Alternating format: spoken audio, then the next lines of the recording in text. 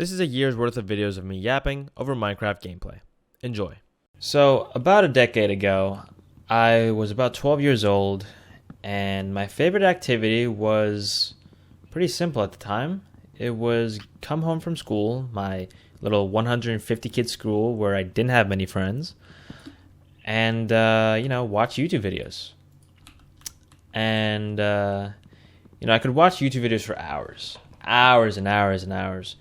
And it didn't really matter because there was so much content and so much good content at the time that I enjoyed watching.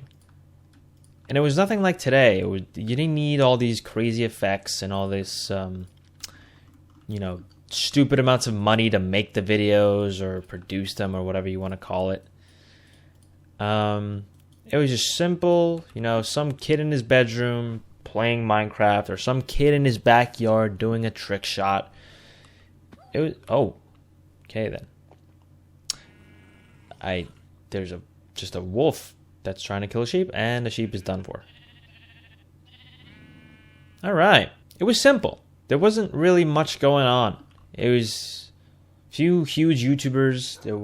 Having 1 million subscribers at the time was not something that was even feasible for most people. I mean, considering if I were to inflate the number of 1 million subscribers back then, it's like the equivalent of like having 10 to 20 million right now, in my personal opinion. But in any case, I used to watch quite a few YouTubers, but my favorite all-time YouTuber at the time was someone called Sky Does Minecraft. Now, a lot of you might recognize the name. A lot of you might not even have any clue who that is. But he resurfaced pretty recently as well. It was actually within the past 5 years as Net Nobody. Did a bunch of diss tracks with KSI, a bunch of distasteful things. It's good content, but it was sad to witness, to say the least. But in any case, Sky Does Minecraft at the time was the name of YouTube. He was, the name of the Minecraft community. Him alongside Team Crafted, a bunch of names like Jerome ASF and Husky Mudkips and True Moo, a bunch of others. And that was my childhood. That group of people right there was my childhood. They made simple videos that were barely edited, great ideas, and that's all you really needed back then. A good idea and just pump it out, man. That was it. People would post daily for that reason, because they could just get on their computer every day, record some cool video idea with their friends, and that was it. And millions of people would watch that stuff. And now it feels very different. Now when I go on YouTube, I no longer can watch for hours upon hours a day. I can't sit there for 5 hours and just watch, X amount of videos. And this is not because I don't have the time per se, but more because I don't find things on YouTube that entertaining. And a lot of people might just pull out the good old, you're not a kid anymore, you're an adult, which is true. I'm an adult. I'm 22 years old now. And yeah, I'm not a kid anymore, but it doesn't have to feel like it did. Obviously, it's never going to feel the same, me being a kid and watching YouTube videos after school. That's not what I'm after. I'm just after the good ideas and the good content in a less saturated way. Everything right now just feels so over-edited and unoriginal.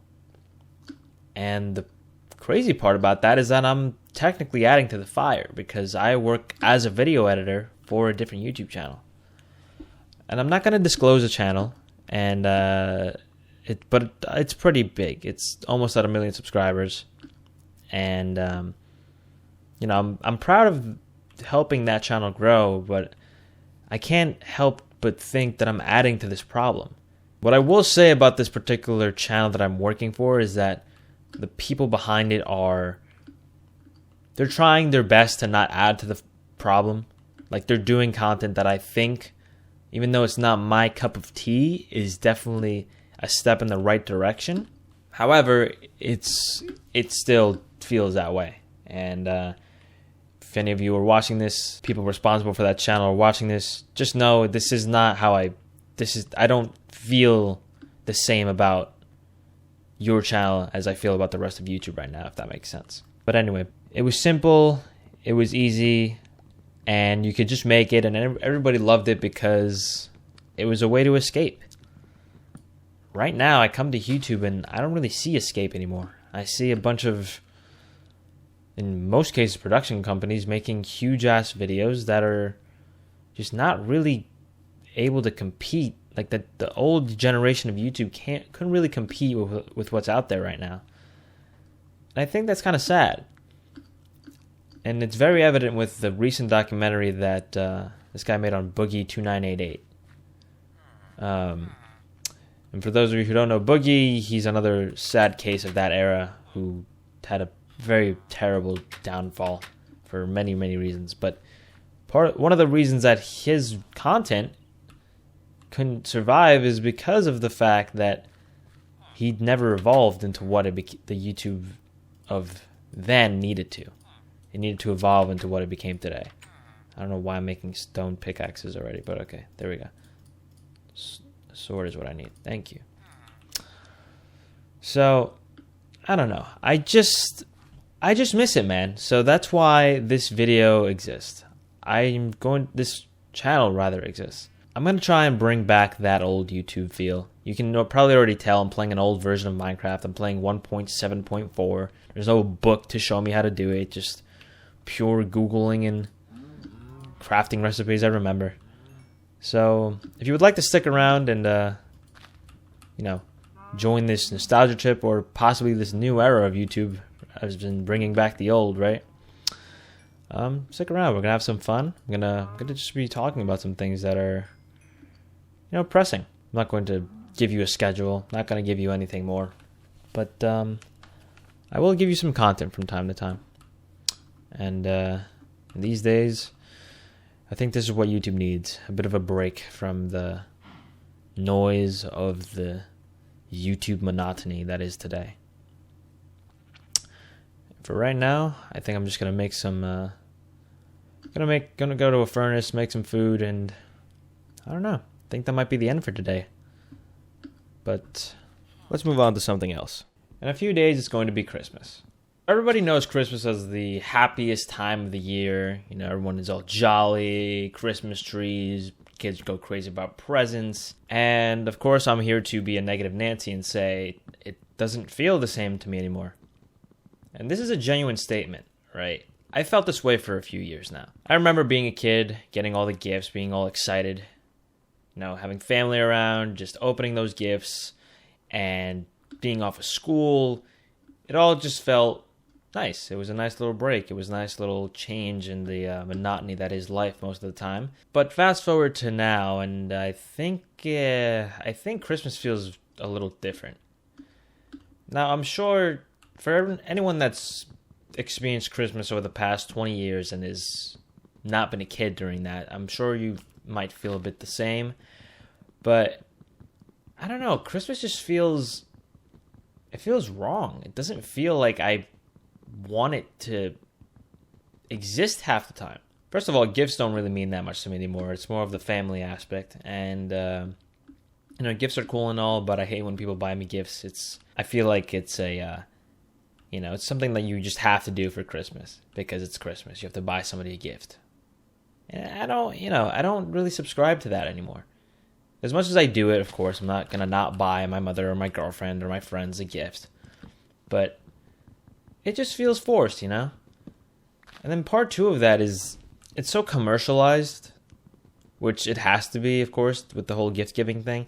But I didn't realize how commercialized it was until I actually started developing a brain and taste and what I like and what I don't like. It's all just a big marketing scheme. And that's okay, It can be that. It's not a horrible thing for people to like giving each other gifts and having this, not non-real reason to be jolly. But I don't know, man. I mean, this might also have to do with the fact that my parents are divorced, right? My family is not exactly the same in Christmas, and most of my family isn't even on this side of the hemisphere. In fact, most of my family is far, far away.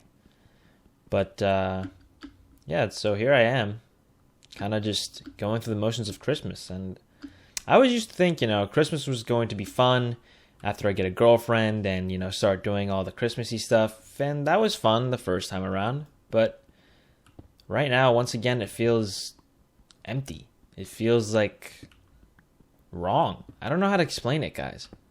I really don't. I don't know if you can leave in the comments below if you have the same experience as me, but this is just kind of how I feel. And if you ask me what I would do differently, I genuinely couldn't give you an answer to that. I genuinely could not, because it just... I don't know how you fix something that was supposed to be one way and completely turned into something else. There are no animals here. I'm going to die of starvation very soon. And the annoying part about this is that the people around me do love Christmas. My mother loves Christmas. My girlfriend loves Christmas. Maybe not so much my father. He doesn't really care. But in general, my family was a Christmas family to an extent. And it sucks because I want to be able to share that happiness with them. But I just don't feel that during Christmas anymore. I just feel this imposter. It feels like it's just not a real thing. And I wish it didn't feel like that. I kind of thought I was going to have a lot more to say on this matter, but I guess that's really it. I don't know. It's not magic to me anymore. Even when I knew Santa was not a real thing, I'm so boned, bro. This is like the worst biome to do anything in. Well, I'm probably going to restart the world again because I don't want to be in a snow biome that I can't find food in or feed myself or do anything. So anyway, next topic. I want you all to do yourselves a favor. Whether you're watching this in 2024, 25, 26, 48, it doesn't matter. Don't make resolutions for the new year. Just make resolutions for your life. I've made New Year's resolutions, I guess, every year, like everybody else, right? And the one that's been consistent throughout the years is take YouTube seriously. Take this opportunity for a career seriously. And what do you guys think I've done?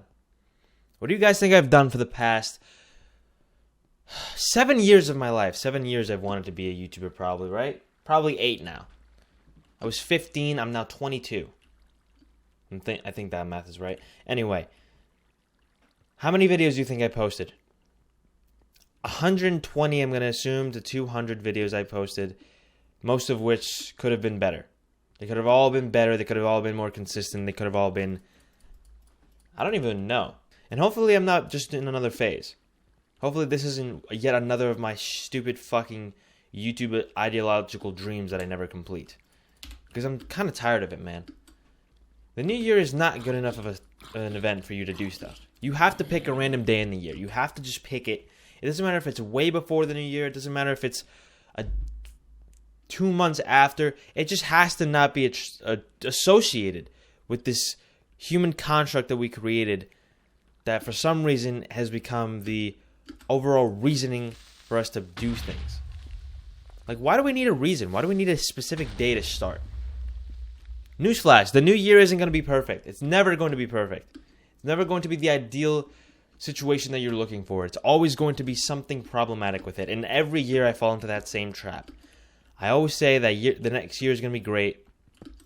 Or, not in recent years, rather. I used to always say that. And then I figured out the truth. Truth is, people who are motivated aren't only motivated for the first 3 days of the year. Why do you think gyms don't let people have memberships in January? Because everybody signs up and then leaves. And it makes it impossible for the people who actually go to the gym to actually get anything done. Same with the rest of us. The amount of noise around the New Year's resolution, that's why everybody rests on the New Year, like a little bit. That's why everybody kind of slows down, because everybody else is going to speed up. Everybody else that was supposed to be something is going to speed up right as the New Year starts, and then they're going to fade out by February, which is when everybody else starts up again. It's what I've noticed. It's real. It's true. It's what happens in college. I went to 4 years of college, graduated, did my thing. And guess what?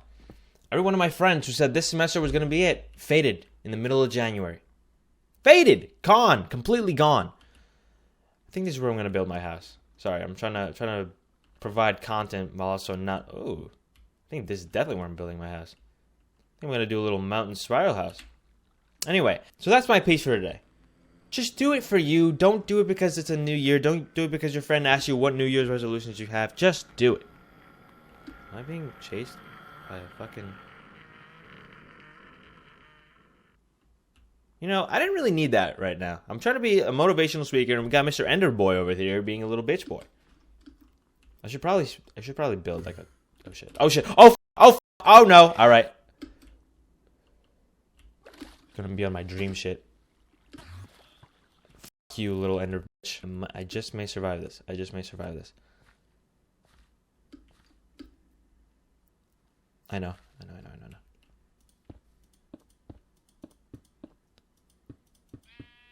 Oh, the sheep. Alright. Whew. Okay, guys. Sorry about that. Back to New Year's resolutions, right? Basically, here's my resolution for this year. I'm not making any New Year's resolutions. I'm done with that. There's no point. I'm going to fail the moment I call it a New Year's resolution. If I had shears, do I have iron? I don't think I have iron anywhere. There's only 2? You gotta be kidding me, dude. It's gonna be half Let's Play, half New Year's.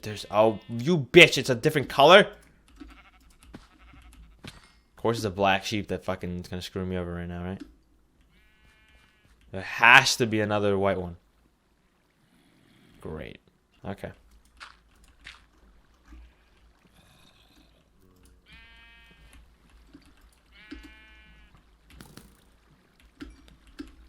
Alright, Arrow Boy, we get it.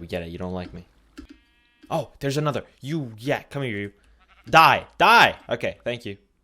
Goodbye now. Going back into my hole. Huh? And, huh? And... Bing, bong. Where's the crafting table? Oh, do I not have one? Oh, you're a bitch. Wait, I can make one. Oh, I'm an idiot. I have so much birchwood. Whatever. Alright. Okay, we're back. Can I not? Alright, to finish off, sometimes what I just did is what the new year is, right? It's just a lot of running around, trying to get stuff, and you end up right where you started, a little shack with a bed, and you didn't really accomplish what you wanted to. You're still surviving for next year, but you're not quite happy. This is what the new year is all about. This is what happens every year. So, make it your goal this year, next year, and for the rest of the years to not end up like me in this shack. So let's talk about something else. So with the exception of New Year's and some other family outings, I am chronically online, which basically means that I never leave my computer, my phone, or anything else that has a screen that is connected to the internet for that matter. In fact, I think I've seen Discord's UI more than I've seen my mother this year, which is kind of concerning. But in any case, I kind of always been this way. And the reason for that is because as a kid, I used to always... I lived far away from the town square where all the kids would go out and play. 40 minutes by foot to be exact. Cars weren't an option if you're below the age of 18. So it was either that or a bike. And my ass was just not biking. It was not worth it. So I took to the next best thing, which was online companionship on Skype with a bunch of Minecraft friends. And we would play Minecraft, and that would be my childhood. Or we would play whatever game we decided to play those days. League of Legends, Minecraft, Fistful of Frags, you name it. Anything that was a cheap, shitty game that we could get our hands on. And it was fun because that's all we knew. But fast forward to now, where I've experienced other places, countries, people. I want more out of my life. And it doesn't help that my current occupation is a remote video editing job for a YouTube channel, full time. So 8 to 9 hours a day, I'm pretty much staring at this same screen that I'm playing Minecraft with right now, and I'm editing, which is a pretty lonely job for the most part, and other than when you get comments and revisions, which isn't really the most fun part of the job anyway. So, yeah, I sit here for 8 to 9 hours a day working, and then when I'm done with work, I, guess what, sit on my computer and proceed to either play games, watch YouTube, or I don't know, do whatever else I do on the computer. So the cycle continues. I'm still chronically online, still doing the same thing I was doing, but with the added bonus that it's now for pleasure. Let me tell you something. The whole working from home thing, it's a sham. It's not all it's cracked up to be. Because all you do is sit in a room all day, you type away, and then you log off, and then you go sit on your couch and watch Netflix or do whatever. Unless you're like an extremely active person outside of your life, which most people aren't, and you can lie as much as you want. You know you aren't. And that's okay, because I do the same thing. I also am the chronic liar when it comes to, oh yeah, I touch grass, I go outside. No, I don't. I want to. I desperately want to. But when touching grass is an activity that you basically do alone, it's, you don't want to do it as much. I have like no IRL friends that are near me, so I either have to drive like an hour and 30 minutes in any way, in any capacity, or I have to take a plane to the other set of, IRL friends that I have, which is even less conducive than the first one. So you can see how the level of convenience is the issue for me here. And it would be for most people. You can't lie about that. What did I fucking do here? Oh, I see what I did here. So yeah, if you can get away with it, try and work not online. Because even if you work online in an office and most of what you do is paperwork and dumb bullshit like that, it doesn't matter. You're still in an office. There's still some sort of social aspect to it. Now, this is not the same for everybody. A lot of people like being alone a lot.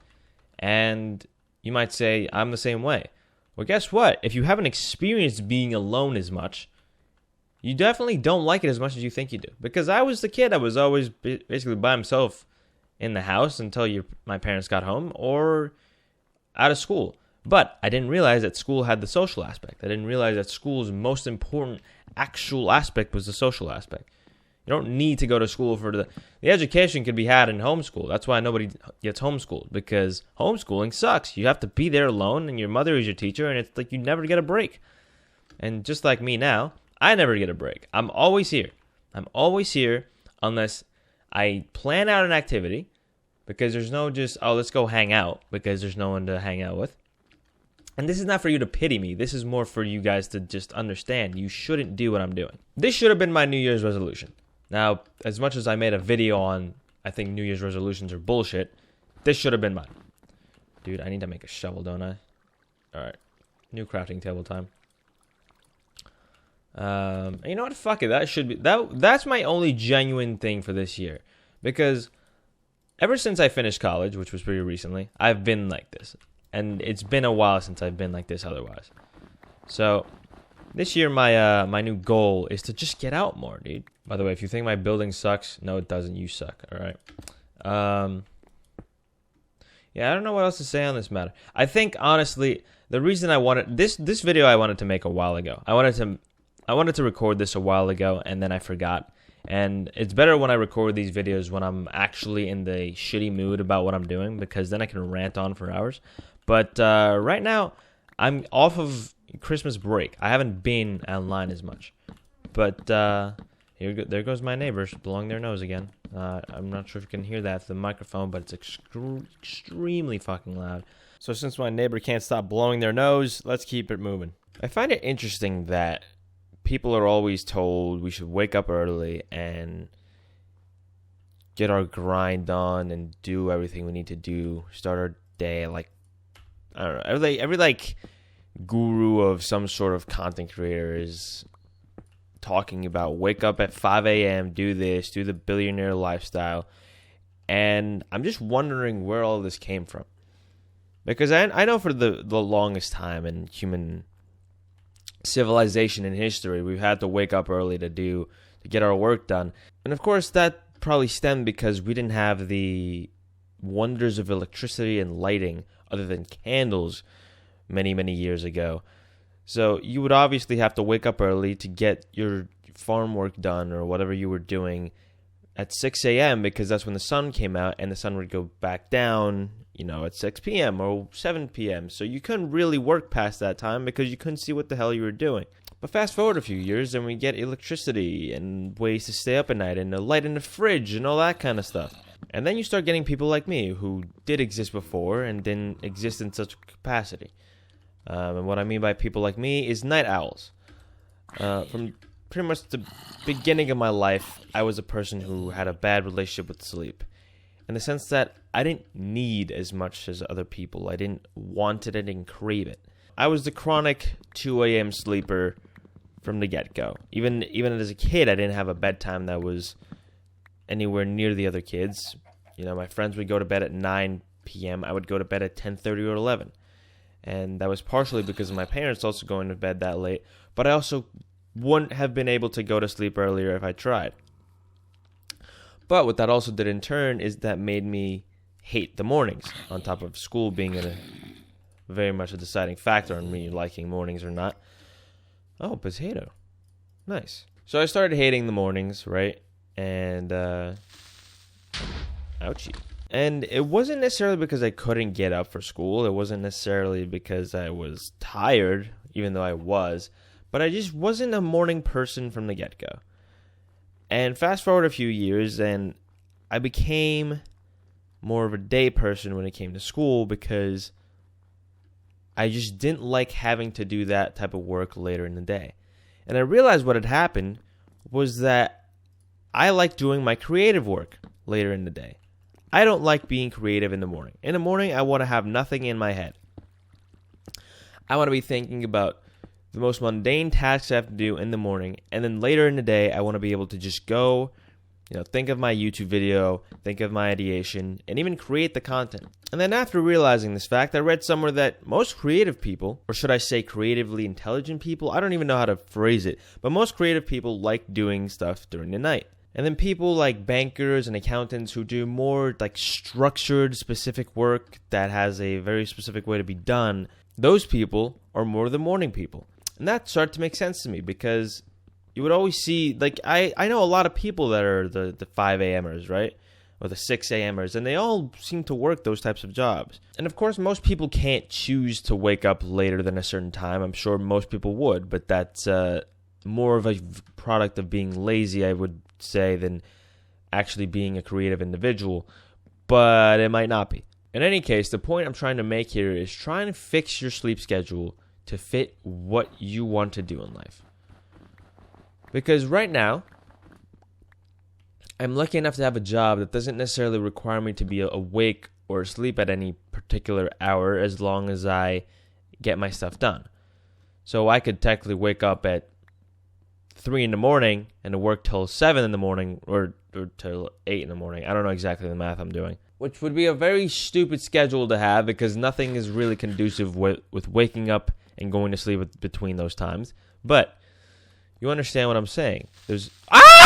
Fuck! Okay. What I was going to say before I was rudely interrupted by Mr. Creepy Boy over there was that try and figure out your sleep schedule, but figure it out for yourself.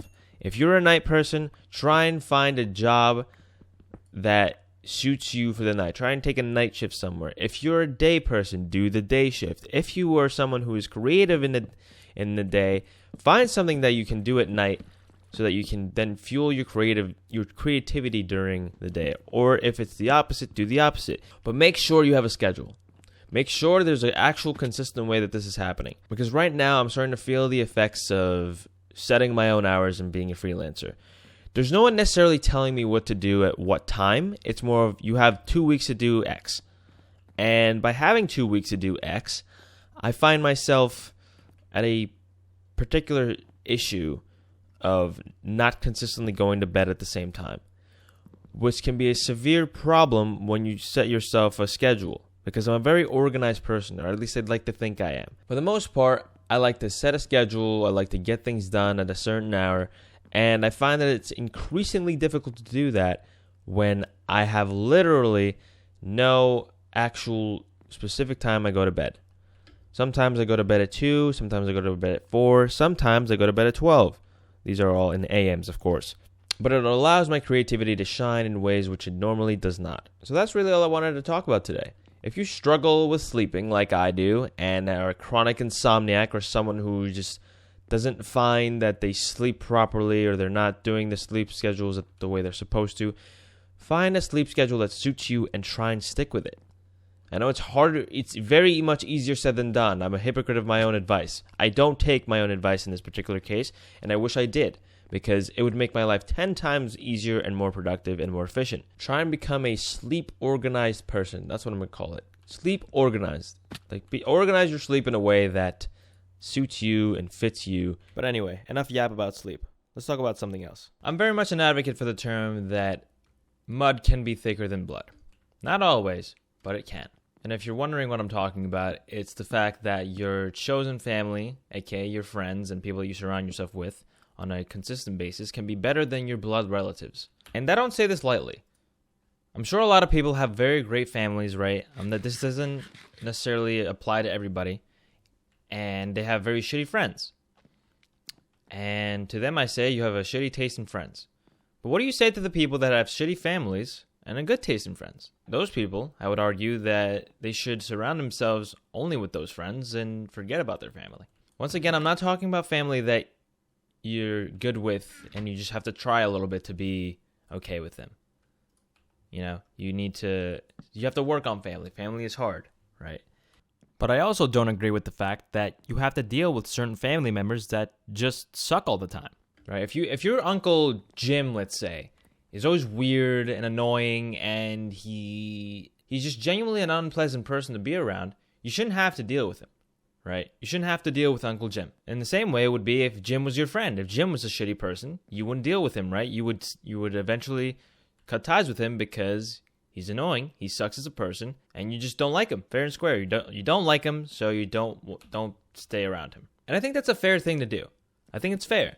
I think it's fair that you cut ties with certain family members because you gain more. What I'm trying to say is that you gain more by not having them around you. You actually physically and emotionally gain more. Those are the kinds of people I'm talking about today.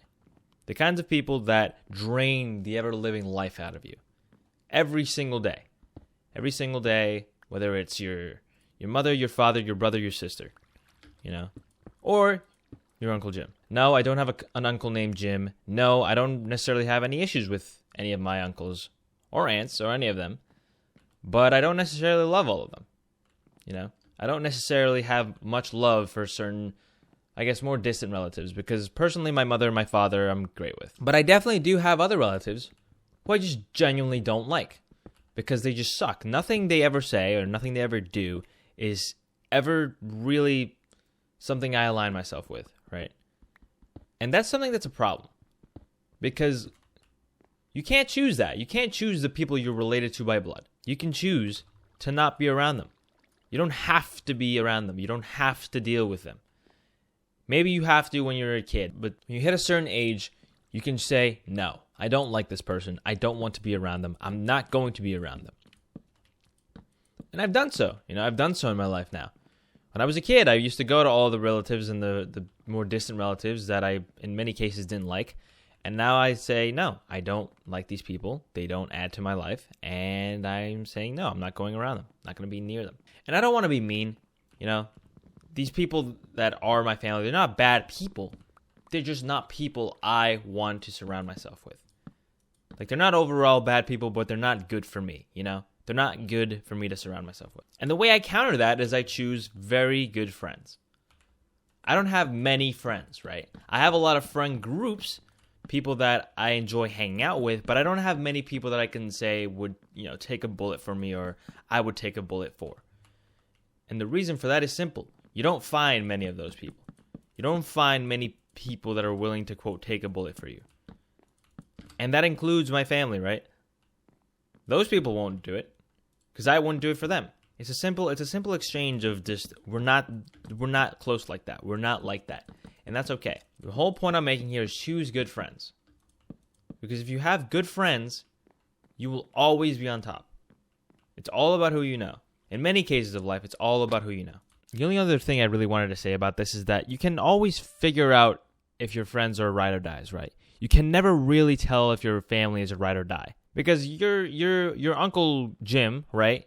Your Uncle Jim could say, you know, yeah, I would do anything for you. Just call whatever you need. And yeah, he could say that, but he won't necessarily mean it. And that can reign true with friends too. If you understand people enough, you can really tell which ones are lying and which ones are not. But family is harder to do because you're biased towards them, right? You're biased towards the fact that they're related to you via blood connection.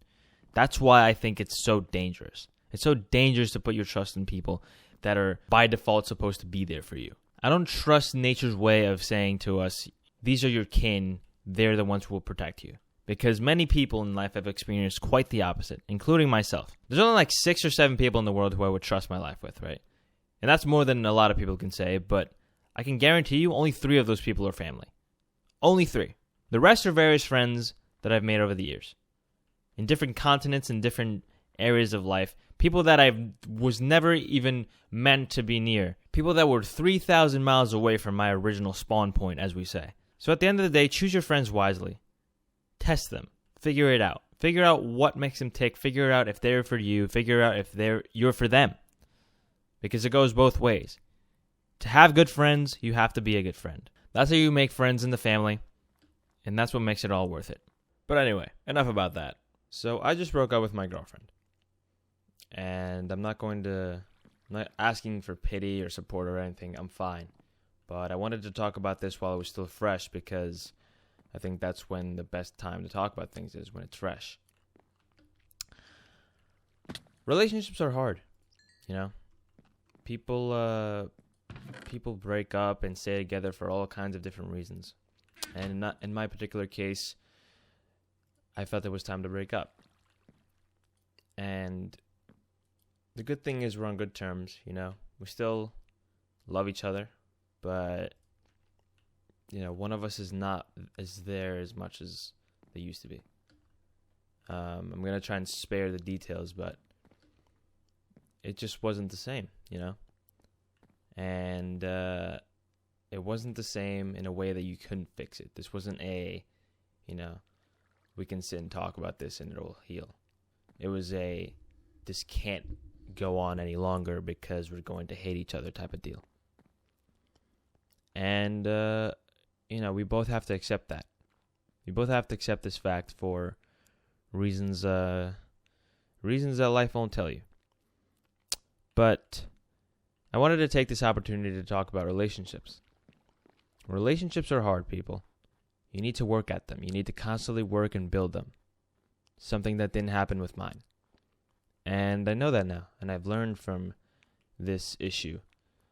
But you also have to not be afraid to end relationships that aren't working out when there really isn't much that can be done about them.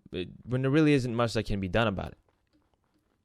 And that is what I believe my case was. And I don't know if I already said this, but I'm going to call my girlfriend Velvet so that we can refer to her. And Velvet, if you're seeing this, I'm sorry if this somehow managed to get to your recommended page. I'm sorry if you have to hear about this secondhand. But I'm going to try and have as minimal amount of cuts as possible. I want to keep this as raw and original as possible. I think that in general that's a goal with this channel, but in this specific episode I want it to be real. I want it to be so real that you can feel the pain. Because pain is good. People don't realize it, but you need pain in your life.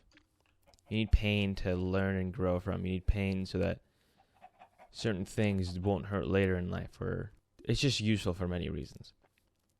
And it's hard for me to cast my thoughts right now. Honestly, I'm surprised I'm not tearing up. Yeah, if you're in a relationship and you feel that, if you feel that you're unhappy, or if you feel that something's wrong, you need to tell your partner. And if it's something that's so detrimentally wrong that you can't even really tell your partner, something that you really can't tell them because it's just going to hurt their feelings, but beyond any other recognition, that's one of the times when you might have to lie a little bit. And luckily that's not what happened in my case. I didn't have to lie about what happened or why we broke up, which I think is why we're still amicable and still able to talk to each other. Is that a witch's hut? That is a witch's hut. Let's go over there. I've been in a few relationships, right? This was the only one that was real.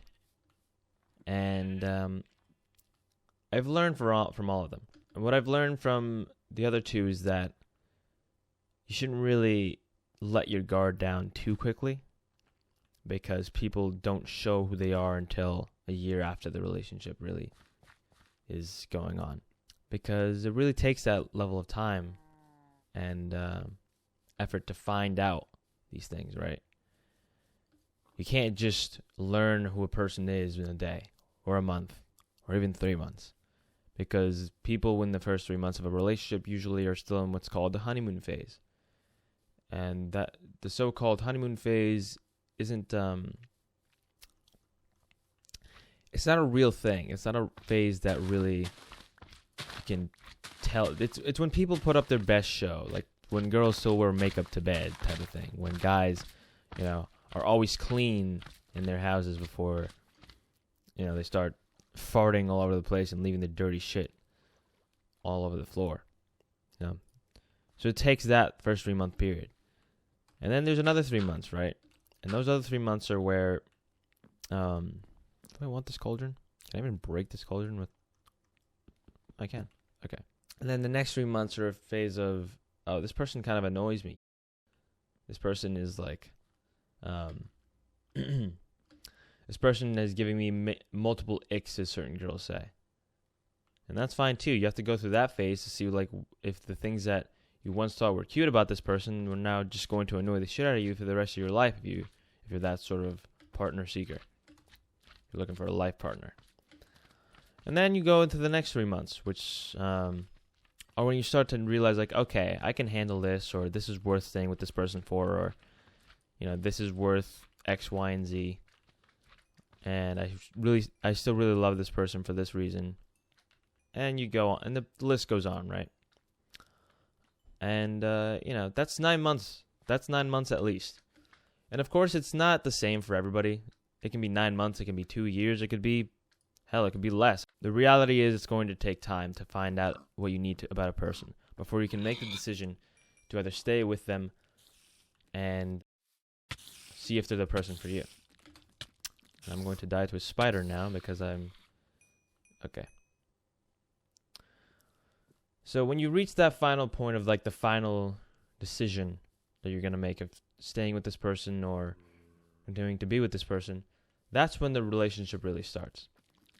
That's when you really start to have the difficult conversations. It's when you start to have the hard stuff go on. And that's the part where love hurts. In my specific case, it had been hurting for a while. Because, for lack of a better way... Oh, God, I'm going to die. I'm so boned. I'm so boned. Oh, no. I'm boned. I'm so... Wait. Oh, you're kidding. No. Fuck. Okay, well. I guess I'm dead. It had reached a point in my relationship, right, where one of us was hurting the other. And it was hurting in a way that you can't really do anything about it as the party that's hurting the other party. The only thing you can do is let them down slowly. Or let them down easily, rather, not slowly. And it's hard to be that person. It's hard to be the person who's going to be the bad guy in the end. Or not necessarily the bad guy, just, the one to end it all. People don't really ever tell you about that. People always talk about it's hard to get broken up with and you'll heal and it'll be okay. But no one tells you what it's like to be on the other side of that coin. And the other side of that coin is just as bad, if not worse, for people that really care about their partners. And that was the truth for me. I still love Velvet. She's a great person, amazing woman. But it wasn't going to work out between us, and I could see it. And at the time, or right now, she can't see that. She doesn't understand it. But I have faith that she will. I hope that she will. And I wish her the best of luck. And I just wish her happiness. And that's how you should be, right? If you break up with someone, right? Unless they were a total piece of garbage to you. Unless they, abused you emotionally or something like that. If you're going to let them down, try to be kind. Try to be nice to them. Because at the end of the day, this was a person that you spent a good, significant part of your time with for a certain amount of years or months or whatever. And this person may or may not have loved you, If you're going to rip their heart out, do it kindly. As kind as you can be about something like that. And if you're on the other side of that coin, if you're the one being broken up with, as I have been a couple of times, just know that there's going to be something else. There's going to be someone else who can either fix your heart or break it all over again. But I think that's the beauty of love and relationships. They're unpredictable, and they can be fun and painful and good and bad in so many ways. And Velvet, if you did happen to find this video and you're still watching, wherever you are at whatever point in your life, I hope you're doing okay. And I hope you're happy. All right. Well, this was an intense one. It's been a while since I watched this video, but yeah, let's go on to the next topic. We are what we think about. Now, what does that mean? Well, it's a pretty simple concept. It basically means that you are basically destined to become what you're always thinking about. And I have nothing left because I died last time. Right. Okay. To get more specific, if you're constantly thinking about the fact that you're a failure and you'll never amount to anything, you're going to become a failure and you will not amount to anything. It's a pretty simple mathematical equation. I've noticed that reigns true with me as well. There's been times in my life where I don't believe in myself in a way that is very detrimental to my overall existence. And right now is one of those times. I'm not gaining very much ground in terms of success in my life right now, if that makes any sense.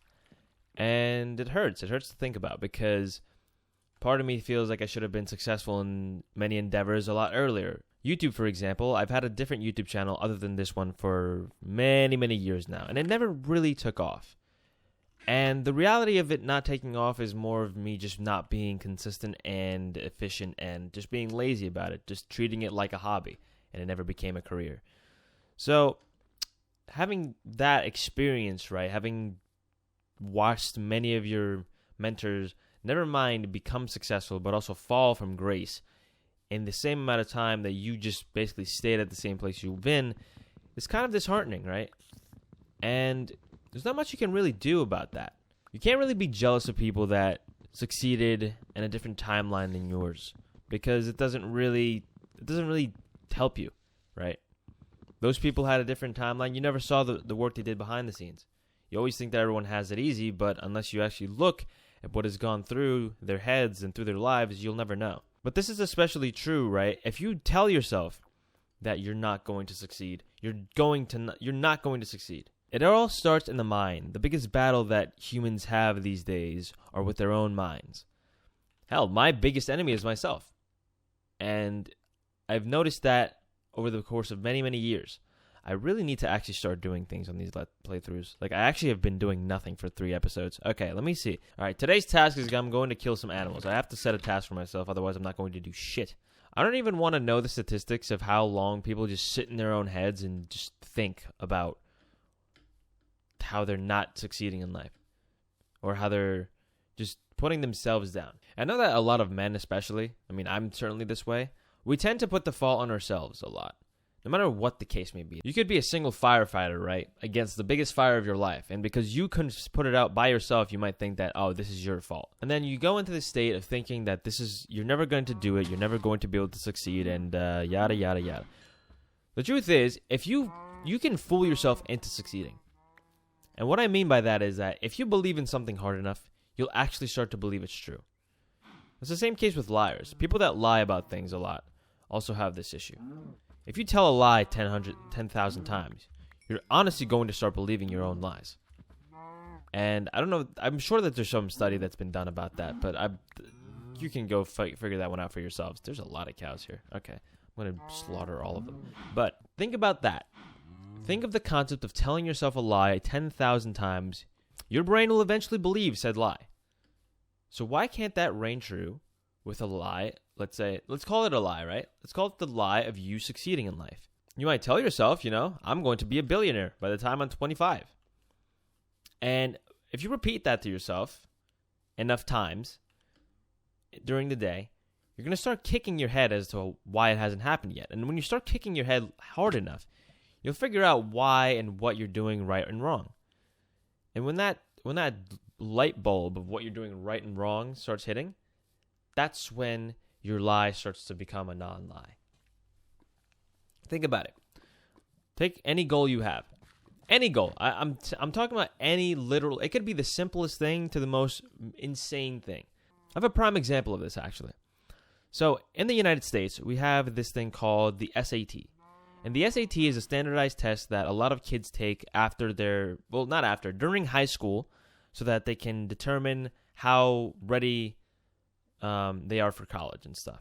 It's a stupid combination of math and English literacy questions that are, in most cases, impossible to answer unless you're a freaking genius at a lot of things. Now, for those of you who are unfamiliar, the SAT goes from a score from 0 to 1600. And I took this exam 3 different times. And the first couple of times I got 1200 and 1250, I think. That was my big change. Now with 1200 and 1250, I wasn't getting any scholarships for college. I wasn't doing great things. My goal was to get a merit scholarship for college. My goal was to be able to go to college and not be in millions of dollars of debt at the end like everybody else in this country. So anyway, I proceeded to take the SAT twice. And both of those times I was nervous as hell, of course, because the SAT is one of those fucking tests that for no reason, right, measures how good you are at being smart or whatever. But I digress. So I take it those 2 times and I get the score I get, and it's like, it's okay, whatever, did my best. And it got to the point where, you know what, I'm going to take it one more time. Now keep in mind, this was the last time I took it, I was pretty much accepting the fate of 1200. I didn't really care. Of course, I continued to study for it, but I believe, I was like, okay, it doesn't really matter. I don't care. My mindset is just that I know I'm smart enough. I know I can do shit. I know that wherever I'll go for college, I'll be successful, and fuck it. If I don't get the merit scholarship there, I'll get it elsewhere. I go in that 3rd time, and as I'm taking this test, come on, creeper boy. There you go. So as I'm taking this test, I see that I'm just like, I have this weird sense of clarity. This weird sense of, it was like an anxious clarity. I was just so comfortable in my element, and I was so ready for it. And I just took that test, and it felt like a breeze. It felt like the biggest breeze known to man. I'm like, you know what? If this feels like such a breeze, I'm going to kick ass right now. Like, that feeling of just clarity and just readiness was just a readiness I had never felt before when taking a test. And guess what I scored? 1390. Now, once again, for those of you who don't understand, going from 1200 to 1390 is quite a feat. It's one of those things that you don't ever expect. My mother, in fact, jumped out of bed in the morning when she saw my test result and screamed at me because I had finally gotten in a bracket of scoring where I would be able to get scholarships for college. And now you might say, well, of course, you studied more, you took the time to come back and be better, and you made it. Oh! Okay, then. There's a lot of people after me. Yes, that's true. I did, of course, study. I did, of course, do all the necessary work that I had to. But the reality is, my mindset was what saved me that day. My mindset of, I can do this, I don't care, it's fine, it'll work out. That was the mindset that saved me that day because I was so confident in my abilities that I was looking around me. At everyone else taking that test, and I was like, look at how anxious they are about making or breaking the score. And I'm not, because I've already been here and I've done this. Right? That mindset. One of my friends used to say this term a lot. He would call it being the peak mental athlete. And that was peak mental athleticism right there. And I'm not telling you this to flex on my damn test-taking scores, but that's what it took. A mindset. A mindset that you can do it. A mindset of things will work out in the end. So do yourself a favor. Adapt that mindset when you've put in the work and the hours. Because trust me, if you do what you need to do, and then allow yourself to believe in yourself, no matter what the case may be, you will succeed, my friends. You will succeed. Hopefully this one made sense. I was going on for a fucking while. So let's move on. Recently I had a major invasion of privacy. And it's why I want to talk about why privacy is very important. Nothing crazy happened, by the way. It's not a big deal. It just came as a shock. So, in general, right, as people, we think our lives are pretty private, right? If you're not any general public eye person, like if you're not a member of let's say public office or Congress, or if you're not a celebrity or someone who wants to be a celebrity, right? You in general pretty much enjoy your privacy. You go about your life. No one really bothers you. You have secrets, as everyone does and honestly should have, because not everything needs to be shared, right? Not everything needs to be shared. And I find that increasingly hard to do, especially in the world of social media and friends always posting about things and doing things the amount of times I've seen my friends post about going to the same coffee shop they've been going to for the past 10 years, right? Why do I care? Like, why do I need to know where you're going all the time? But in general, yes, your life is private. You post on social media, though, and you make it more public, and you post more, and you make it more public. And then all of a sudden, you start getting noticed by someone, right? You might have a public Instagram account, and someone, like, DMs you and starts harassing you and whatever because you decided to put yourself out there. I'm sure this is very true with women. I'm sure very many creepy men and people have DM'd many women I know. But that being said, it's also our own faults, right?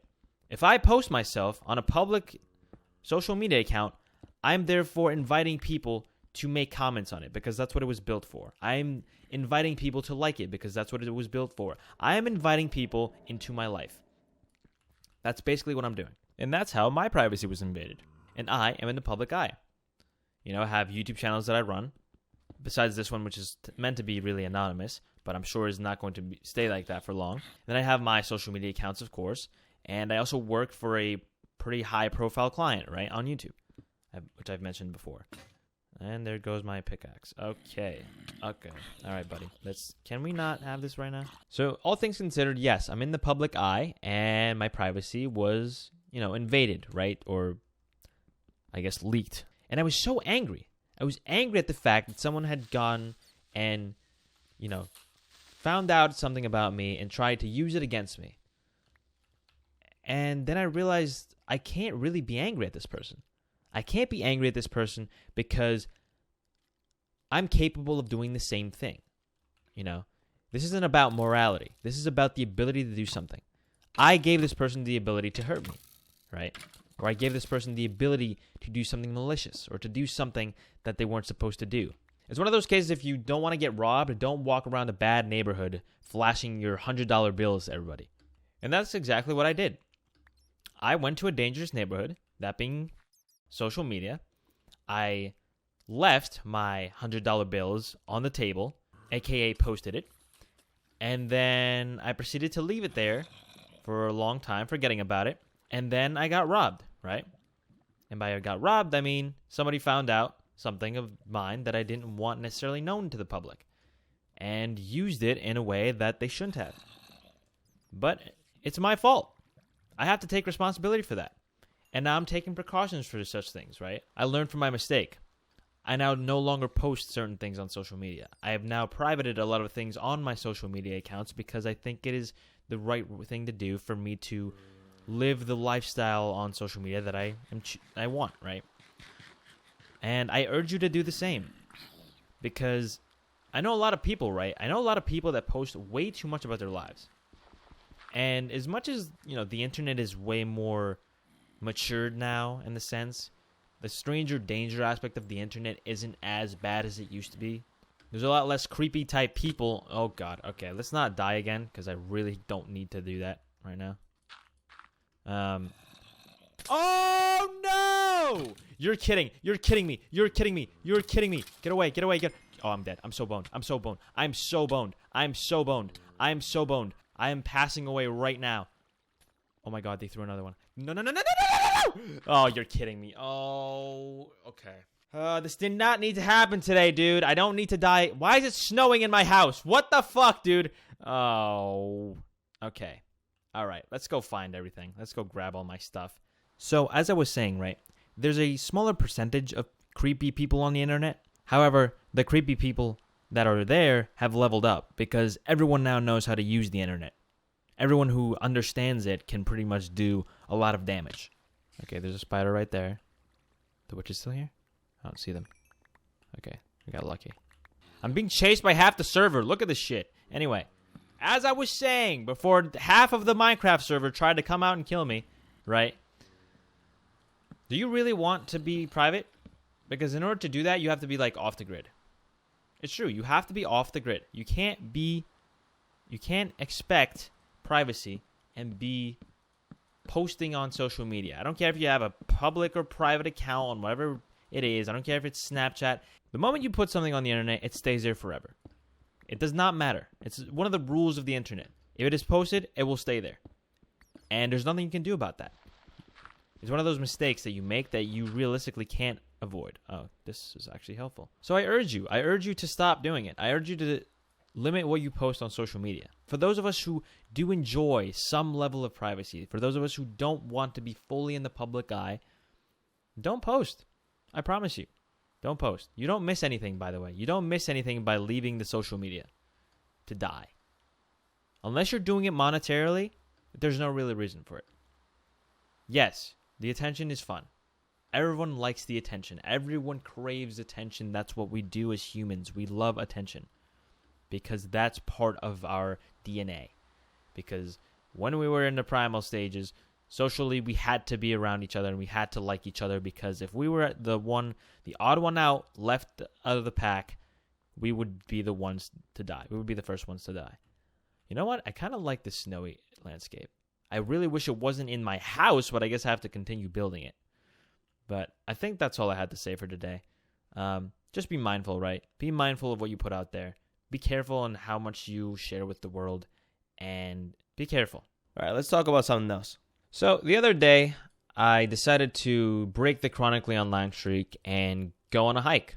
And this hike is one that I've done before. And you get bored, right? If you do a hike one too many times, if it's not like a very long one or anything of the sort, it gets boring because there's a path. There's a beaten path. For those of you who don't know, when you go hiking, at least in the United States, there are trails. And these trails have colors on them. It's a yellow, green, blue, some of the more common ones, right? And when you take these trails, it's pretty much not a straight line, rather, pretty much a path from one side of the hike to the other. But I decided that I had done these trails one too many times and went off the beaten path. I didn't follow the yellow brick road, as they say. And the reason for this is because I just needed some difference in my life. I needed some of the unknown. And this is what this video is about. Embracing the unknown. Going off the beaten path is interesting because you get to see more of nature, and I made 2 iron helmets. Great, just in case I needed 2 of them. When you go off the beaten path on a hike, you get to see things that you wouldn't normally see. You get to see animals that steer clear of that terrain because of the humans. You get to see nature run its course without the human interaction. It's a taste of the unknown. And it's fun because it breaks up the monotony of your life. You're doing something different. You're being different. For example, I saw a few woodpeckers, which I might show on the screen right now just because. And I got to experience the quiet of the forest, the lack of noise in a winter forest. And that's very fun to me. I don't get to experience actual quiet very often. Because of the nature of my job being a video editor, I'm always listening to other people yap, trying to find the good parts of their yap and cutting them out. So I'm always listening to something. And then if I'm not doing that, if I'm making like graphics or something, let's say, I'm usually listening to music. I'm usually blasting Spotify. This was an occasion where I was alone on a mountain, just listening to nature. And nature is beautiful. And in the beauty of nature, I discovered things that I would not have discovered if I hadn't gone and embraced the unknown. I found this. Now, this isn't anything too interesting, but it's a little Easter egg of the forest. It's a tree with a bunch of writings on it people have carved out, people who have gone off the beaten path. And it was cool to see because that's not on Google Maps. You can't just find that. You can't just geoguess that location without knowing that it's there in the first place. That was a cool little experience. It was a cool little piece of the unknown in a place that I knew pretty much inside and out. Embracing the unknown doesn't have to be extreme. It can be little things like this that'll spice up your day or your life even. And I say this from experience, right? I've traveled to a few countries in my life, right? I've gone to Bulgaria, I've gone to France, I've gone to England, I've gone to Greece, I've gone to the United States, I've gone to Canada. And all of these places have their own unique tales for what happened there and what I did and why I was there. But the one that struck me the most interesting was Bulgaria. Bulgaria is a place, post-Soviet Union Eastern Bloc country, that is trying to modernize. It has such an interesting culture to me because they're trying to westernize, but they also have, Soviet commie block buildings as residential areas. And they say chow, which is a Italian word to say goodbye. And those are the things that fascinate me, right? Those little things. Not the fact that I'm in Bulgaria, but the fact that Bulgarians say goodbye the way the Italians do. A small thing. But don't get me wrong, being in Bulgaria was of course still cool on its own, right? It didn't need that little bit of spice, but I was happy to have found that spice. I wouldn't have known that if I hadn't decided to go up there with my friends via bus. Now, the bus started from Greece. That was a 24-hour bus, right? A 24-hour bus from Greece to Bulgaria. The experience of taking a 24-hour bus to Bulgaria was miserable, but it was also so interesting because I would never in my life conceive that I would be taking a bus for 24 hours anywhere. Anywhere. Because I hate buses. I'm a chronic hater of buses. Because buses tend to make me very fucking dizzy. But nevertheless, I did it. Because the plane tickets were a little bit too expensive. And it was worth it. It was worth the experience. But the thing that was worth it the most about that part of the experience was the story. The story that I took a bus for 24 hours from point A to point B. Because I was that determined to get there. That is the unknown. The unknown of what's going to happen on the bus ride, who you're going to talk to, who you might meet. And I won't give you the full details of that story just yet. I think I'm going to save that for a different video. But we're talking about the principle of the unknown. People are scared of doing things like that. People are in general scared. Especially people that are chronically online like me. And now me personally, I'm not scared of things like that. I love these experiences. I live and breathe for the unknown, even though I don't get to experience it as often as I would like to. But I'm working to change that, right? But unlike me, many people are scared of these experiences. People are scared to leave their house. People are scared to take a bus to Bulgaria. People are scared to take a flight. But you shouldn't be scared to do these things because that's what life is about. If you have the means to go and do something new, if you have the monetary capacity, if you have the just sheer willpower, you should go do it. Because that's what life is about. And I'm going to try and build this damn house. Because screw you guys in the comments. I know my house is full of snow now because I didn't build a roof. But that doesn't mean that you have to bring it up to me every 2 seconds, okay? No, I'm just kidding. You guys can roast me about my lack of house building abilities all you want. Let me get a shovel. That would probably be better. So I want you to leave in the comments below. What is something that's unknown to you that you're scared to do, but you would really like to do? It could be anything at all. And I want you to tell me why. And then maybe we'll have a chat about it in the comments. Who knows? I'll give you an example of mine. I am scared shitless of going to a place like, let's say, snowballs. I am scared shitless of going to a place like North Korea. Because I very much like exploring places that I shouldn't be exploring. We're talking like abandoned buildings type of exploring, right? If you in North Korea decide to do shit that you're not supposed to do, you will be messed the up by the North Korean authorities if you are not careful. So hopefully one day when I'm mature enough and I think I'll be careful enough to do such a thing, I'll go.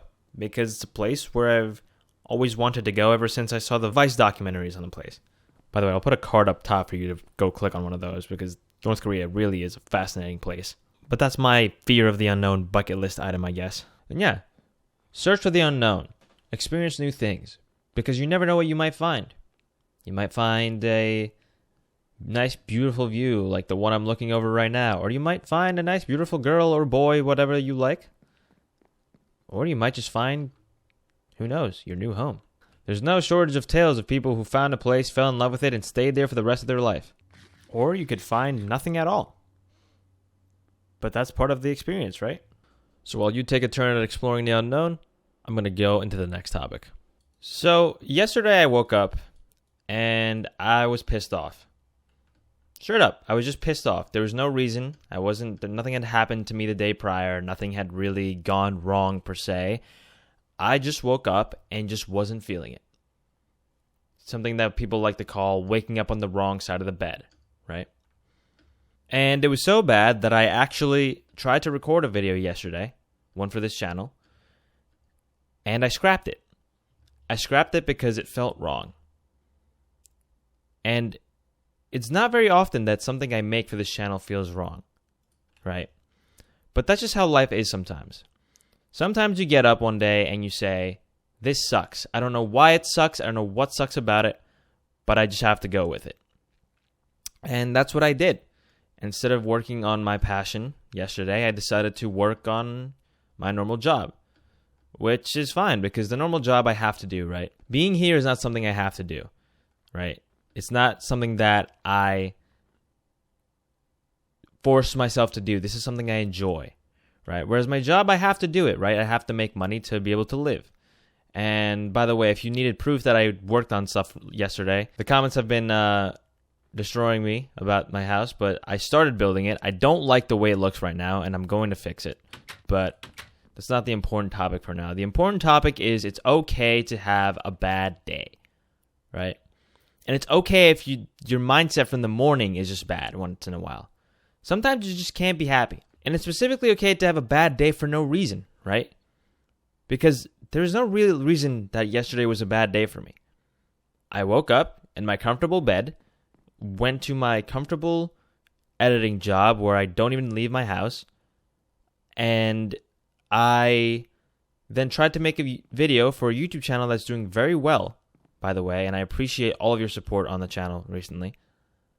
And I just wasn't feeling it. I wasn't feeling okay, let me actually start doing things because I'm doing the yap thing again. I wasn't feeling it.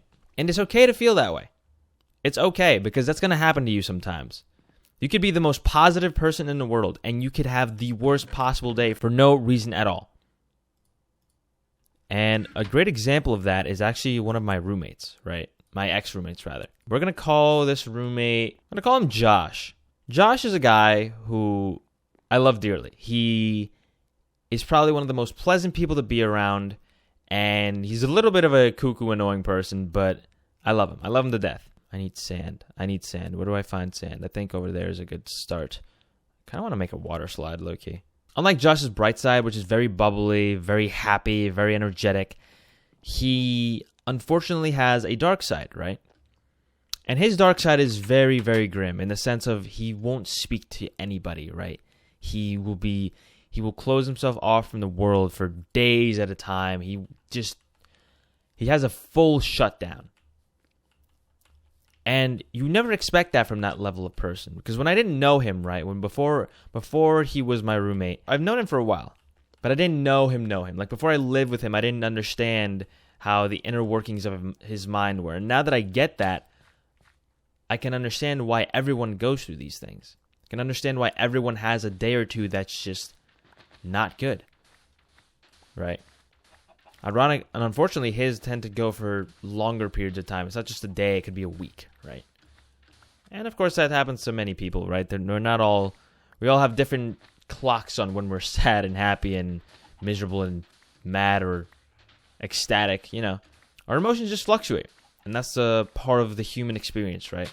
But on the other hand, that fluctuation in emotions allows for the opposite to happen, right? You could just be having a good day.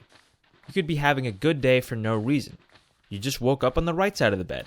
And you're just feeling good. You don't know why. You're just, the sun was shining brighter on that day. And same way with the bad day, you don't know why. But we don't tend to think of those days, really. You don't really tend to harp on why you're feeling happy because it's just that. You're feeling happy. You're feeling good. You're feeling energized and ready to take on the day. Your chemicals are all balanced in an equilibrium, right? So anyway, woke up yesterday, was trying to make a video, and my yap felt off. Imagine talking into a camera, right? Imagine you just talking into a monitor better, because I'm just playing Minecraft, to nobody. And it's your own thoughts, and your thoughts, even your thoughts don't feel proper. They just feel incorrect. And maybe one day I'll just post that video just so you can see what it looks like when everything's just off. I think that might be helpful for some people. In any case, time for me to do some smelting, as I do in pretty much every video. So I want you guys to think to yourselves, right? What's a day that you've had recently that's been like that? Where nothing was inherently wrong, but nothing was inherently right. Try and sit with that for a bit. Try and see what you can come up with. Wait, I don't remember. Can I dye things in this update? I think I need squids, though, because I want to make black glass panes. Oh, wait, literally squids right down there. Hey, buddy. Hey, buddy. So try to think of one of those days, right? Try to think of one of those days and try to think why that day was so incredibly wrong. or why you just felt the way you did. And if you can come to a conclusion, then maybe there was something actually bothering you that you didn't realize. But if you don't really come to a conclusion, you might say, hey, this is just my body needing a reset on this emotion, right? You have a shitty Minecraft house. It could be anything. You could be having a bad day for anything. And you need to realize that you need to have those days. Okay, so I can make glass panes. Now, can I dye them? Does this exist in this update? I don't know. Okay, moment of truth. Can you do it? Oh my god, you can't even make stained glass panes. Okay, this is the limitation, guys, of playing on this version. It's okay. We move. Anyway, I wanted to do this. And the thing I realized about yesterday is that if you're having a bad day and a minorly shitty thing happens, like somebody says something wrong to you or something is just something is just not the way it's supposed to be for whatever reason, right? You tend to take that a lot more to heart, right? So my example for yesterday was that I had work to do, right? And the work ended up being very tedious that day for reasons I will not disclose, but I just really was fucking mad at everyone. I was mad at everyone who was involved in making me have to do that work. And the reality is it's not their fault that I felt that way. It's my own just bad day, right? Just be careful when you're having those days because you end up doing things sometimes that you probably shouldn't do, or you end up just being very irrational. I know I'm guilty of that. I don't know a specific example, but I know it in my heart well enough that I know that it's happened, right? I know for a fact that I've made irrational decisions on bad days, and some of them have probably cost me, but I guess we'll find out about that more in a different episode. There's this quote that I saw in some Tom Hanks interview. I'm not entirely sure how the quote goes, but it has to do with the fact of this too shall pass. If you're feeling sad because you did badly on a test, this too shall pass. If you're feeling happy because you got a promotion, this too shall pass. And if you're feeling any other way for that matter, that too shall pass. All right, let's talk about motivation a bit. Motivation is like a drug. It feels great at the start, but eventually it fades away, and you're just left wanting more. The only difference is that you can't just get more motivation. It sort of just comes and goes. You can't control it, and if you can control it, that's not called motivation. It's actually called discipline. Motivation is one of those things I've struggled with for quite some time. Honestly, I don't think I've ever not struggled with motivation.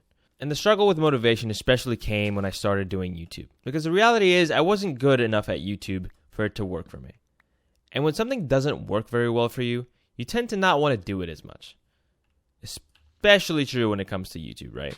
For example, my old channel, I used to have these cycles of making like 5 videos and then disappearing for months at a time. And the reason for that was pretty simple. I was motivated those first 5 videos. I wanted to keep doing it. And by the time those videos ended, I wanted nothing to do with it because, plain and simple, I wasn't succeeding. And that's the difference between the YouTubers that succeed and the ones that don't. That's why you see a bunch of new creators flop very quickly after they start their initial rise to fame or whatever. The reality is you can have as much Monday motivation from Joey Diaz telling you to wake up and get your shit together, but it's not going to matter in the end. Nobody but yourself can get you up. You can read a bunch of self-help books on how to stay motivated. You can read a bunch of whatever the hell. You can't seek motivation because it won't come to you. Motivation comes to you when it wants to appear. And this is not, of course, a science. This is me kind of just talking about my experience. I don't know if you can really make motivation show up. I haven't found the way, and honestly, I'm not looking for the way. And the reason for that is because I've found discipline. Discipline is the only real way you can combat lack of motivation. An example of this is if you do something every day, like clockwork, and you don't miss a day, you don't skip a beat, odds are you're going to do it regardless of whether you're happy, sad, angry, or any other of the following emotions that make you not want to do things. For example, if you brush your teeth Hi there, creeper boy. Want to get off my fucking house? All right, come on, buddy. Come on. I know you want to... Yep, come here. Yep. Sorry, guys. We have a technical difficulty here called this guy wants to blow up my house.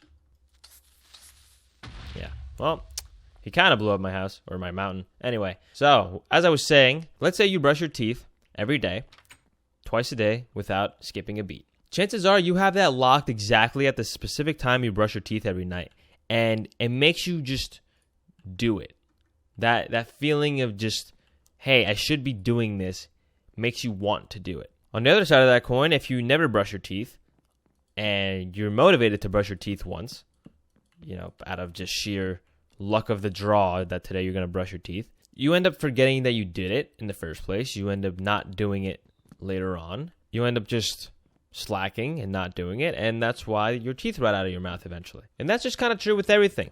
You might be motivated today, but tomorrow you're not. But if you build a habit out of doing something, regardless of whether or not you're motivated, that's kind of how success happens in life.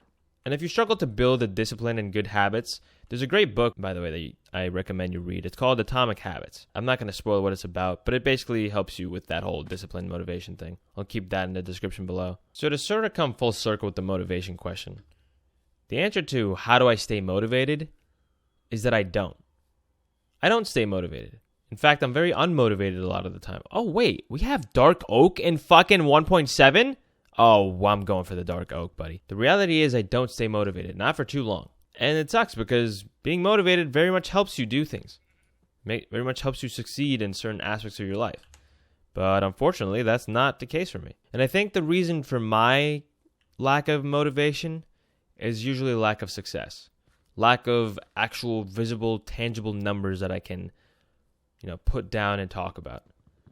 I think I'm going to change entirely what I was doing with my house now because of this dark oak forest. If you're not seeing results, it's hard to stay motivated. And the reality of life is, in most cases, you won't see results. The instant gratification that you get from a bunch of things these days kind of has ruined that for my generation. The constant dopamine hits of TikTok and YouTube and all the social medias. Those are measure instant gratification success. And when we don't get that in life from anything else, it's hard to really want to do anything else. For example, if you're working a job that's let's say you're working construction and you get satisfaction out of the fact that you finished a job. And finishing a job let's say road construction. I'm sure that one is a pain in the ass. Road construction that takes forever. The reality is, if you're working in construction, it takes a while to get that gratification. Now, the good thing with something like that is that it's a job, right? You get paid for doing your job, you make money on it, and therefore you have a reason to stay motivated to do this job. Even if you hate it, it pays your bills. But let's say you actually enjoy being a construction worker, and you enjoy what you do, and you enjoy how it helps society. If it takes you a month to fix this pothole in the road, you're going to feel good about it. You're going to feel fulfilled. If it takes you a year, you might feel like you want to die because you just don't want to deal with the fact that you have to continue this job that's dragging and you have to go do things because you messed up and you just lose it. You just don't want to do it anymore. But if you're a disciplined construction worker, you're going to see that job through because you have to feed your family and you have responsibilities and a bunch of other stuff. And the gratification at the end of that job, after having dealt with said discipline, is going to be 10 times better than the gratification that you get from Instagram, TikTok, or anything else for that matter. But you kind of just have to battle through it. Oh my God. Am I going to die pretty soon? I think I'm going to die very soon because I have no food and there's no animals anywhere near. I guess I can cook this chicken. But anyway, I think I've given enough examples as to how motivation works and why. Oh, I think we're at the point of death. Hold on. There has to be something in here. Let's see if I can cook this fast enough. See, right now, my character is not motivated to live because he's run out of hunger. Think of motivation as the Minecraft hunger bar. It just runs out eventually, right? But with the discipline of me cooking my food, I don't die. And now I need to go find more discipline of finding food because I'm going to die a horrible death once more. Discipline is a very different animal. Discipline is where motivation ends. And I don't know. I feel like an imposter talking about this topic because it just doesn't feel like I am disciplined. I feel like I always have this issue of not being able to do things that I don't want to do. And I'm sure a lot of you share that sentiment. I'm sure you also have that problem. But on a grand scale, you can see how big of an issue that is. One thing I will say that I was disciplined in always is school. I always was good at doing my work when it came to school because I liked the dopamine hit of getting a good grade and how my mother or my father would react to me getting good grades. So I guess a big part of discipline is you need to reward yourself somehow. And it could be small things. Let's say you're struggling to do a certain type of paperwork at your job.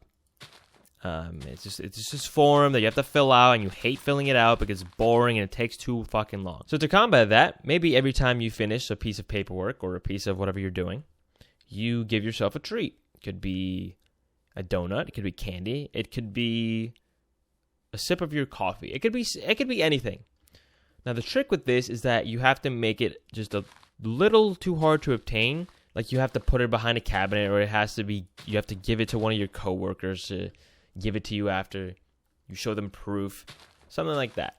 For me, I have one of these things called Royal Milk Tea. Not sponsored, but I would love to be sponsored by Royal Milk Tea. And it's basically this little can of milk tea that just is so simple and tastes really good. And I drink one whenever I'm done. Whenever I finish a project, whenever I want to kick back and relax and give myself a pat on the back for doing something. And you might come back to me and say, this makes no sense because you need to have the discipline to not drink that tea before you finish your work. Yes, it's kind of a catch-22 in that sense. But, like I said, if you get another person involved, like your coworker or your mom or your dad or your friend to help you gain that discipline, eventually you won't need them and you'll be able to do things on your own without requiring a second hand to assist you in something that you should theoretically be able to do on your own. Okay, I'm like, seriously, I can't run. Oh, by the way, I figured out the glass issue. Thanks, comment section, because my dumbass could not figure out for the life of me that I had to do this to make the glass. Yeah, there it is. I'm going to start doing that now. So to summarize how I stayed disciplined, I guess it's more of I just use a bunch of tips and tricks that I learned on my way to this point in life. There really isn't one straight up answer. You sort of just have to find your way with it. For you, discipline might mean getting up in the morning. Or for you, discipline might mean doing 7 hours of uninterrupted work. Or for you, discipline might mean brushing your teeth at night. There's so many levels and things that you have to do for that to fully work for you, right? The one thing I know for sure is that you have to give yourself time to develop it. It all takes time in the end. But in any case, if you manage to build up that discipline, you will have eternal motivation. Because as I said in the title and thumbnail, motivation is temporary. Discipline is forever.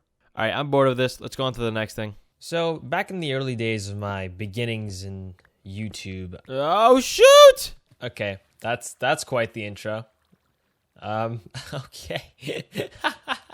Anyway, back in the early days, my humble beginnings of YouTube, I started taking an interest into redstone. And I thought, redstone would be a cool thing to make videos about, right?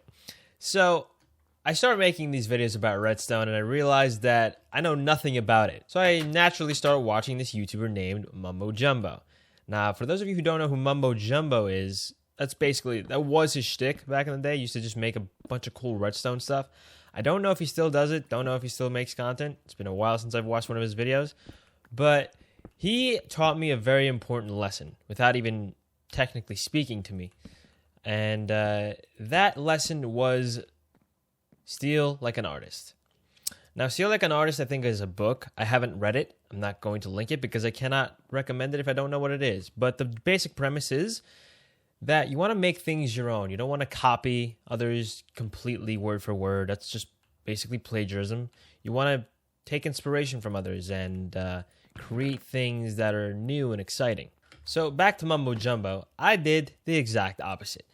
I started literally word for word copying his videos. There was this 3x3 piston door that was really cool, and it would like spiral when it opened. And I decided that I was going to make a video doing the exact same thing. But I didn't change the recipe or how to make it. I just straight up copy pasted the video. In fact, I was literally watching the video alongside the one I was making. Straight up. And, I was 13. I didn't see anything wrong with this at the time. I didn't even understand that what I was doing was straight up copying someone's creation. Nonetheless, I continued and, I posted a couple videos that were redstone tutorial type videos where I just stole people's creations and claimed them as my own technically. But in reality, I think I might have given credit, but I don't even remember if I did. That's how out of it I was. So anyway, fast forward a few years, right? And those videos stayed on my channel. Nothing really ever came out of them anyway. But I started to realize that people were leaving a bunch of comments saying copy of Mumbo Jumbo. And I was like, yeah, it is a copy of Mumbo Jumbo. This is exactly what I was going for. I don't know what people are commenting about this for. And eventually it just kind of hit me in the head like a bullet, like, oh, this is like not good. You're not supposed to do this to people. This is like somebody else's work that I've used and exploited for my own personal gain. But it was funny because I didn't know any better, right? I didn't know that that's what I was doing, and that's just part of learning. You learn from your mistakes, right? And the reason I'm talking about this today is that I see a lot on YouTube of people that like to take inspiration and do well with taking that inspiration, and there's others that just straight up just copy-paste things like I did with Mumbo Jumbo's videos. And to take this a step further, I've noticed that recently a lot of people have been trying to imitate this style of video that I'm making, which is very cool, by the way. I don't really care. Go on, take it, do whatever you want. I didn't create this genre. It's an old genre, and I'm completely fine with it.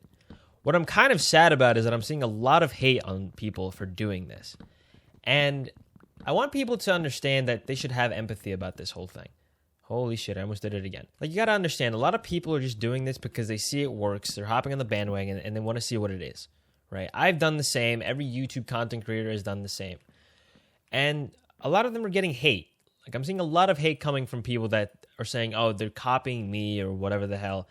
And the truth is, I'm okay with it, guys. Don't go hating on people for trying something. Don't go hating on people for, trying a new style of content or imitating a style of content that in reality is not even mine. What I will say to those of you, though, that are doing this is that you should make it yours. And what I mean by that is that I've seen instances, I'm not going to link them because I don't want you guys to go, hate on these poor bastards, but some people straight up copy-pasted my actual name and then started copy-pasting my thumbnails entirely. Like, there was titles and thumbnails and topics. And I'm here to encourage you guys. I'm not here to hate on you guys for imitating this style of content. I welcome it because with this creation of content, we are changing the YouTube meta. And I think that's really cool that we can do that. Just make sure to not oversaturate it the same way that the Mr. Beastification is. Because I truly believe if you do this in a unique way, you can do better than me. Never mind, just do well. You could do better than literally anyone, honestly. And this does not only apply to YouTube, obviously. I'm a YouTuber, so therefore I'm talking in YouTube terminology. However, you could take this and apply it to any facet of your life. And that could be anything from you're making a painting, but you want to imitate Picasso. But you don't want to really imitate Picasso. You want to do something that's like Picasso's, but slightly different. Or you're making a movie about the Italian mob, and you take inspiration from Goodfellas. You can't really do the exact same thing Martin Scorsese did, right? You got to do something different. Now, you might ask the fair question of, okay, Nico, since you're preaching all this steal like an artist thing, how do you do it? The answer is not really black and white. It's not really simple. It takes a lot of attempts, it takes a lot of trying, and it takes a lot of developing your tastes first. This is why consuming art is important, because you need to develop taste. So if you want to be as good as, again, Picasso at making paintings, right, you need to consume a bunch of different types of drawings and art and paintings and all that kind of stuff. You need to see what's out there, and you need to see what you like about it, what you don't like about it, and then how you can sort of transform it to make it yours. There's nothing original under the sun. Don't expect to reinvent the wheel. It's probably not going to happen. And if you're going in with that expectation, you're going to fail miserably. That type of stuff usually happens accidentally. When the Wright brothers invented the airplane, they didn't expect it to become what it is today. In fact, I think one of them was even quoted as saying that these planes will never cross the Atlantic. And look how wrong they were. They created something that is now one of the basics of human travel to get anywhere around the world. So to go in with the mindset of that you're going to change the world, you're going to make a piece of content that is the best ever and it's going to be innovative and blah, blah, blah, you can't do that. You can't just expect that that's going to happen.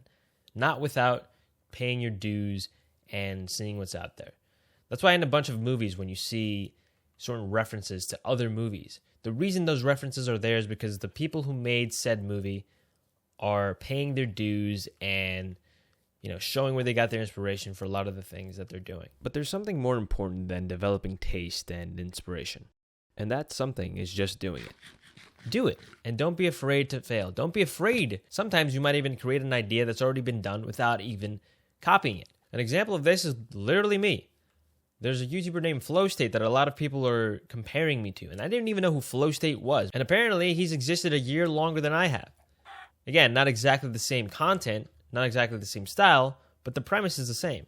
And then the moment of truth comes when people start disliking what you're doing. And after you start practicing making this painting of yours, you're going to get a lot of people who are going to say, wow, this is great, this is amazing.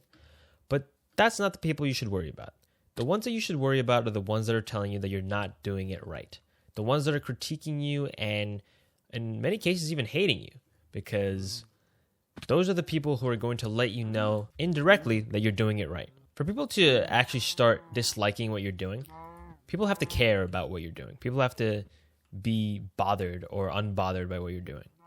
If people are just saying, oh, your stuff is great, yeah, you should keep going, those are the people who in most cases don't really care, right? When you're talking to strangers or whatever, if they don't care enough to critique you, they're not going to say anything. But when they start seeing that you do something that's working and there's traction getting to it, you're going to start getting people who dislike it regardless. And let me tell you, that's when you officially know that you're starting to make a difference. You're starting to invoke emotions in people. You're starting to move people in a way that you probably didn't even think is possible. And every single one of us has the ability to do that because we're all human and we have emotions and we can create and make those emotions come and go away based on our actions and our words. And our actions might come in different ways and so may our words. Our words might come out as a drawing on paper. Our actions might come out as a black belt in karate or anything of that matter. I have no idea where my house is. I'm going to have to actually backtrack this video and find it. Oh, there it is. Okay. In any case, that's what I think that I eventually did. I think I did all of those things. I consumed enough YouTube videos, right, to see what I like and see what I don't like. I created enough YouTube videos on a different channel of different genres and different types to see what I liked and didn't like from them.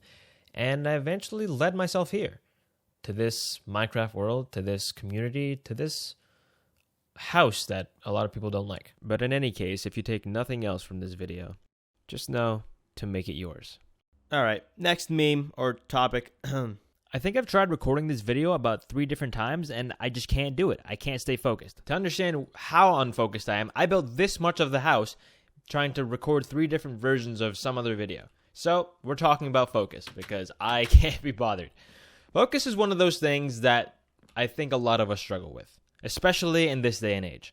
With TikTok, YouTube, Instagram, other things, flashing lights at concerts, anything at all. There's so many ways for us to not be focused that it's actually almost impossible to focus. I don't think I remember the last time where I worked a day and I didn't check my phone 10 times. And I don't even think I'm necessarily like that. I, in general, can be very focused. I can be very locked in when I need to. And it's part of the fact that I'm a workaholic, and I like that. But seriously, these days, I don't know, dude. It's becoming impossible for me. Oh, my God. Oh, how the f*** am I doing this? Okay. All right, I don't have glass to spare, so we need to do this properly. And if you're like me and you find it hard to focus, you might look on YouTube for ways to try and help you do it. And you might look up a book on how to improve your focus or whatnot. But the reality is sometimes I don't even think it's possible.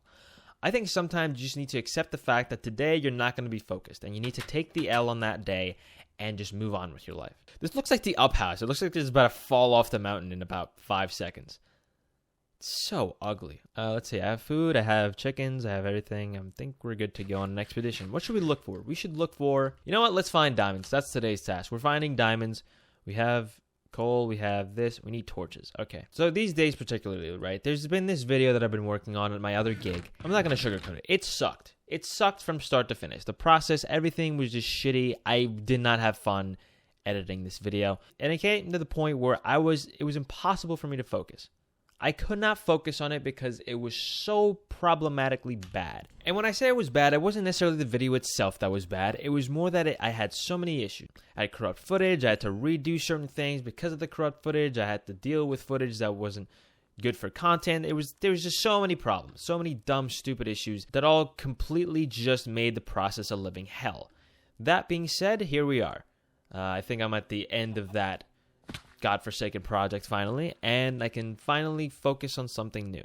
But since I was dealing with that project that required so much of my time and so much of my attempt to focus, today I find myself not being able to do that in the slightest. This is not where I'm supposed to be going. So for example, I tried to record 3 different Minecraft videos today. 3 of them. I tried doing 3 different topics and I could not, because I could not for the life of me stay on it. I couldn't do it. And I'm here to tell you, when you have that day, you need to embrace it. You need to let it happen. You need to allow yourself to take that break or something, because it doesn't work. You can't force, especially when it's a creative work, you can't force that type of shit. You need to let it happen. I was actually saving this focus video. I had this idea a while ago and I was going to talk about it at a different time, but I couldn't do it because today was the day I wanted to talk about it. And I think you guys will appreciate that more because it's from the heart. Not that anything I say is not from the heart, but this is especially prevalent for me today. Okay, this looks like an interesting little cave system. Let's go play some Minecraft, shall we? All right, is there any... Oh, spiders. Now, when this happens, right, when you just completely lose all focus on the day, just take the day off. Just do something else. I don't know, do one of your hobbies or something. Just go outside, go for a walk, clear your head. Something of the sort. Because sometimes that's all it takes. Sometimes you just need a little bit of a reset. In many cases, that might be easier said than done. I know a lot of you might work jobs that you can't just take the day off like I can. I'm very, very fortunate in that. Is that tree really just on one block? Seriously? So some of you might not have the luxury of just taking a day off like I'm very fortunate to be able to do. To those of you I say, sometimes you might just need to take a personal day. You might need to take a sick day. You might need to use a vacation day for that stuff, if you have that sort of thing. And if you don't, well, I guess you might just have to do it after work or something.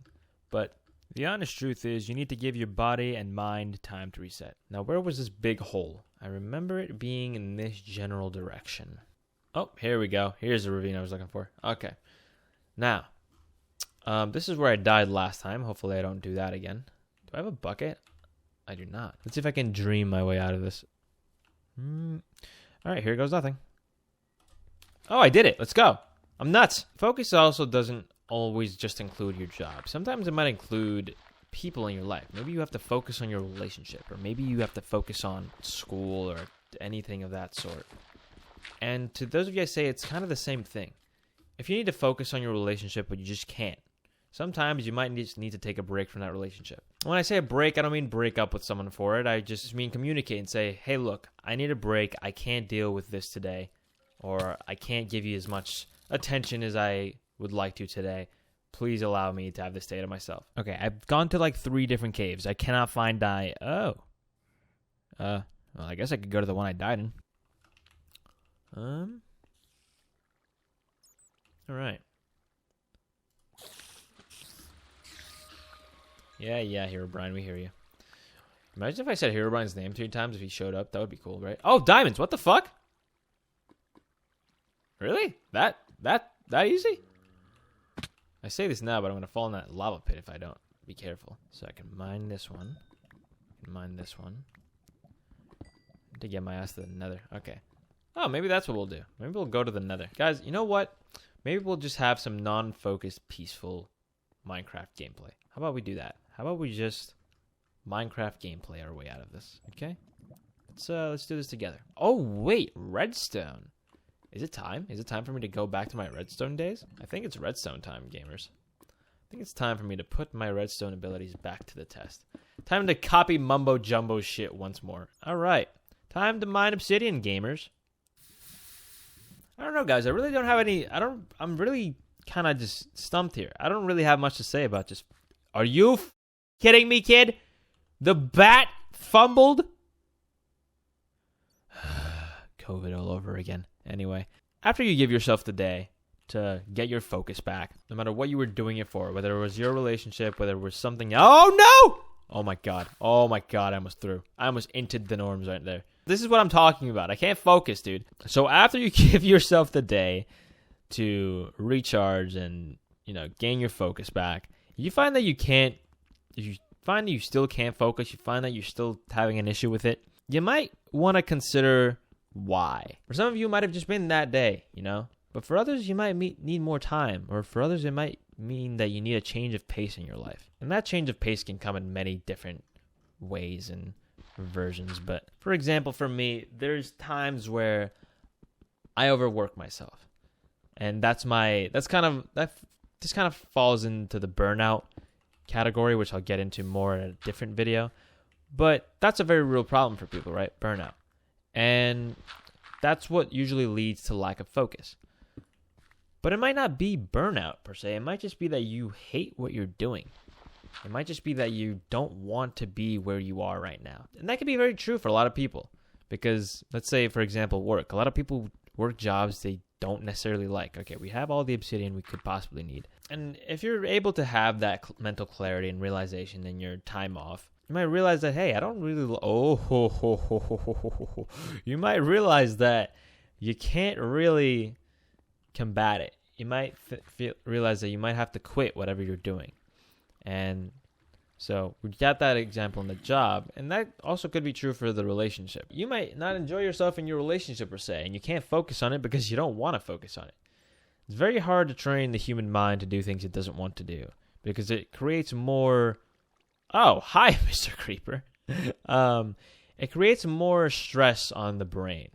And the brain doesn't like stress. It actually tries its hardest to avoid stress. Now, if you find that you're somebody that's never able to focus, and I mean never, like you're never able to just sit in one spot and do anything, you might want to consider seeking the medical attention route or something of the sort. Because I don't think anyone can be completely unfocused all the time. There's something, everybody likes focusing on something. I think that's kind of our human nature or brain telling us that we kind of have to do that. Or maybe you don't, and maybe you don't ever want to focus. I don't really know. I don't know, guys. Today, like I said, I think this video kind of demonstrates my issue today. I don't have a profound message. I don't have a profound teaching or anything to say. So I'm just going to move on to the next topic. Every single one of us craves and needs love. And it doesn't matter who you are. It doesn't matter if you're a man, woman. It doesn't matter if you are a child or an adult. As humans, we need love. And we seek it. And there's a zombie pigman here to interrupt me. But that's besides the point. The point is we are all looking for love. In some way, shape, or form. And we're not all looking for love in the same capacity, of course. Some of us look for love in the more romantic sense. Others look for a companionship, a brotherly love, or a sisterly love, something of the sort. But we are all looking for love. But there is one thing about love that people don't tell you. And this one especially rings true in the romantic version of love. And that is that you need to love yourself first before you can love others. Now, this is a statement that people seem to not really fully comprehend. And you hear it a lot in life, but no one really explains to you what that means. It kind of just, people assume that you know. But loving yourself is not just necessarily loving who you are. Loving yourself can be as simple as allowing yourself to have a snack every once in a while if you are one of those people who has an issue with their weight. Loving yourself can be giving yourself a break after working non-stop for 8 to 9 hours. Loving yourself can mean a lot of things. And in order to love others, in order to give others that type of a break and that sort of empathy in terms of love, you have to be able to do that for yourself first. And the easiest way to really put this into perspective is romantic relationships. Romantic relationships require a lot of time, effort, and of course love.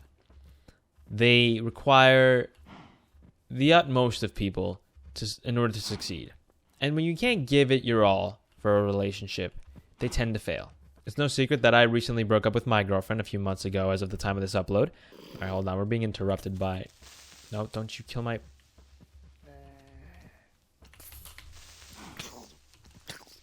All right, seriously? Okay. I'm trying to have a heartfelt conversation with the viewers here. And one of the main reasons that relationship failed was that I couldn't put in effort in that relationship. But there's a part of me that's also in a state where I think that I didn't love myself enough to be able to love her. And to be clear, this was not one of the driving factors for the breakup, but it did play a small part. The way I mentioned that you need to be able to give yourself a break when you work too much, I wouldn't give myself a break when I work too much. And I feel like in that same light, if she came to me and said, I can't take any more of this work after, let's say, working less time than I had on any given day. Let's say she was doing a 6-hour shift and I was doing a 9-hour one. And she came to me and said, you know what, I need a break. I can't do any more work. I'm struggling here. My first immediate thought might have been, suck it up. I worked 9 hours and I'm not complaining. And of course I would never say something like that to her. Of course I would never shame her for being tired per se. But it's a thought that crosses your mind as a person when you don't love yourself and you don't take care of yourself the way that others take care of themselves. You find that certain things that other people do are either unnecessary or not at the same standards as you. But in reality, your standards might be the ones that are wrong or somewhat just more unhealthy. And now, while in my case, I don't believe that was ever an argument in my relationship, I think that could very much be the truth in a relationship of yours. You criticizing yourself for a behavior that leads to you criticizing your partner for a behavior. Things like that. That's what I mean. That's what we mean here by loving yourself. Don't allow the lack of love that you show yourself to affect people that you surround yourself with or people that you love. And right now, I'm not loving this creeper right next to my cows. An example would be me and these 2 cows. These 2 cows are pretty dumb. They can't figure out how and where I want them to go. And it's kind of a difficult situation because I need them to go in a certain direction. If I don't show them with this piece of wheat, also... Okay, seriously, bro. Okay, I'm trying to fucking describe this to people, but you guys are fumbling my bag. Why is there 400 zombies around here? Anyway, as I was saying, an example would be these 2 cows. Let's say these 2 cows are people you love. And you want to love them, and you obviously want them to love you. But it's hard because you can't just love people by telling them you love them. You have to show them that you love them. For these cows, their love language is this piece of wheat. If I give one of these cows this piece of wheat, it has a little love effect. But if I don't, like this one over here, this one is just kind of waiting for the love and affection and just turns away. That's the same thing, by the way, for yourself. You have to give yourself a break. You have to give yourself love in order for somebody else to love you. Because, hold on, I need another piece of wheat.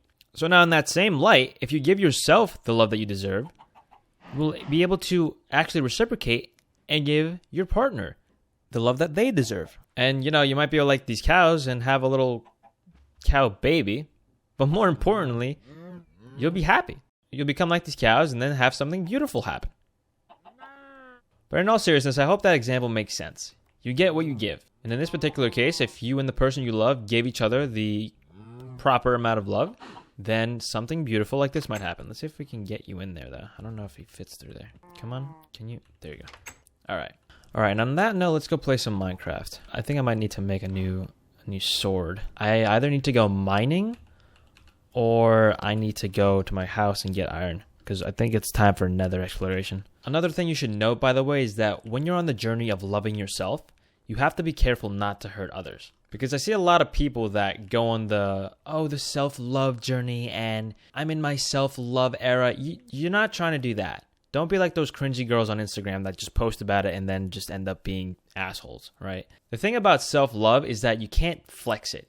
You have to just do it. Don't post about it on social media. Seriously, don't. Because there's no reason for it. There's no reason for you to go to everyone you know and tell them, oh, I'm in my self-love era and I'm helping myself do this. Like, there's no point. I think that just kind of defeats the purpose because then you're trying to show people that you love yourself. The only person you need to show that you love yourself to, by the way, is yourself. In fact, a good thing to do when you're trying to learn to love yourself is to get off social media entirely. Social media is the bane of your existence, I promise you, when it comes to things like that. Maybe you can't get rid of it completely, but definitely put it on a do not disturb mode. Definitely put those notifications on mute. Because it's very hard to love yourself when you're comparing yourself to other people. Especially people that have photoshopped the shit out of themselves to make themselves look pretty, showcase their lifestyle. What is happening here, buddy? Okay, that was interesting. It's nearly impossible to love yourself when you're watching people who claim to love themselves and they just flex on social media. Those people don't love themselves. Don't make that mistake. Those people are imposters. Those people are the red sus imposter in Among Us, okay? Those people are just seeking your attention, okay? And they don't deserve your attention right now. You deserve your own attention. Oh, wait, there's a cow over there that just cooked itself. Can I have the meat? Damn it. All right, no meat for me here. Just a skeleton that wants to touch me. Anyway, and you have to also be careful not to hurt other people in your self-loving journey or whatever. Because I've seen a lot of people, a lot of friends of mine that went on that journey and came back just assholes, came back just narcissists. That's not the goal here. The goal here is to get yourself out of a mindset that is both a detriment to you and a detriment to others. But by going the route of full-on just, it's all about me, you end up going in the narcissism being a detriment to others route anyway. There's no point in doing that. If you're going to go and try and self-love yourself and just end up hating everybody else instead, that's going to make it 10 times worse, I believe. The final thing I want to kind of say about this matter, especially on the more the family side, is don't excuse your family, by the way. Your family also has to be in that same level of learning how to love you and you learning how to love them. Your family is also responsible for understanding that you might need some time. You might need to understand how to love yourself. And they might tell you that they love you. They might tell you that, you are loved, this and that. But the reality is you need yourself to believe this. And they're being helpful, by the way. This helps when you have that support system. Some people don't have that. But you need to be able to rely on yourself as well. You can't always rely on other people because people are unreliable. And that is true for you too. You are going to be unreliable to yourself. But you are the only one that can control how reliable you are to yourself. I'm going to repeat that in case it doesn't really make sense right now. You are the one that fully controls how reliable you are to yourself. If let's say you have a morning routine, right? You rely on yourself to complete that morning routine every single day. And if you don't, it's your own fault. No one helped you there. No one is going to help you there. It's your morning routine. It's your morning. It's you getting up out of bed. It's you needing to make your bed and brush your teeth. For if you don't do those things, you let yourself down. By the way, on a complete side note, does anybody else have this thing in Minecraft where if you start killing too many animals, you're like kind of low-key scared for the ecosystem of the place that you're killing all the animals for? I swear to God, like I genuinely have an issue when I start cutting too many trees or too many... Oh, hello, Spider-Man. These are not the ones I'm talking about, by the way, not the mobs. But when I start cutting like too many trees or I start killing too many cows, I have this like weird feeling inside me that I'm like destroying the environment. And it's so messed up because this is just completely a fake environment that was created by a computer. But yeah, I think it's nether time after this because all I needed from here really was some food. So I can go to the nether. Hey buddy, how you doing? Well, that kind of just screws it up for me. So in the comments right now, I need you all to type what you've done recently to love yourself. And it can be, like I said, something as simple as you allowed yourself to have a snack. It can be something as simple as you went out and had fun with your friends. It can be something as simple as you giving yourself enough time to sleep and get refreshed, even though you didn't get all your homework done because it simply just wasn't feasible. You just couldn't figure it out in time. Those things are all okay. Now I have to find out a way through the nether without passing away. I hear a ghast. I want to get, you know what? All right, my goal for the end of this video is to get the return to sender achievement. That's all I want. I hear so many ghasts too. All right, I guess this could be like my little pathway. Where are these ghasts? I hear them. Oh, there's one. Come here, ghast gamers. Hello. All right, let's do this. It's too far away. These guys are so shit at aiming at me. Just stop moving for a second. Oh my God, seriously? Come on, come on. No, I was so close. You're done. You're done for, buddy. You're kidding me. Just take it. Take it back. Return to sender. Come on. Yes! Let's go. Okay, I didn't get the achievement, I don't think. But it doesn't matter because I saw it in my heart. Here, I'll add it on the screen or something. Now, while I desperately try to kill this ghast, let's move on to the next topic. Life has been pretty stressful for me the past month. And there's a couple of reasons for this, but the main one is actually work. And work in general is the driving factor for most people's stressful moments in life. There's also been some turmoil in one of my friend groups, which doesn't help the case. And then there's the daily struggles of small things. Say, what are you going to wear today? Am I doing what I think I want to be doing with my life? Or what am I having for dinner? All of these things cause stress in your life. And when you get to the big things like work and friends and emotions and feelings, people tend to always try and steer clear of stress. But I'm here to tell you that stress is actually a good thing. Stress is necessary.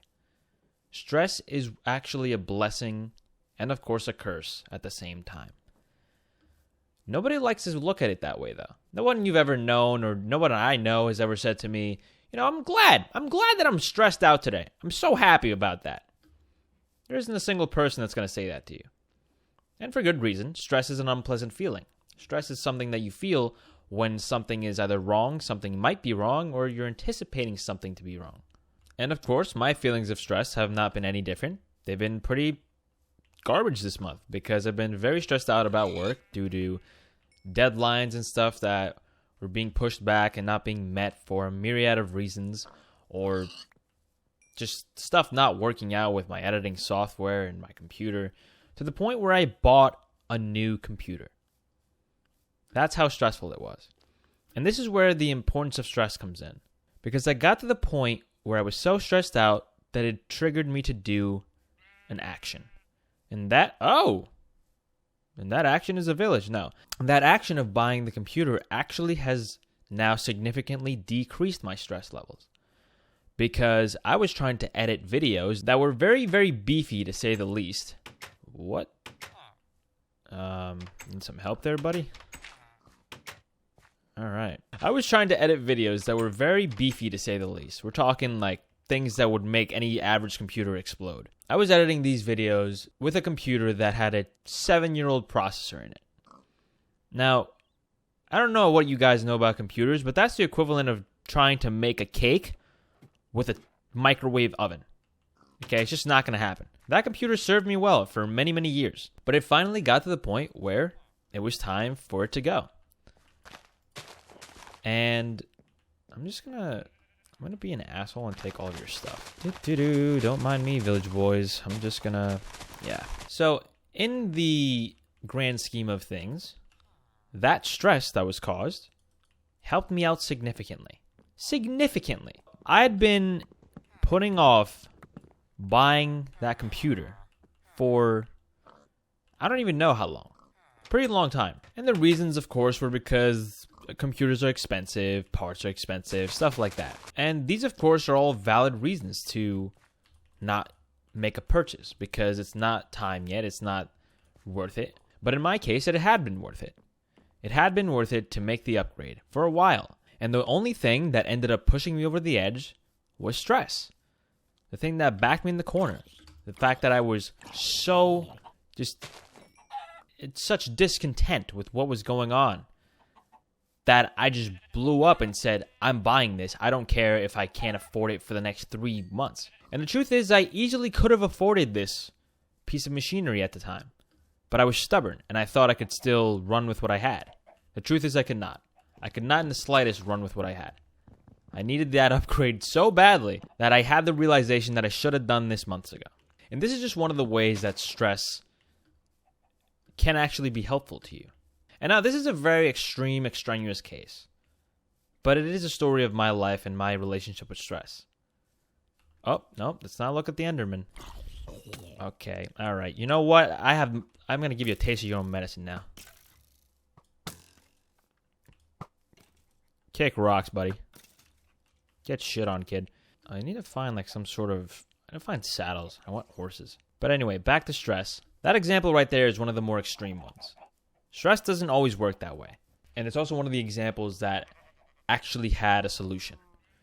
Stress doesn't always have a solution. Not a direct one, anyway.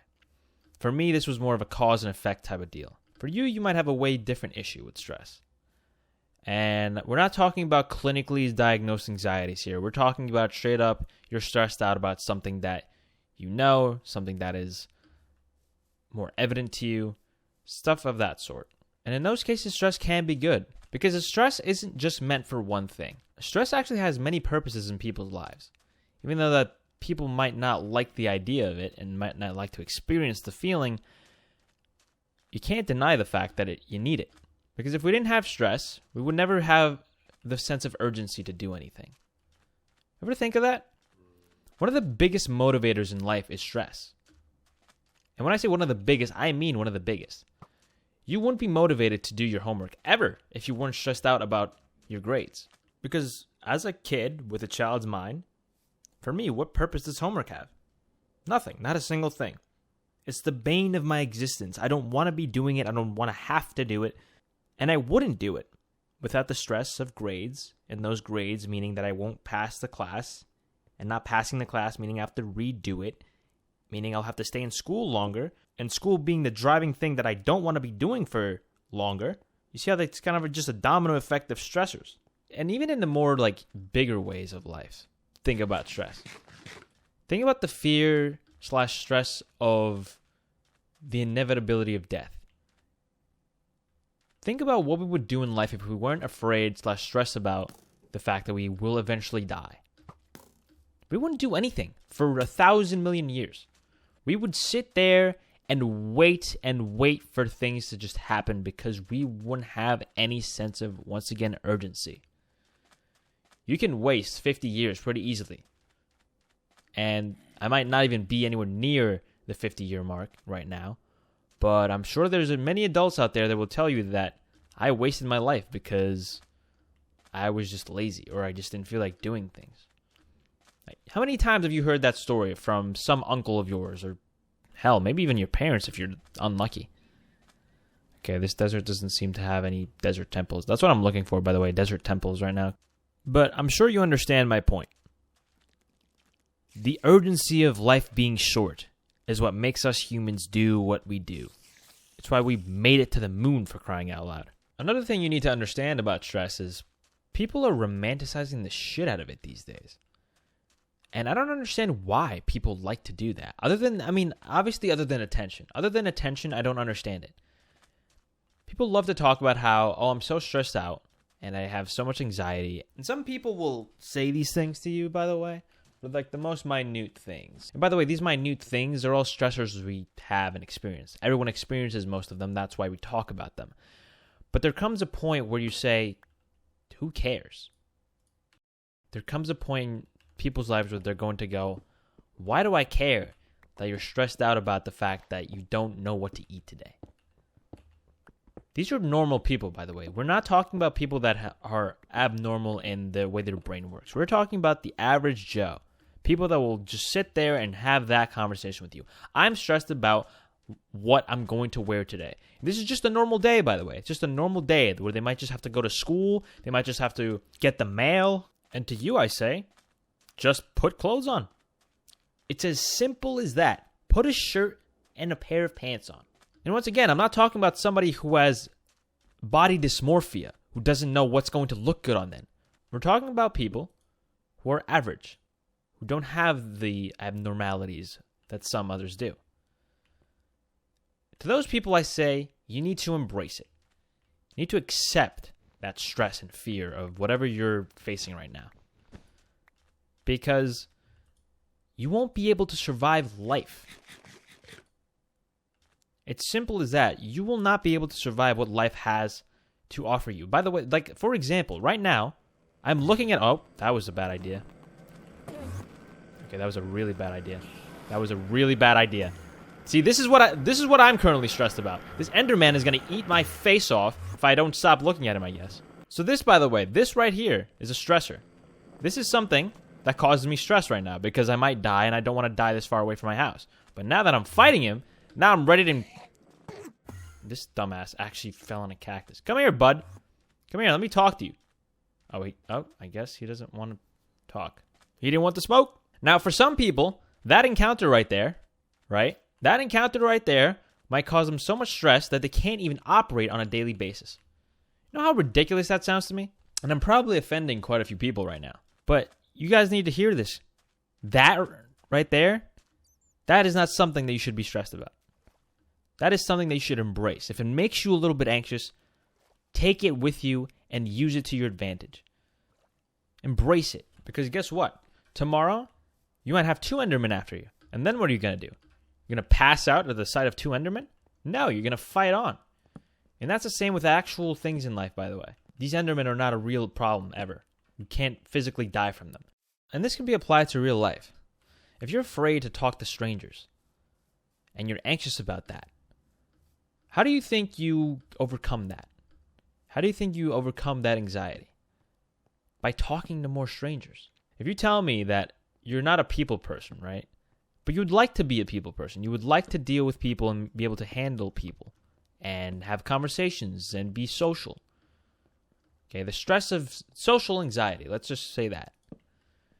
The way you overcome it is by doing it. Embracing it. Going closer to the source of what is causing you the stress. In my case, right, with my work stress, the way I overcame it was experiencing it at such a high level that I was forced to deal with it. I was forced to build a new computer because I couldn't handle it anymore. I hit a breaking point. And that could be true for you. You might hit a breaking point in your life and with your stress and what you're doing. And I encourage you to go towards that breaking point. Now, when I say go towards it, I don't mean to the point where you're making yourself physically sick, but you should at least try and make progress. Try and get to a point where you're happy with yourself. And I'm not saying that you're going to overcome these stressors, by the way, in like a day or anything. But in time, you can overcome them. Another example. I used to be very shy on cameras. Very shy. To the point where it would stress me out when I was on camera. Because I felt the need that I had to perform or something of the sort. And the reality was, all I had to do was be on camera more. And how did I overcome that, you might ask? I started a YouTube channel. And I started talking into the microphone. And I started recording my face. And I started recording my gameplay and stuff like that. And I'm not talking about this YouTube channel, by the way. This is very, very long time ago. But that's what got me used to cameras and not being anxious and all that stuff. It took me years of being on camera and talking on a microphone and doing all that stuff to get past it. And the one thing that is certain is it didn't happen overnight.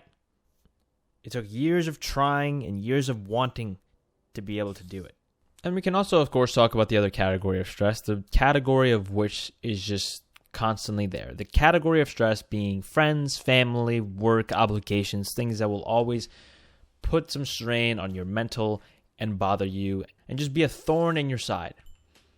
That type of stress, unfortunately, you will always have in life.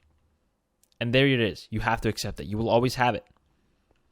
There will not be a time where you won't have that, because if there was a time where you didn't have that entirely, you would be bored with your life and you would look for that stress. People are actually stress seeking if you think about it.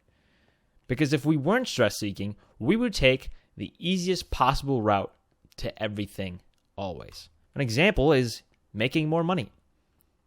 If you're able to make more money, odds are you're going to be more stressed, because with more money comes more responsibility and work. And with more X, Y, and Z in your work life, you get more stress. It's quite literally an analogical relationship. So how do you do it? How do you just get through the daily motions if you're chronically going to have this problem? I can't give you that answer, because it's not the same for everybody. For some, it's actually taking care of themselves. Like I said recently in the Love Yourself video, you might have to love yourself more and allow yourself to feel and experience the stress and give yourself time. But sometimes you don't always have time. Time is actually one of your biggest enemies in life, because you don't always have enough. And the crazy thing is, as humans, we do have a lot of time. We have almost a century for the most part. Most of us anyway. The ones of us who survive that long. Okay. If you're like me, I'm a thrill seeker right now. So I might not survive the whole century. But you know what I'm saying. Alright, there's quite a few friends down here. So you might not have the time. You might need to be not stressed right now. And to you I say, you can't have your cake and eat it too. I don't know how else to put it. You're going to have to either compromise your mental or compromise time. And if you have the choice, you should always compromise some time. Because the truth is, we do have quite a bit of time. Yes, life is short, but in my opinion, it's better to live the short, good life than to live the long, bad one. The one where you didn't take risk because you were too stressed. Or the one where you let stress take over every decision you make, to the point where you just make the wrong decision. I don't know. I'm saying a lot of things right now. I'm hoping they're grasping. I'm going to look into the edit and see if any of this makes sense. Hopefully it does, because I really don't want to scrap this video. This one is an important one to me. It seems that everybody around me is always stressed, always whining and complaining about the fact that they are stressed. Which they're allowed to, right? I'm not saying that they're not supposed to do that, but I'm kind of getting tired of hearing it every waking moment of my life. Obviously, talk to your friends about it. Obviously, talk to your family about your stressors and what issues you have. But don't make it I don't know. Don't overdo it.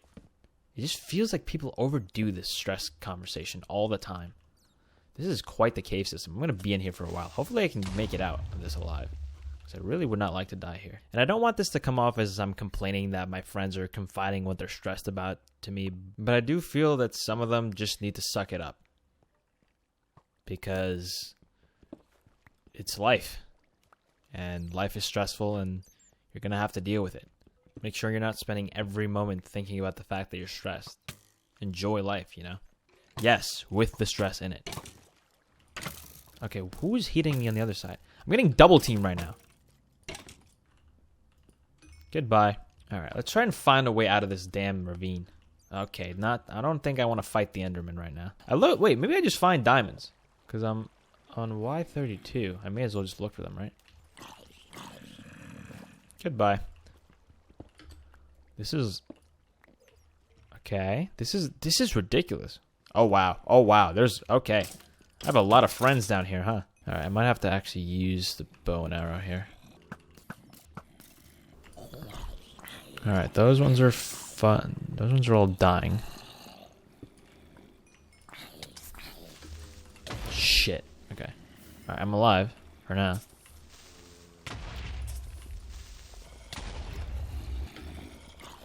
There's a lot of mobby boys around here, and I don't think I'm going to survive for much longer if I don't stop doing stupid things. But I want diamonds. How am I on food? I'm okay on food. I can make bread. Oh, there's bound to be diamonds in here, dude. It's like peak diamond location. This has just turned into a let's play at this point. Seriously, not a single diamond? This is like depressing. I love how redstone glows when you hit it. It was like such a nice touch when they did that. Then again, it might have been always a thing. I don't remember. Yeah, side note, if you're stressed out, play some Minecraft. That always helps me.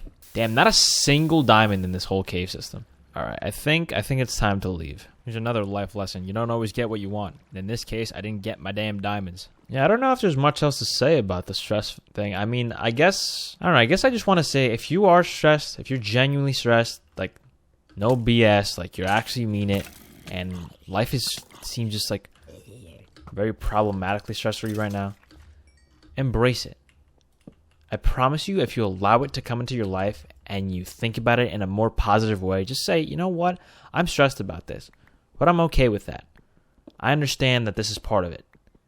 You'll be so much happier. You'll actually sometimes become immune to it. That's happened to me. Like, I've actually become immune to the certain stressors of life. And it doesn't happen for too long. And the stress, of course, comes back. But it's a step in the right direction. And now, if you'll excuse me, I'm going to try and find my way out of this cave system. Oh, I see an opening right there. I guess that's it then. And yeah, stress is good sometimes. But anyway, new conversation. Loneliness is one of those feelings that we all experience at some point or other. Whether you're a kid and you just don't have that many friends to play with, or you're a full-fledged adult and all your friends have pretty much moved away. We will all feel loneliness at some point in our lives. An example of this is me. I'm an only child. And not only that, but I was an only child that lived in an area pretty much in the middle of nowhere. Like 40 minutes by foot from the town square, middle of nowhere. So I just had to find ways to entertain myself. And luckily I had many toys to play with, such as Legos, and video games such as Minecraft. And that's not to say that I was completely alone. I mean, when my parents were at work, my grandparents would watch over me, but there's only so much you can get out of your grandparents at a very young age. Sure, they could tell you stories and play games with you, but you really crave companionship from people your age. Another lucky thing for me was that I had friends in school that actually played games online.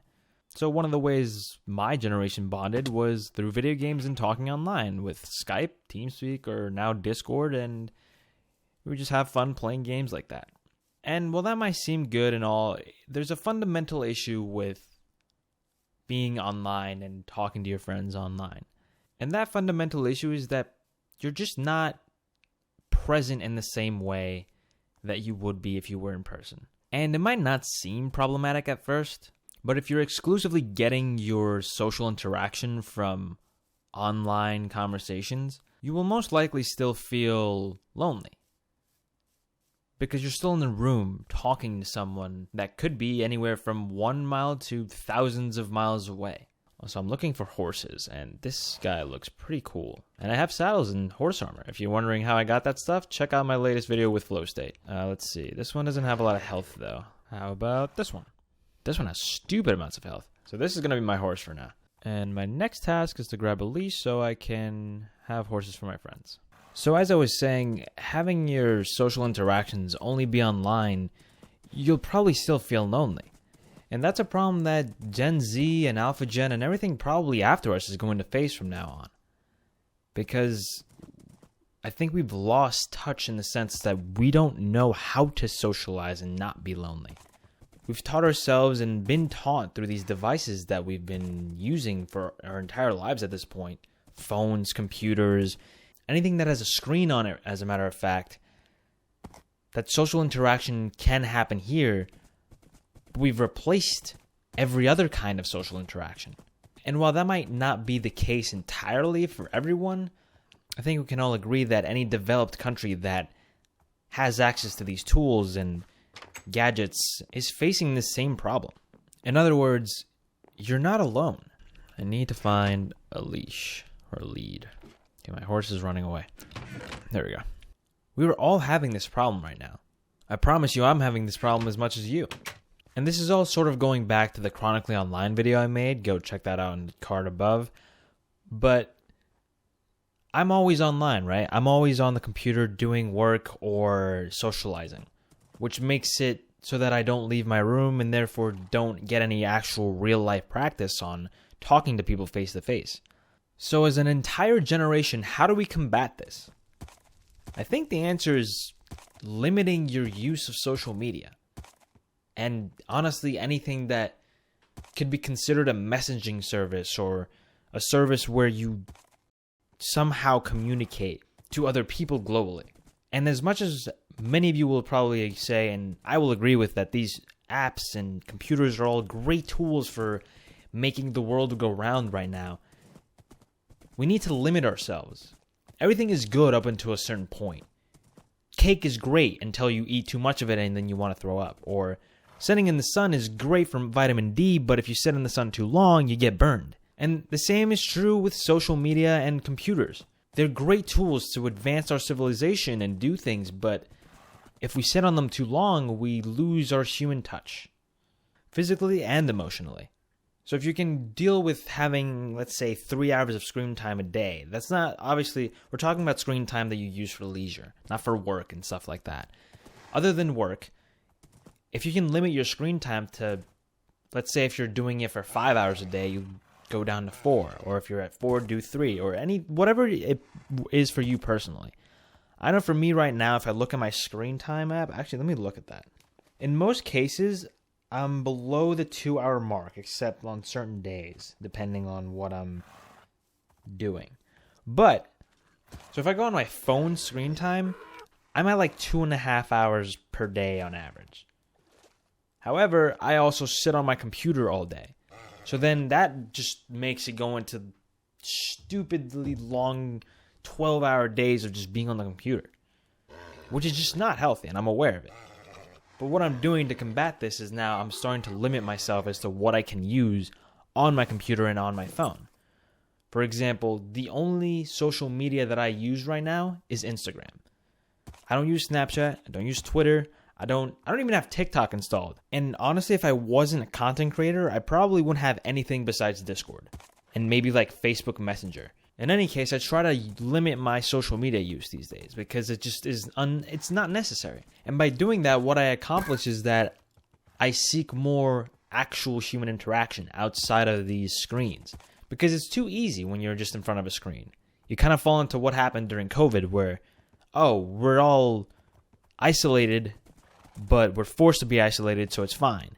Oh, great. My horse is... Yeah, this is not a thing to be doing while you're yapping. So now that we're not forced to be inside, just go outside and go talk to people. And of course, it's not that easy. But the fact of the matter is that the only real way to combat this loneliness is by doing so. By going outside, by talking to people. By kicking yourself in the head and saying, look, dude, if you want to not feel this way, you need to go out. You just have to. For me, I'm at a point in my life that if I could just not be on my computer, I would be.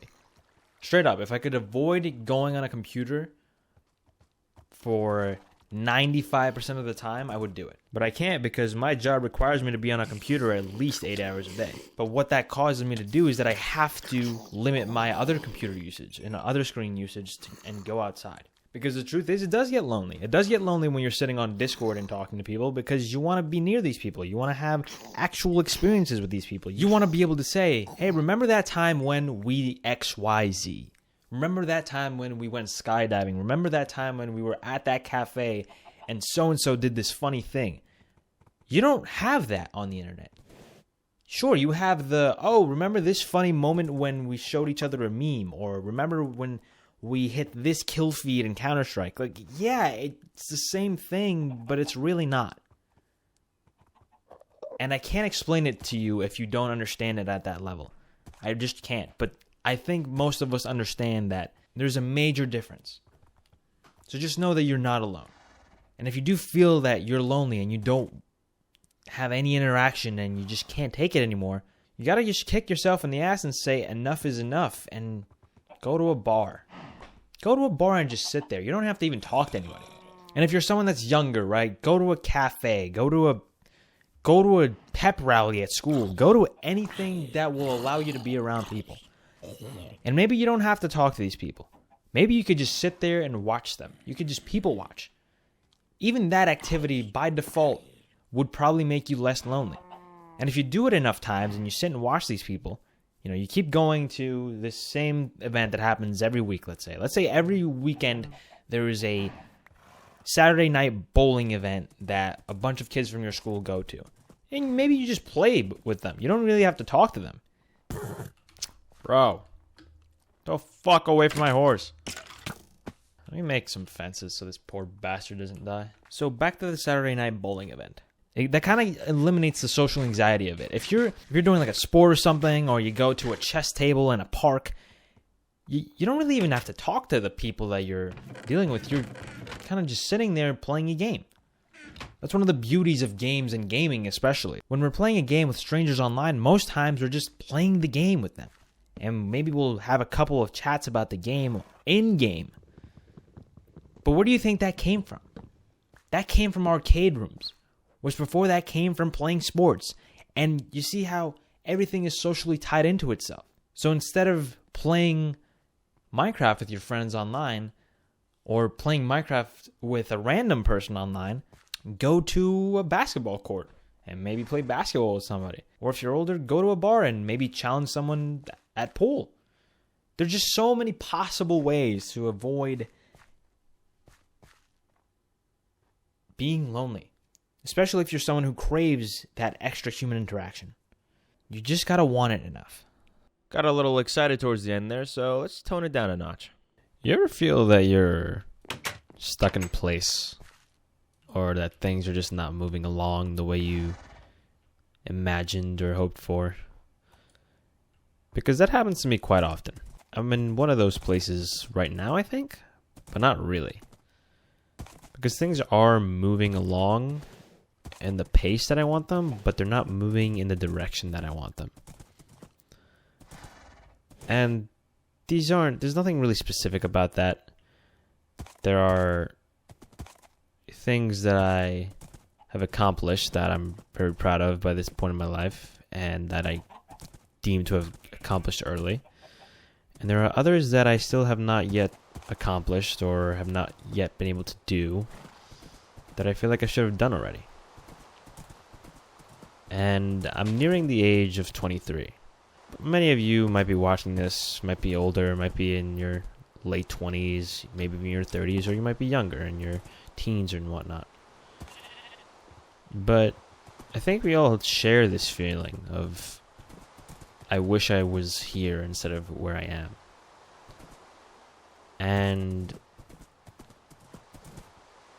I'm here to tell you that it doesn't really matter of the pace of what you're doing and when you're accomplishing things. It matters that you actually get there eventually. I mean, hell, certain people never reach those goals of theirs because they think it's too late. Whereas there never really is too late. Like, unless you're dying tomorrow, odds are you can still accomplish something that you've always wanted to do. A great example of this is Morgan Freeman. I think Morgan Freeman didn't make it in Hollywood until he was, late 40s? Even 50s? Think of that.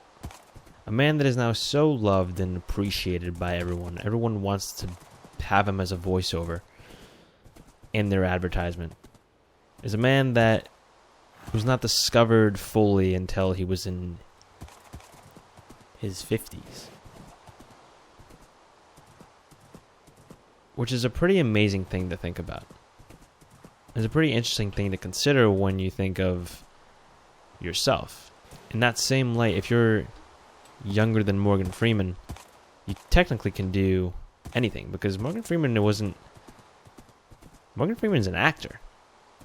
Acting is like one of the most unforgiving jobs you can do in terms of success rate and how long it takes you to get there.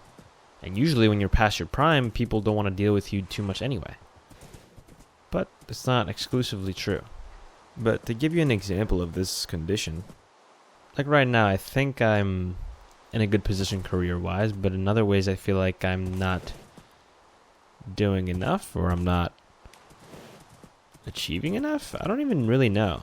There's one thing you have to understand about this, and it's that you can change your ways. You can make change, and you can get to the places you want to, but only if you really want to. You can take the old saying of you can lead a horse to water, but you can't make it drink. And this is indeed very true. I can't really even express the amount of times that I've thought I wanted something, but I didn't want it enough to actually make the change. An example is exercising. I always want to think that I'm going to start exercising if I start going to the gym, but the truth is I don't want it really that much. I want the results, but okay, let's not kill the horse. I don't want the results enough to justify the means of obtaining those results, I guess. So you have to be honest with yourself. And you have to be really honest with yourself and ask yourself, is this really what I want? And am I really willing to do what it takes to do what it is I want? You might not like the answer you get, but it's definitely an answer you need. But let's say you get past that point. Let's say you are willing to do what it takes, but it just seems to be taking you way too long. And you don't understand why you're doing everything right. And you find yourself saying, shit, man. I wish by now that I would have made senior position in X job. Or I wish, say you want to be you're a junior partner at a law firm. And you want to become a senior partner. And you think it's taking you too long to get there. I bet you there's going to be somebody else who took 10 times longer than you did, trying to do the same exact thing. And that's okay. It's okay for both you and them to take longer, or to experience that job differently, or that direction differently. Because the truth is, people experience life differently.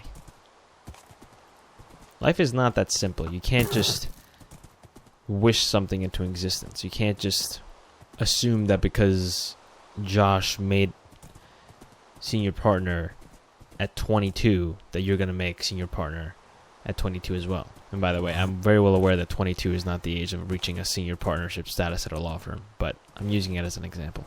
You know, I expected by now, Wait a minute. Doggo? I want a doggo. And I want you to leave me alone. Hold on, do I have bones? I do have bones. Oh, we're hitting doggo. Oh, let's go. We have doggo. Alright, cool. Now I have friend to help me kill Zambo. Hey, don't you kill my dog, little shit. So I can take myself for example. I thought by now that I probably would have had, I don't know, some form of major success on YouTube. And I'm not saying this to say that I'm not grateful for what I have. I'm very grateful for this community that we're building here. And I'm very grateful for the experiences that I've had along the way trying to be a YouTuber. But that doesn't change the fact that, I don't know, I thought I would be at a different place with this content creation thing. And that's okay. In any case, eventually I'll be where I want to be.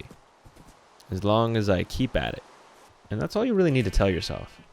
That it's going to happen for you eventually. By the way, if you're wondering what I'm doing, I'm looking for a very specific mine shaft that I found earlier. Stop hitting my... There we are. Found it, finally. So, let's make a fence or two and just... There. Okay. Now, let's go down into the shaft. Alright, we got... Oh! And... Oh! Oh, this is nice. And we have a spawner for the cave spiders. Okay, yep. I forgot about these. These are important to not get hit by. Oh, of course. Oh, I'm dead. I'm dead, aren't I? That was a mistake. This is kind of turning more into a let's play, but who cares? Did my dog die? Oh. Okay, well, I guess I'll go find another one later. Oh no. This is dangerous. I should have brought better equipment. Very easy to get lost in these. I don't know why I thought this was a good idea. Creeper boy.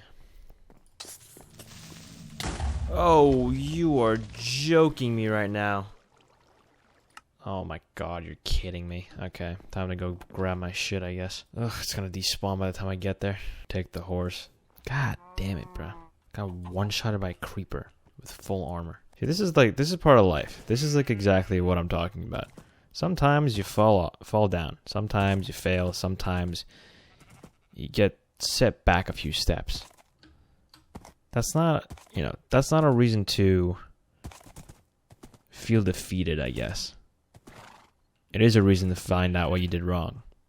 In my case, I got blown up by a creeper because I wanted to be cool and three-shot it, which completely bit me in the ass. Funny thing is, I didn't even really want to record this video right now, but I don't know. Something inside of me said I should do it, so I'm doing it. All right, I found all my stuff, luckily. All right, let's try and survive this, shall we? Oh shit, more diamonds? I guess I'm gonna try and escape this godforsaken place, but that's all I really had to say. Don't be afraid of being stuck in place. You can get yourself out as long as you want to, and as long as you try and do what's necessary. You can do whatever you want.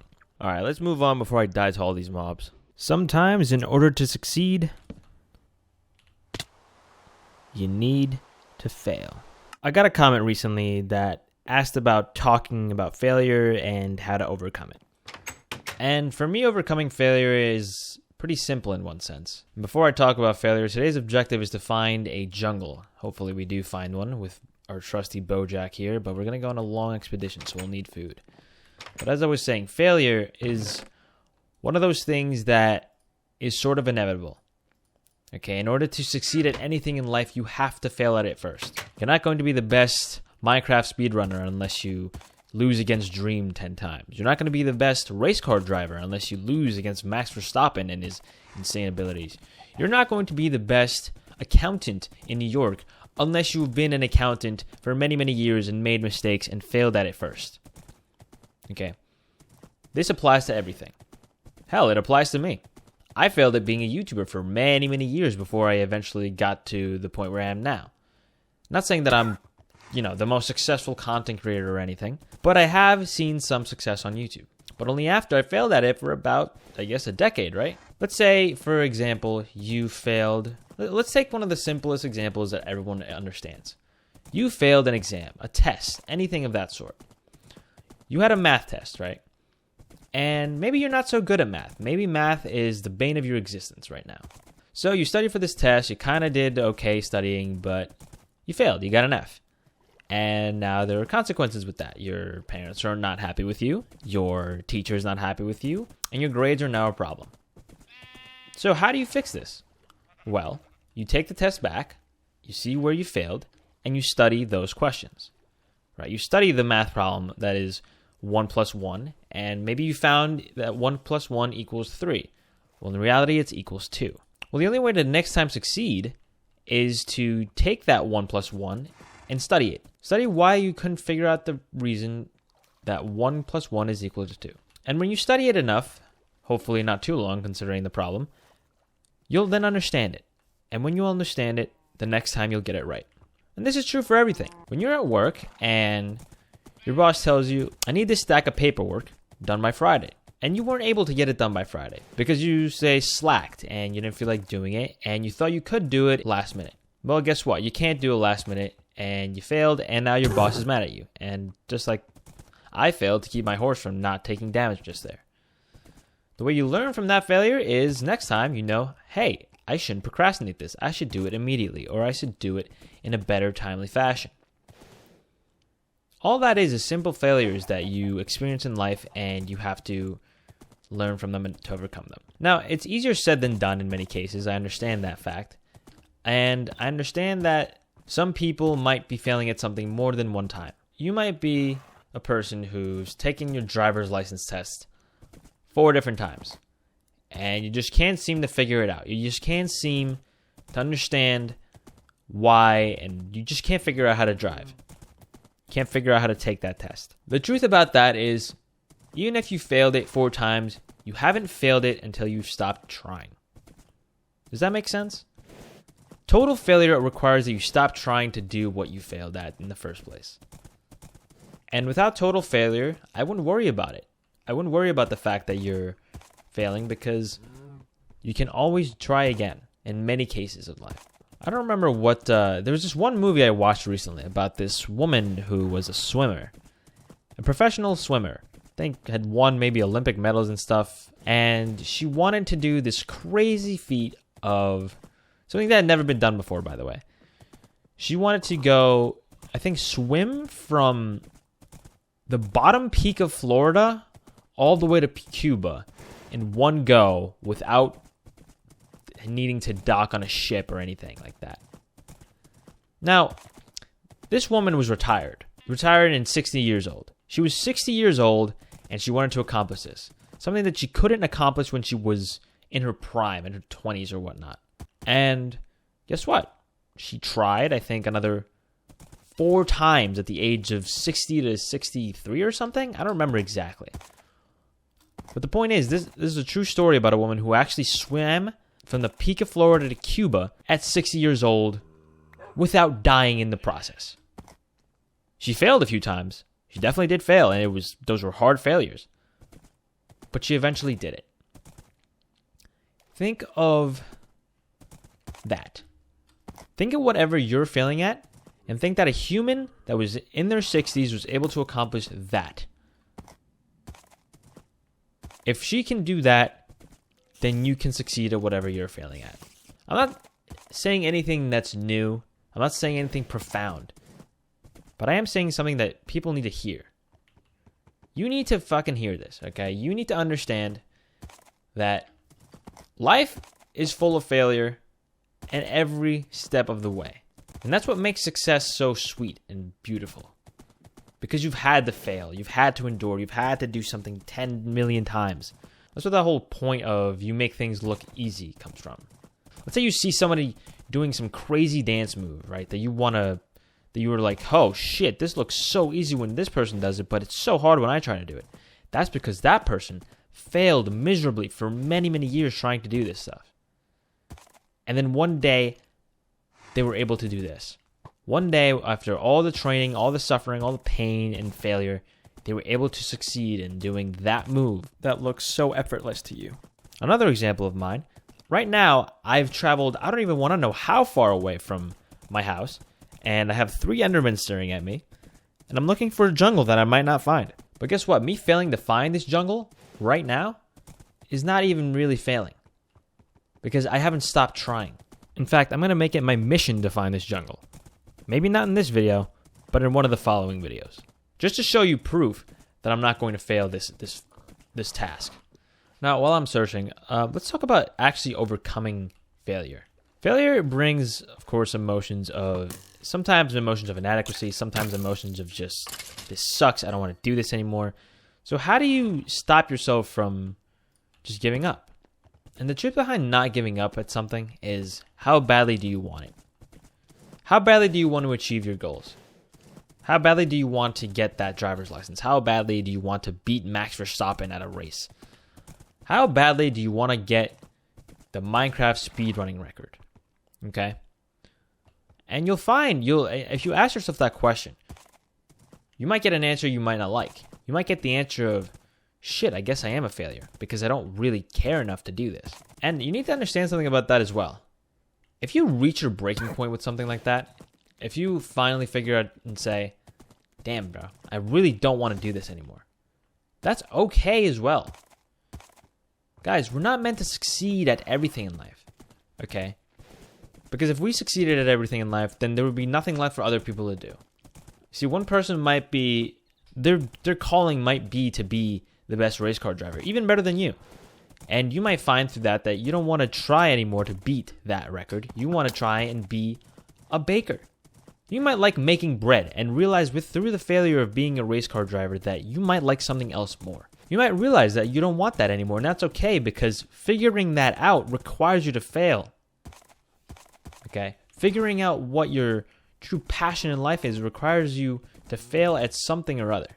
This is a cool little chunk that's loaded. Another story of mine about figuring out what my true calling is, right? When I was in high school, I thought I wanted to be a computer scientist. A computer scientist, like somebody that codes and makes programs and all that fun stuff. Well, guess what I found out? It ain't all that fun. In fact, it was pretty miserable. I took an AP computer science course. AP just basically means the equivalent of a college computer science course. And I took that course and I realized, oh my God, everyone is better than me and I hate coding and this sucks. But I finished the course. I figured out, okay, this is hard, but I want this. And so I kept going. I kept going in the computer science track. I applied to colleges based on the fact that I was going to pursue a computer science major. And then one day I went to a college tour and my life was forever changed. Damn it, so close. I thought this was going to be a forest. So I'm at this college tour and my mother tells me that they have this showcase at the communications department, which communications is anything that has to do with television, film, journalism, stuff like that. So I'm like, what the hell, why not? Keep in mind, by this point, I had already been making YouTube videos and editing and doing all this stuff. And I go to this tour of the communications department. They show you one of those feel-good videos about being a communications student and doing this major and this being your occupation. And when I tell you guys, my heart dropped because I realized, holy shit, I don't want to do computer science. I want to do this stuff. Which was, of course, entirely dependent on the fact that I had been doing YouTube for so long.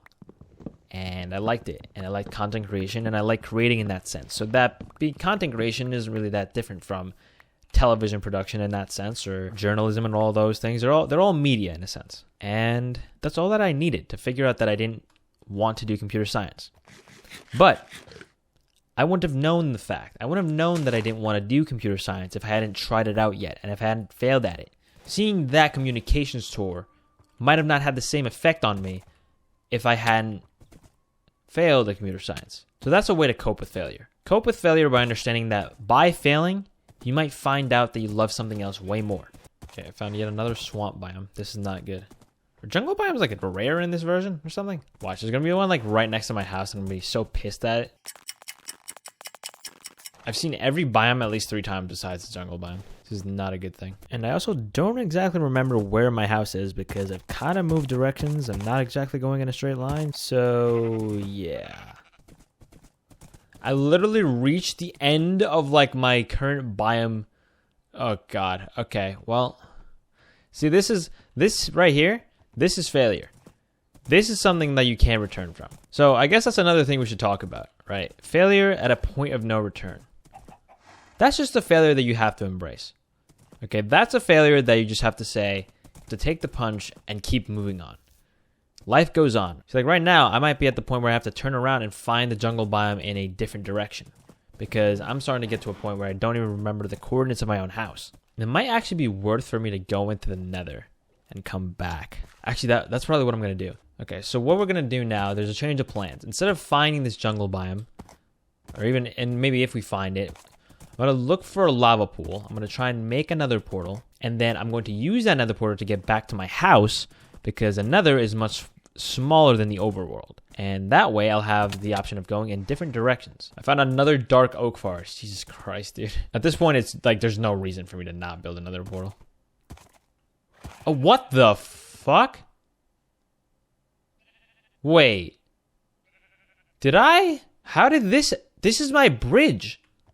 I know exactly where I am. How the hell did we get here? Did I go in a circle? Is that even possible? Alright, guys. It looks like through my failure of trying to get back home, I succeeded in finding a landmark I made. Wow. I know exactly where I am right now. That's insane. My house is right there. How did I even do? I literally went in a circle. I accidentally went backwards. That's actually so funny. Yep. See, this is how I cope with this failure. I guess whatever the lesson is there, learn from it. Next video, I'm going to try and find this jungle biome and see what we can do there. But as far as failure is concerned, just remember, success requires failure. Without failure, there is no success, and you haven't totally failed if you haven't stopped trying. Well, that was a nice little circle I made. Anyway, next topic. I just quit my job. And I didn't quit my job because I found a better one or anything. I didn't quit my job because I'm going to be able to sustain myself full-time from YouTube or anything. But I quit my job because that career path just isn't for me. Now, for those of you who don't know, I was a full-time video editor for a YouTube channel. And I found out that after a year of doing it, or realized rather after a year of doing it, that this isn't what I want to do with my life. Not in the slightest. I don't want to be a video editor. I don't want to be someone who sits in front of Adobe Premiere or whatever the editing software is for however many hours a day and barely talk to people and barely interact with people. And basically what I'm saying is it just wasn't the right fit for me. And no shade on the guys who I was working for. I love those guys. They gave me a great opportunity and taught me a lot. And I learned a lot about myself and about working full-time. And I'm just very grateful for that experience. And I wish that their channel becomes the biggest channel on YouTube. So if one of y'all are watching this video, thank you. I really appreciate you. But in any case, I quit this job because I didn't want to be a video editor anymore. Plain and simple. I just didn't want to do that anymore. It's not right for me. And I'm here to tell you about that. I'm here to tell you about the fact that it's normal for you to want to change career paths. And it's normal for you to want to stop doing something or quit. When I first started this gig, I thought I was going to be doing it for a couple of years at least. I didn't last a full year. I lasted 11 months. And the way I knew that it was time to quit is that it wasn't exactly that I wasn't happy or anything, right? You don't do a job because you're happy. You do a job because it fulfills you. You can't really keep chasing happiness. I'm starting to learn that now. It's kind of this American dream concept of chasing happiness all the time. You're not going to be happy all the time. But you can be fulfilled for most of the time. You can be excited about what you're going to do the next day if you have the right job. And for me, editing wasn't that. I wasn't fulfilled enough by video editing to justify doing it for the next 20 years, you know? In fact, I was working on this documentary a while back, and we were in this studio, this post-production studio, which is basically just like a place where they do all the editing, the coloring, they fix a bunch of stuff. And there was this guy, this colorist, who's in charge of color grading the film, right? And he was also doing some other like minor tasks of like getting rid of like dead pixels on the screen, which is something that 97% of people will never ever see. And that's the most annoying and minute thing that you shouldn't have to care about. And I asked him straight out, doesn't this get ridiculously infuriating having to remove like a singular dead pixel on the screen? And he's like, yeah, it can be tedious sometimes, but I've been doing this for 20 years. I love it. And that's when the realization started hitting me that I didn't love what I was doing. I somewhat enjoyed it. I liked the result of what I was doing. I liked the fact that I helped create some pretty good pieces of content and content that was viewed by millions. But it just wasn't what I wanted. It wasn't what I wanted to continue doing. And you will find that in your life too. It doesn't even have to be a job necessarily, but you will find that sometimes what you're doing is not what you want to be doing. It's not what fulfills you. It's not what's right for you. And this is very much tying into the video I made recently about failure and how you need to try things, right? This is kind of the same thing, although it's not a failure. I don't consider what I've done with this group of people a failure by any means. In fact, I consider it a great success because it worked out for a year, Oh my god, I found the jungle biome. Okay, there was this whole bit of lore last video that I was looking for a jungle biome. I went on for days and days on end and I couldn't find it. Oh, perfect. The reason I wanted to find this jungle biome is because I want jungle trees near my house. So I'm going to use the example of SpongeBob. SpongeBob is a fry cook. SpongeBob is a fry cook that gets paid shit money to flip burgers every day of his life. And that's all he does. He goes to work, flips burgers, goes home, talks to his little pet snail. And he loves his life because he loves his job and he couldn't care less what everybody else is doing.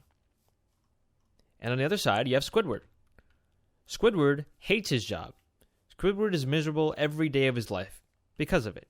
Because Squidward's dream is to work in something with status. He wants to be an artist, a famous artist, or he wants to be part of a restaurant that has higher status than the Krusty Krab. He just wants to be someone. And that's what he thinks will fulfill him. But he can't be fulfilled by this if he stays in the Krusty Krab. He has to change. And of course, this is a cartoon. Squidward is not going to change. Squidward, in fact, will stay in the Krusty Krab. But if you want to be more like SpongeBob and less like Squidward, you have to take the steps that SpongeBob is taking. You have to work a job that fulfills you, that you love, even if it maybe won't give you as much money. You have to choose, am I prioritizing money? Am I prioritizing fulfillment? Am I prioritizing other things in my life? Only you know this answer. And honestly, the best way to find that answer is by doing something that you hate. Casey Neistat famously said this, right? Don't quote me on this, but I think he was cleaning pots at a Red Lobster, absolutely hated it, and realized that he wanted to make YouTube videos, or he wanted to make films, rather, because of the fact that he had time to think about what he wanted to really do. And in that same note, I had time to think about what I wanted to really do. I want to make more content. I want to go out and produce a documentary. I want to do a bunch of things that became more and more clear to me the more that I was doing a job that I wasn't enjoying as much. You shouldn't have to stay in a job that you don't like. Now, I'm fortunate enough to have built a bit of a monetary cushion for myself. So I'm not saying by all means that you should quit your job regardless of what your monetary capacity is and how your economic situation is. You should always consider everything, and you should always make sure that you have some place to land if things don't go out your way. Because right now I'm taking a risk, right? I'm taking a risk. I don't have current employment. I didn't find a new job before I gave my 2 weeks. But I'm okay with that because it works for me in my current situation. And you should also apply this principle to anything else you're quitting, right? If you're quitting college per se, figure out or have figured out what you're going to do instead. Because you can't just not have a plan in the slightest, right? You need to have a plan. Because if you don't have a plan, you'll sort of fall into this weird in-between phase where you're like, I'm not doing anything and I don't feel like doing anything, so I'm just going to do nothing. And a lot of people suffer very badly because of that. You need to have something, not say per se lined up, but you need to have a game plan. Because otherwise life will gobble you up very quickly. For instance, my game plan is to go full throttle on YouTube right now. I want to make more videos for this channel.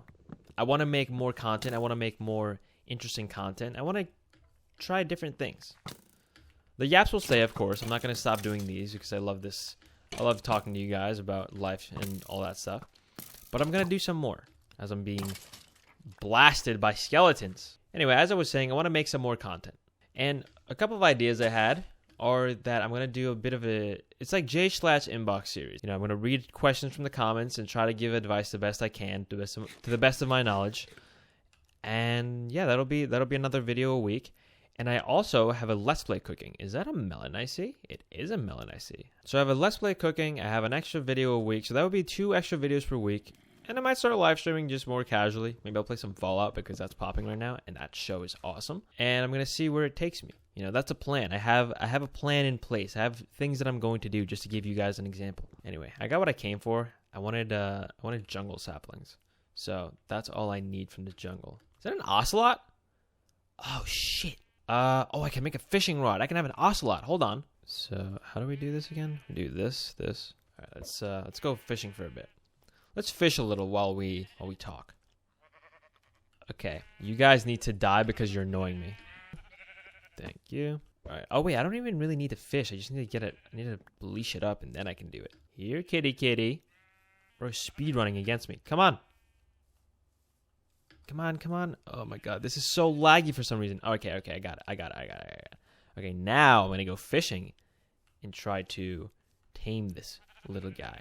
Because ocelots are great, because I don't know if you know this, you can defend against creepers with them. Anyway, as I was saying, I have a plan.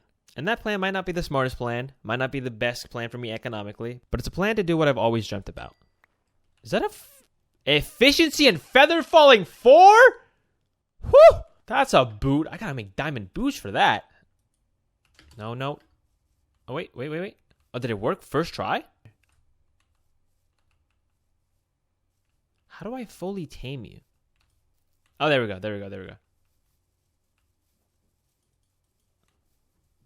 Okay, now you're just running in circles. All right, I can't seem to figure out how to tame you, so I'm just gonna... Here. Let's, doesn't it turn into a cat when you do it enough times? I'm pretty sure... Yeah. I'm pretty sure it turns into an actual cat. Also, another thing to know, it took a lot for me to do this. It took a lot for me to get to this position. It took a lot for me to feel comfortable with resigning. And it's a hard thing to do. But sometimes you just know. Sometimes it's just the right move for you. But you won't really know until you try. So today, here's what I want you to do. I want you to sit down and figure out what is something that you're doing that you don't like that you're having to do, or you might want to quit, or you're just not feeling right about. And ask yourself, why are you doing this thing? Is it a job? Is it a project? Is it a relationship? Is it anything of the sort? And think about the pros and cons. Think about, hey, do I want to continue doing this? Or do I not want to continue doing this? Do I want my job for the rest of my life to be as a software engineer? Or do I want to be a musician? And think about what it takes to be a musician and how you're going to get there. Think of all these things. Think of how you can get where you want to be. Think of how you can follow your passion. Just think. And after you think long and hard, and you make it that decision, because you're going to have to make a hard decision or two for you to follow that passion of yours, then it's time to take action. Then and only then is it time to take action. But be careful. Don't think too long, because you don't have infinite time. You have a lot of time, but you don't have infinite time. What you do have time for is to watch the rest of this video. So recently I noticed that a lot of my friends are either in long-term committed relationships or are on the track to get married. Like, I actually have some friends that are getting married this summer, others that are engaged, others that are getting ready to get engaged. And then there's me, fresh out of a long-term relationship, thinking about all of this and saying, wow, I'm glad I'm not them. And I'm not saying this to throw shade at my friends, of course. It's more to say that I'm not in that place in my life. But at the same time, I don't think people in my age group should really be in that place in their lives. Keep in mind, I'm 22 going on 23. And most of my friends with some error of margin are around a year to 2 years older or younger. And I'm talking about this because I'm seeing a lot of comments that are something along the lines of, I don't have a girlfriend and I don't know how to get one, or I can't find love and I've been looking and I just can't do it. And to those of you, I say, don't get a girlfriend. Don't look for love. Don't look for a relationship. let it find you naturally. And I'm going to speak more on this in terms of the guy's side of things, trying to get a girlfriend rather than a girl trying to get a boyfriend. Mainly because I don't have much experience looking for a boyfriend. In fact, I don't have any at all. When you're in the younger 15 to 20 range, trying to get a relationship is in many cases pointless because you end up breaking up anyway. Sure, it's good for experience and to understand what it's like to be in one, but it's not usually lasting too long. Then again, I have a couple of friends that are 8 years together, high school sweethearts, engaged, and it worked out for them.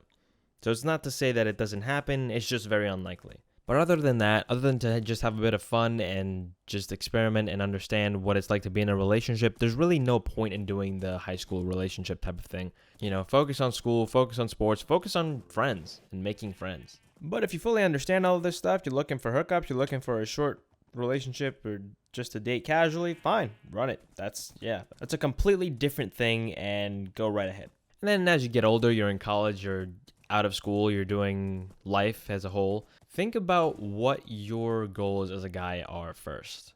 Think of what your goals are. Think of what you want to do. Think of what type of lifestyle you want to lead.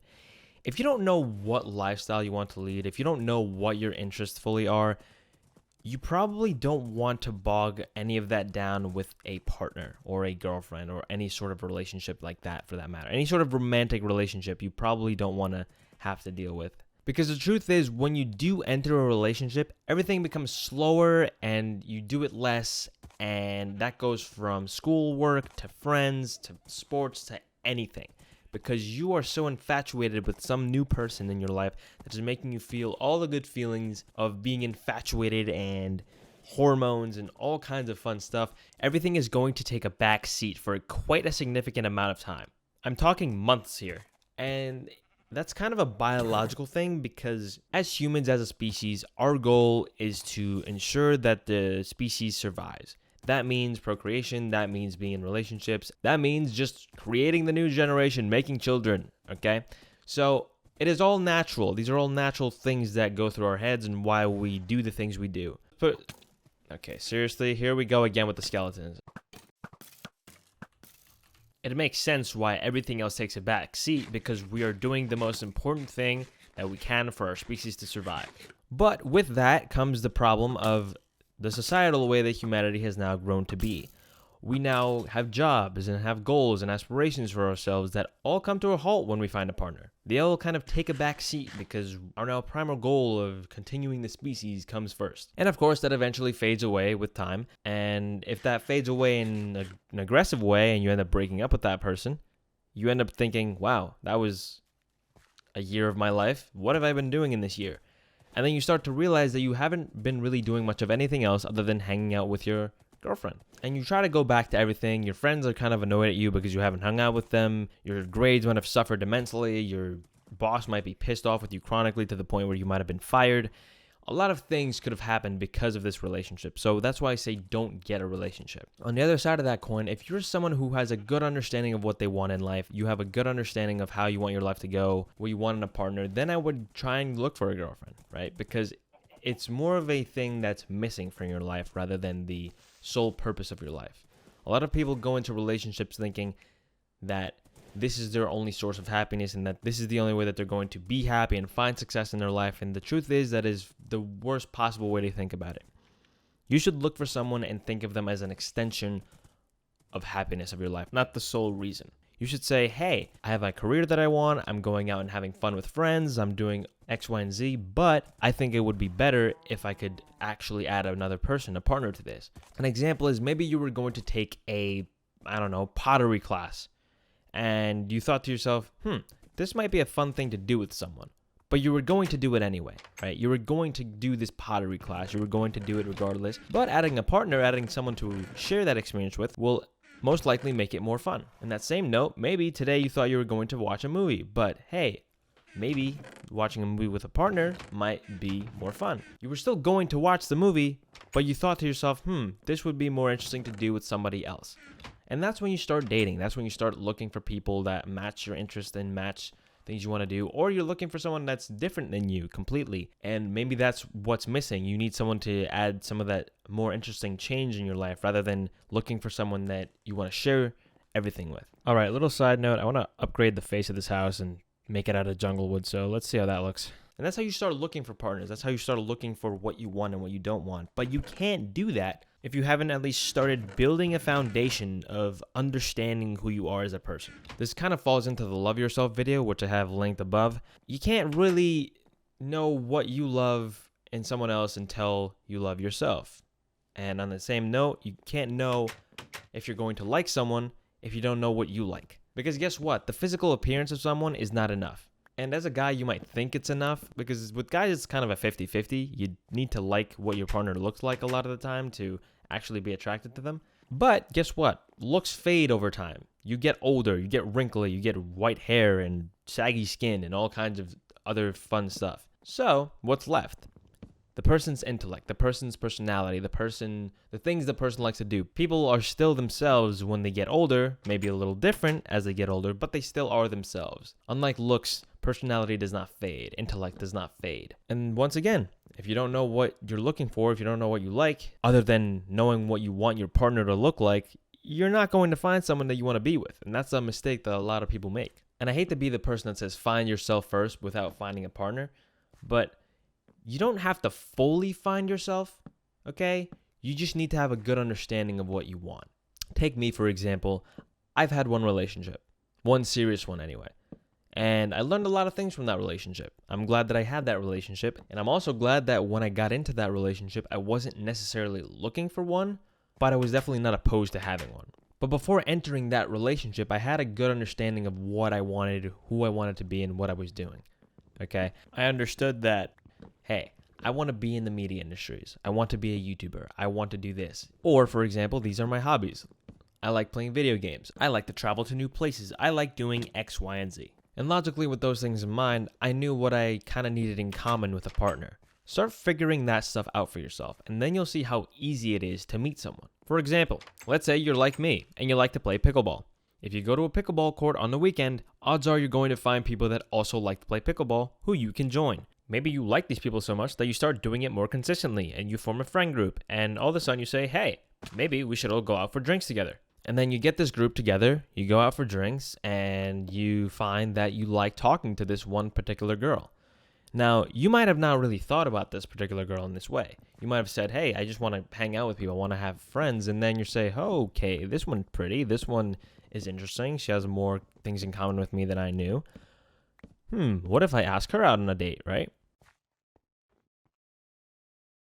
That kind of sucks, doesn't it? It needs something more. I can't just be straight down like that. I don't know if it's because of this thing, but hold on. Maybe the glowstone is bothering me. This is turbo boring. I don't like this at all. Let's try that again. Anyway, back to the pickleball group. So after you go out for drinks with the whole group, you pull this girl aside. Let's call her Jane. Pull this Jane Doe aside and you say, hey, I think you're attractive. I think we have things in common. We should get a drink sometime by ourselves. And if she says yes, then great. Go on a few dates. Hopefully you like her and hopefully she likes you back. And if she says no, guess what? You don't have to go out with her again, but you can still play pickleball with her because nothing's really going to change. And yes, you might say to me, but I could catch feelings and all that stuff. And that stuff, that will all pass. And you'll say, I like this one more now. The other one bores me. There's always somebody new. There's always somebody else you're going to find attractive. Hell, if guys talk to every single woman they found attractive, they wouldn't have jobs, okay? That's how easy it is to find someone that you think looks cute, right? But this is all besides the point. This here is only for the people that have figured out, hey, I like this, I don't like this. If you are someone who has not figured any of that out, you need to sit down and figure it out first. You need to go out and figure out what you like. You need to go out and embrace the unknown, as I said in a different video. Embracing the unknown in terms of relationships is only good after you've embraced the unknown in your own personal life, okay? Then figure out what you like in other people. But you might say, hold on a minute, Nico. I already met someone in my yoga class. Do you expect me to stop talking to this person? I started talking to her and I was just trying to figure out what I like hobby-wise, and I kind of like yoga, and I met this woman, and I'm going to say to you, there you go. You didn't have to try. You didn't even have to look for someone. That someone just showed up. That someone happened accidentally. You found someone you clicked with, you started talking to, you might start dating. That's what I'm trying to say this entire time. You don't have to try so hard. When you're in your teens, when you're in your 20s, and you're trying new things and experiencing life and understanding what you like and building a foundation for yourself, that's when that person is just going to show up naturally. As long as you're putting yourself in situations that will allow yourself to meet people and allow yourself to experience new things while also bettering yourself and building upon yourself, a person will show up for you. And vice versa, you'll show up for somebody else. Okay? You'll be on someone's radar just the same way that you have someone on your radar. Now, take everything I said here with a grain of salt. I am no expert on relationships in any way, shape, or form. I'd like to think that I understand relationships, and I'd like to think that I understand people and how they're working, but all I have right now is a foundation of who I am. At least I think I do. All I know is that before I had this foundation, I didn't really know. I didn't really know what I wanted or looked for. That's when I started testing the waters.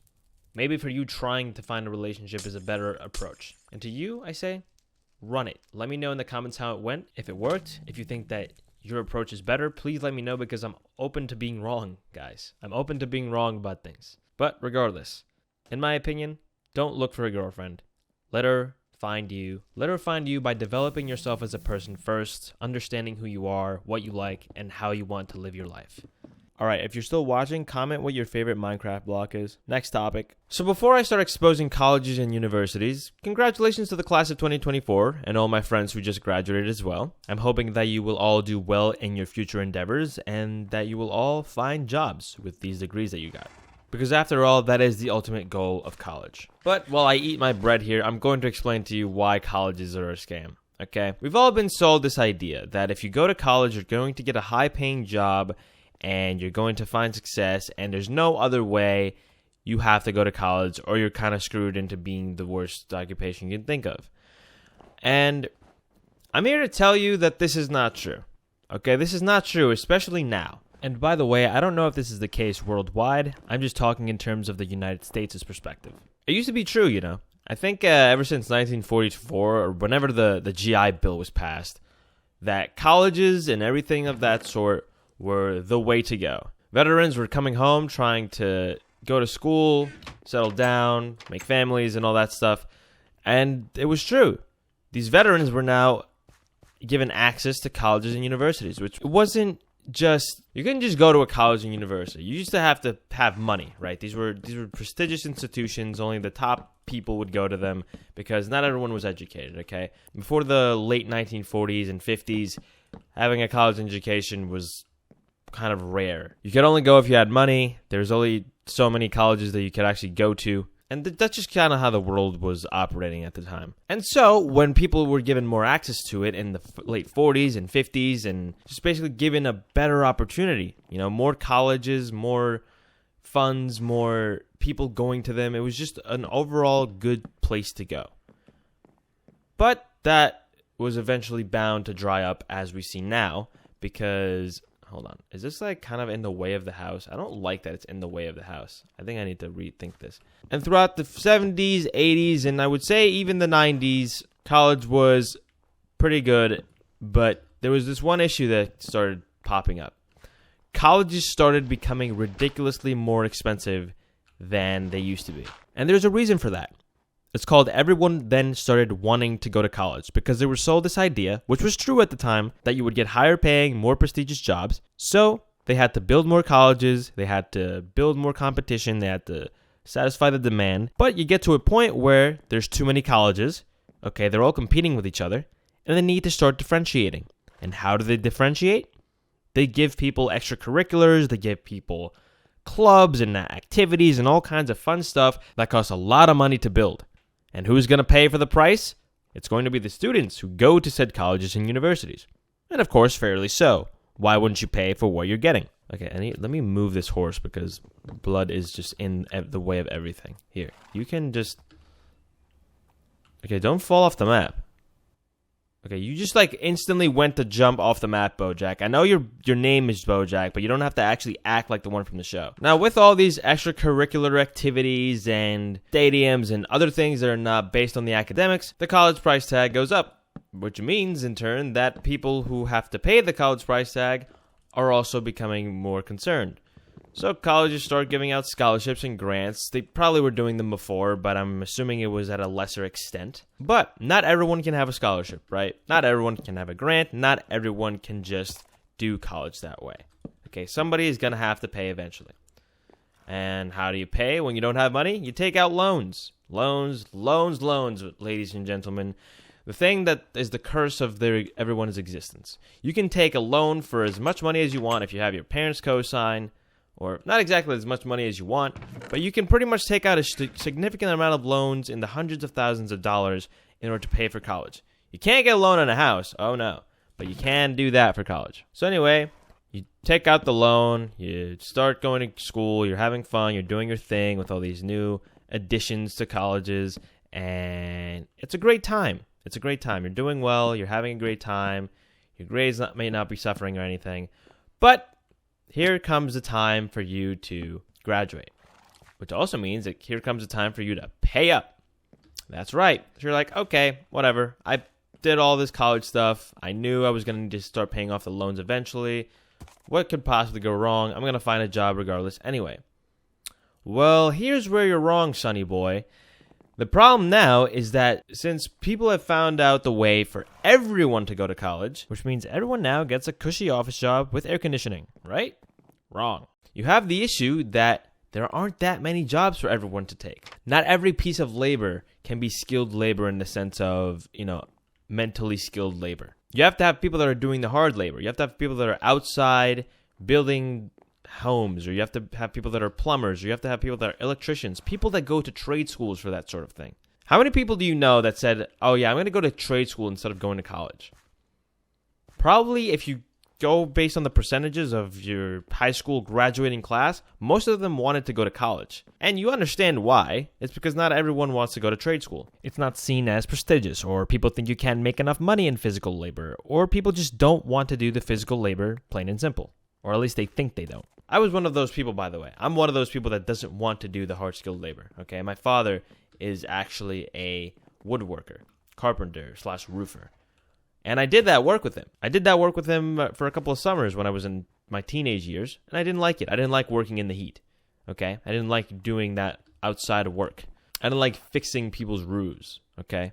So I decided, I'm going to go to college because I don't like that. I don't know how I feel about this stable. I feel like there's some issues with it, but I think now it's time to start making... Whatever, this'll do for now. Ouchie. Okay, I see my error here, and I see my error there. Okay. So anyway, everyone just like me doesn't want to do manual labor work. But there's a main difference here between me and a bunch of other people who said, I don't want to do the hard labor of working outside kind of work. A lot of people never even really tried it, okay? A lot of people never got to see if they actually like doing this stuff. A lot of people never actually tried to do anything other than the schooling.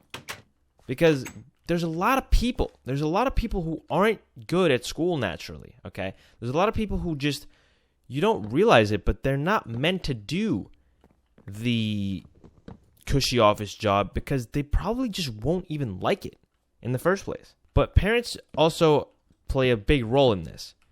Parents have seen, of course, the labors of their mothers and fathers. Okay, they've seen what it's like to do the skilled outside labor, and they say, okay, this is hard, and I don't want my kid to have a hard life, or I don't want my kid to do X, Y, and Z. Okay, the horse just escaped. All right, that's cool. You're getting the defense treatment until I update this version. So when parents adopt this mentality that, doing the hard labor is not good, you won't make money in it, or you just won't be able to afford the nice things that you want, these are all things that are not true. Have you seen what construction workers make in the United States right now? Like, have you actually seen what they make? And of course, I'm not saying right off the bat. They're not making hundreds of thousands of dollars right off the bat, but they can make in the six-figure range if they stay with it and they become skilled enough to the point where people need them, because this country loves building shit, okay? The United States loves building stuff. They love just making their massive skyscrapers and new houses and things, because guess what? We have nothing but land in this country. All we have is land upon land upon land, and we like to mostly build in like very condensed areas anyway. And I don't have actual stats for this, but I'm sure if you look this up and see, okay, I see what my issue here is. This horse has like no room to actually move. So, I'm just going to close it off. Let me just do this. Bro, you're like the real Bojack. Pain in my ass. Anyway. Trying to make you a nice little house where you're staying instead of on that peg that I had you on, that wood log, that wood fence. And this is how you repay me? You just escape every time I try to make you the house around you? I didn't even take you out of the house for most of the time to shield you from the snow. But no, you just want to sit there and be a d*** about it. I'm sorry, I didn't mean it. I didn't mean it, Bojack. You little alcoholic bastard. In any case, there's always work in construction because you're always building things, bro. People are always building things and knocking things down. Let me give you another example. I used to live in a house with about 5 roommates, and of course, being in a house, you needed to have maintenance done once in a while because A, B, or C would break. And there was a couple of maintenance guys that would come over. General handymen, if you will. And what I noticed about these general handymen is that none of them were below the age of 50. Okay, there was about, I think, 2 or 3 that came. Okay, maybe one was about in his 40s, but every single one of them was in the older range. And you might say to yourself, okay, that's probably because they're more skilled, they're older, they probably know how to do more. But the thing is, I don't think you could find the young ones if you tried. Okay? I don't think you could find them if you tried because everyone is going to college. College doesn't breed electricians, construction workers, handymen/handy women. It doesn't breed any of those trades that require you to go to trade school, right? Which are all ridiculously necessary for anything to operate. You can't have lights without electricity. You can't have water to shower if you don't have plumbers. You can't have a house without construction workers. And this handyman, let's call him Josh, right, was probably making shitloads of money because he's not competing with anyone, okay? He sets his prices because the competition is so low. Part 3, we had to call a plumber one time.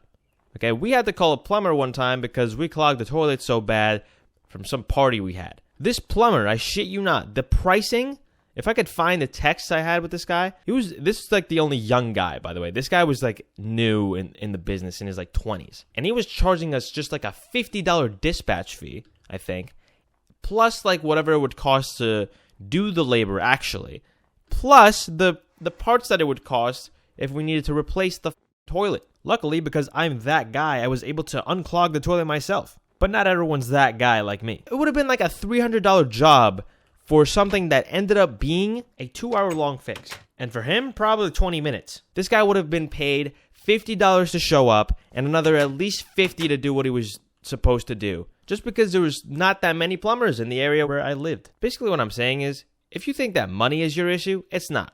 Because you will make so much money, okay? And depending on what you're doing, if you're in construction, you're going to be part of a union. So yeah, you might pay your union dues, but you get insane time off, you get benefits, you get all these fun things. You know what you don't get with the corporate cushy jobs? You don't get unions or even video editing like I was doing. A lot of times you're an independent contractor. A lot of times you're working in corporate offices that want you to work through the night. A lot of times you're getting things that are just ridiculous considering this is what everyone wants to do. They want to be part of corporate America. They want to be part of the cushy office job. Yeah, well, it ain't that cushy, bro. It ain't cushy because, yeah, you might be looking prestigious with a suit and tie and doing all your office paperwork, but your friend, the construction worker over there, is making more than you. And he's probably doing things that are contributing more to society anyway. And the most important part is that trade school is infinitely cheaper. You most likely won't even have to take out loans. However, it is true. You don't get to work in air conditioning. You don't get to work in the nicest conditions. You're outside in the heat or in the snow or whatever the hell it is. And it's hard work. No one said it was easy. Nobody at any point said that doing the laborer job, the blue collar, is going to be easier than the white collar.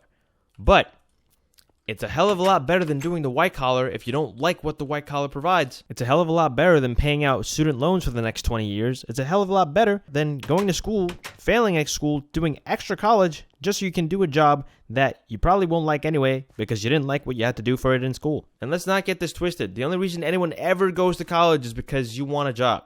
If you want a job, go to trade school, bro. I'm not even lying to you. I think trade school is the way to go. And I'm saying this as someone who got the dream version of college, okay? I went to college, I had scholarships, I avoided loans, I'm doing okay, and I found a job right out of college. I'm saying this as somebody who did it, okay? I'm saying this as somebody who actually achieved the goal of the college graduate. And I did it in the film industry.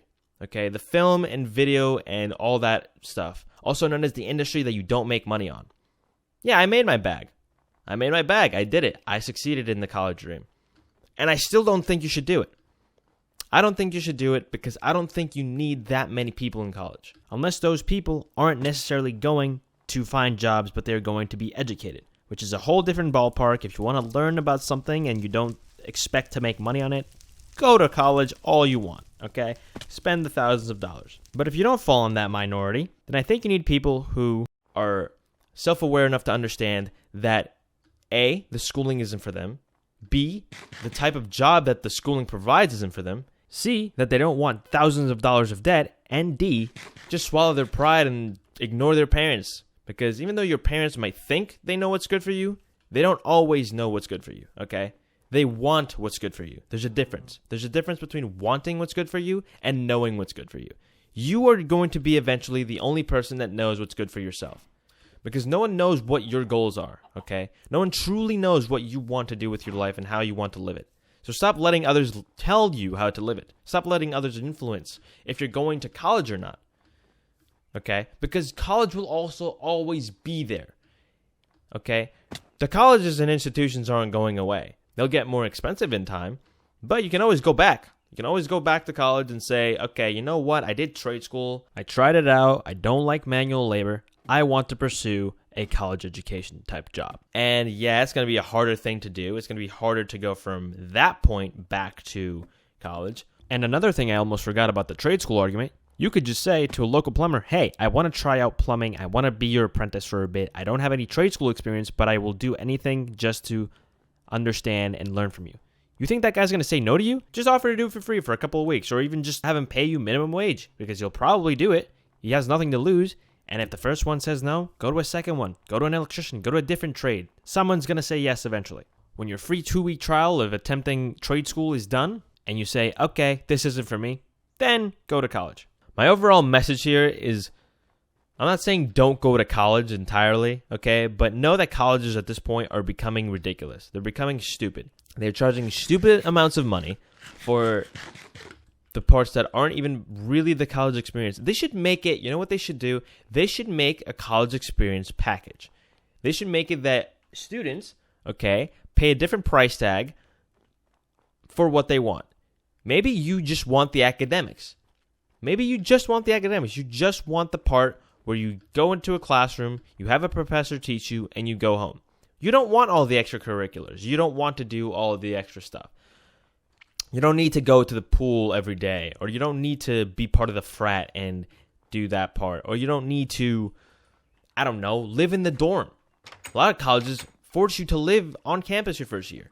Do you know that one? That's a fun one.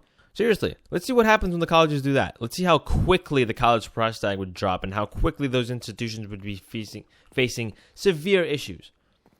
Yeah, it's not going to be as fun, but college isn't meant to be a fucking vacation, dude. It's meant to be a part where you work your ass off to get to your next stage of life.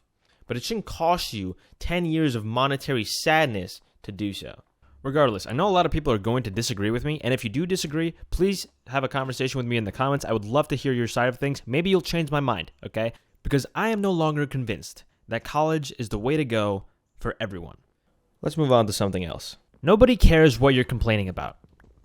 Okay, I said it. Nobody cares about the fact that you didn't get enough sleep last night. Nobody cares about the fact that your sink is leaking. Nobody cares about X, Y, Z of whatever is happening in your life right now. I see people all the time trying to tell their entire life story to a barista in Starbucks. Or people will call up customer service and tell them a whole myriad of things about their issue that is not even necessary for them to fix said issue. In general, people don't need to care about your problems, okay? Those are your problems and your problems alone. Now, do you want to talk to your friends about your problems? Sure, that's a good idea. Do you want to talk to your therapist about these problems and complaints? Sure, that is a paid professional that is meant to do that specific thing. Perhaps your parents or even your coworkers if you're friendly with them. But most other people don't need to hear your complaints and problems. Don't go to school tomorrow telling your random acquaintances about the fact that you didn't sleep well and you're so tired and trying to make it sound like you're bragging about the fact that you got less sleep, okay? People see right through that. People are not stupid. I guess what I'm trying to say is stop complaining to get attention, because that is the stupidest reason to complain about something. People will eventually get fed up with your shit, and don't think that your friends, family, and coworkers won't also be fed up, because they will. Okay? There's only so much complaining you can do before people just don't want to listen to what you have to say at all. I have a few friends who I don't hang out with anymore because they used to complain about the same thing every day, all the time, and that's all they would talk about and all they would do, okay? And they wouldn't even try to fix what they were complaining about. They wouldn't even try to better themselves. They wouldn't put in the effort, and any advice people would give them, they would just flat out either ignore or dismiss. So what's the point? What are you trying to achieve here? And by the way, I'm also guilty of doing this to an extent. I'm not saying that I'm perfect or I don't complain about things to people that I shouldn't necessarily be complaining to, but I try and catch myself. I try to limit how much I do that. And now let me preface this. There is a difference. There's a difference between complaining to someone about a genuine issue that has an actual way to be fixed and a complaint just for the sake of complaining. So for example, you and your partner have this argument about who leaves the toilet seat up and who should be putting it down and whatnot. That's fine. That's a normal thing to complain about. That's a thing that you can fix and something that can be addressed and has an actual reasoning behind said complaint. And on the other hand, there's this type of complaining. Damn, man, my feet hurt so much from walking yesterday. And then my friend can go, oh, did you go on a hike or something? And then I say, oh, well, I was just on a walk, but they hurt so much and blah, blah, blah. And then you keep repeating the same complaint over and over just to get the attention of saying your feet hurt and you did a thing yesterday and blah, blah, blah. We get it, bro. We get it. We get that you're this cool, big walker. You walked the mountain and came back and your feet hurt. We get it. That's what I'm talking about. I remember this distinct story. And this story is pretty funny to me because it's about a good friend of mine who got a ticket and decided that he wanted to complain about said ticket to, I don't know, the parking police, whatever the hell they were. One day, my friend and I, who hadn't seen each other in a while, decided, you know what, let's go get bagels from this local place. And mind you, this local place was kind of in a busy, in the middle of town kind of area. So you had to pay for metered parking. And of course, we paid the meters. We said, you know what, we're only going to really be here for half an hour. Let's just pay the half hour rate. Because it was either that or you paid for an hour. And we knew that we weren't going to stay for a full hour. So why should we pay for the full hour? Now, anyone who's ever done metered parking before knows that that's a big no-no. You always want to pay the one extra because the ticket that you're going to get for that extra 25 cents is never worth it, right? And of course, we're like, whatever. The parking was right in front of the bagel place. Would have been fine. We'll be fine.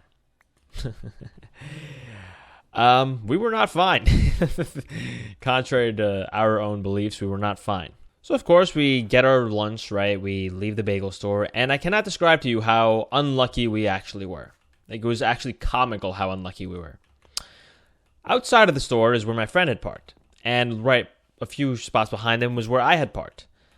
And, there was somebody writing tickets.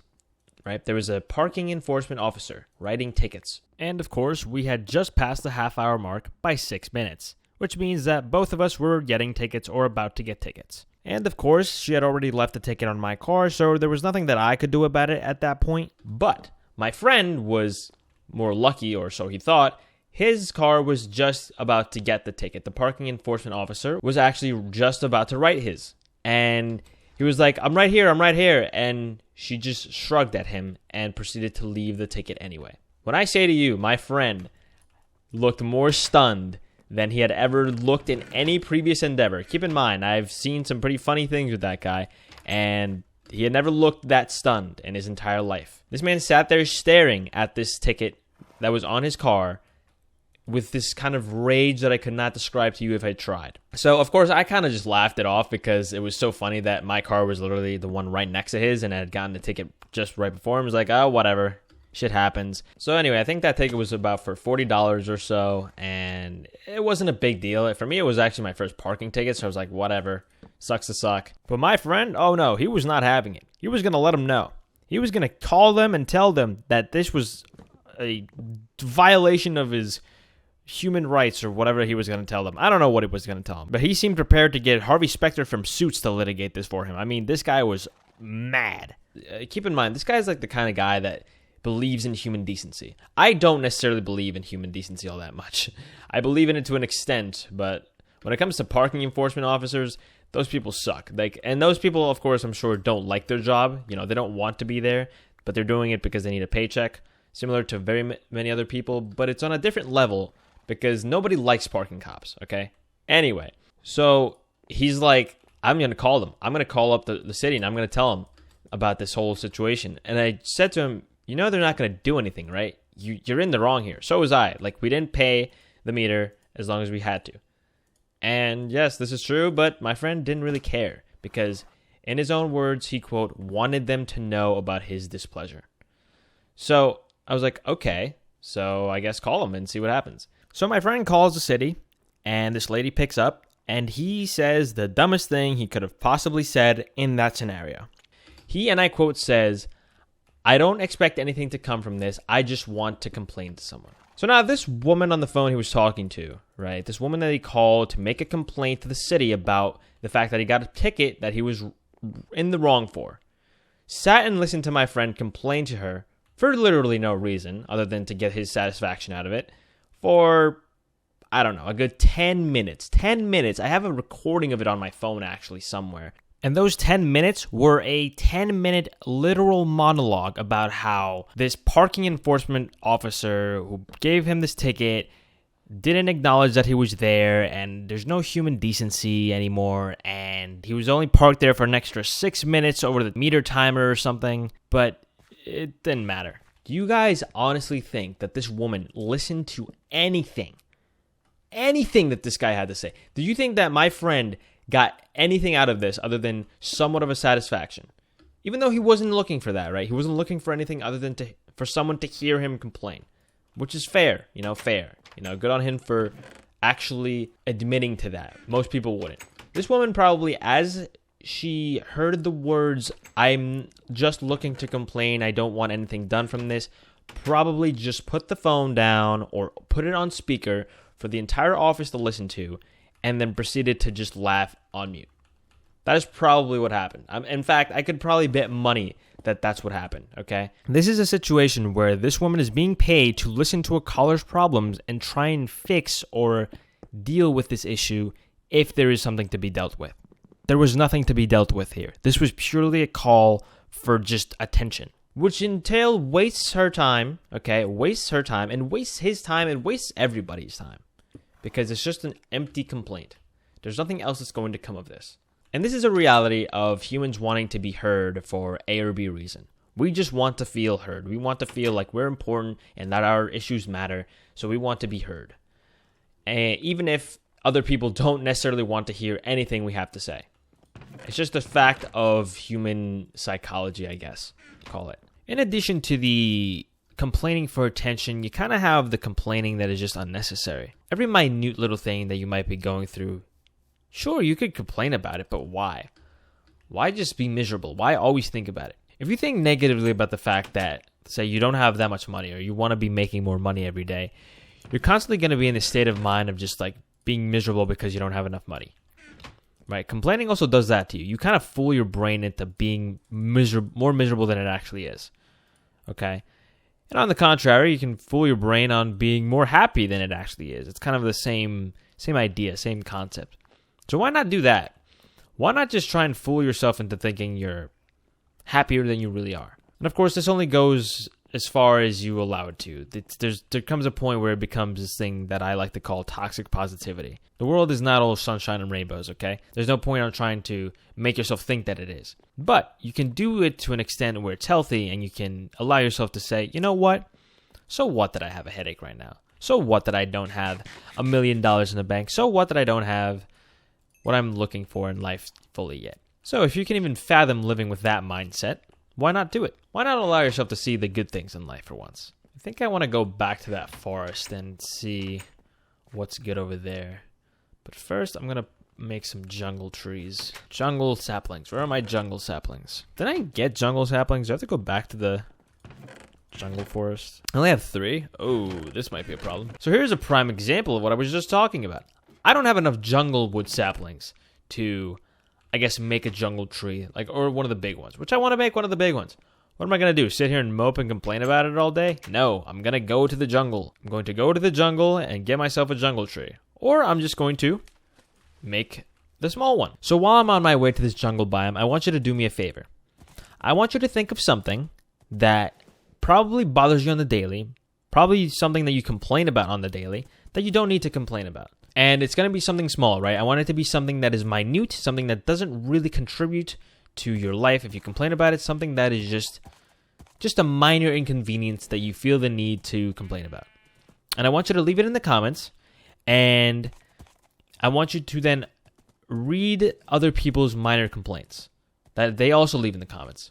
So you specifically, you Josh, you Joe, you Maria, you Lucy, whatever your name is. And I want you to read enough of them to the point where you say, okay, seriously, like, who cares? And then you'll understand what I'm talking about.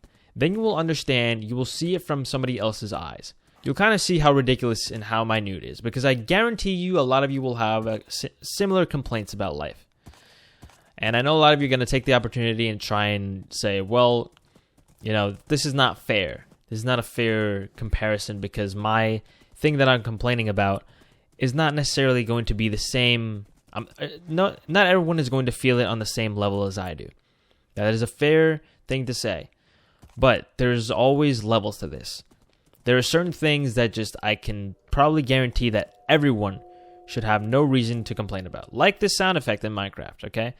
It's very loud in my ear, but I shouldn't have to complain about it. It's part of the game. I could just turn off the sound if I really cared that much, but I don't care enough. Also, I think I spotted a desert temple earlier in one of the other playthroughs. So I think what I'm going to do is I'm going to turn the second half of this into some sort of a Let's Play.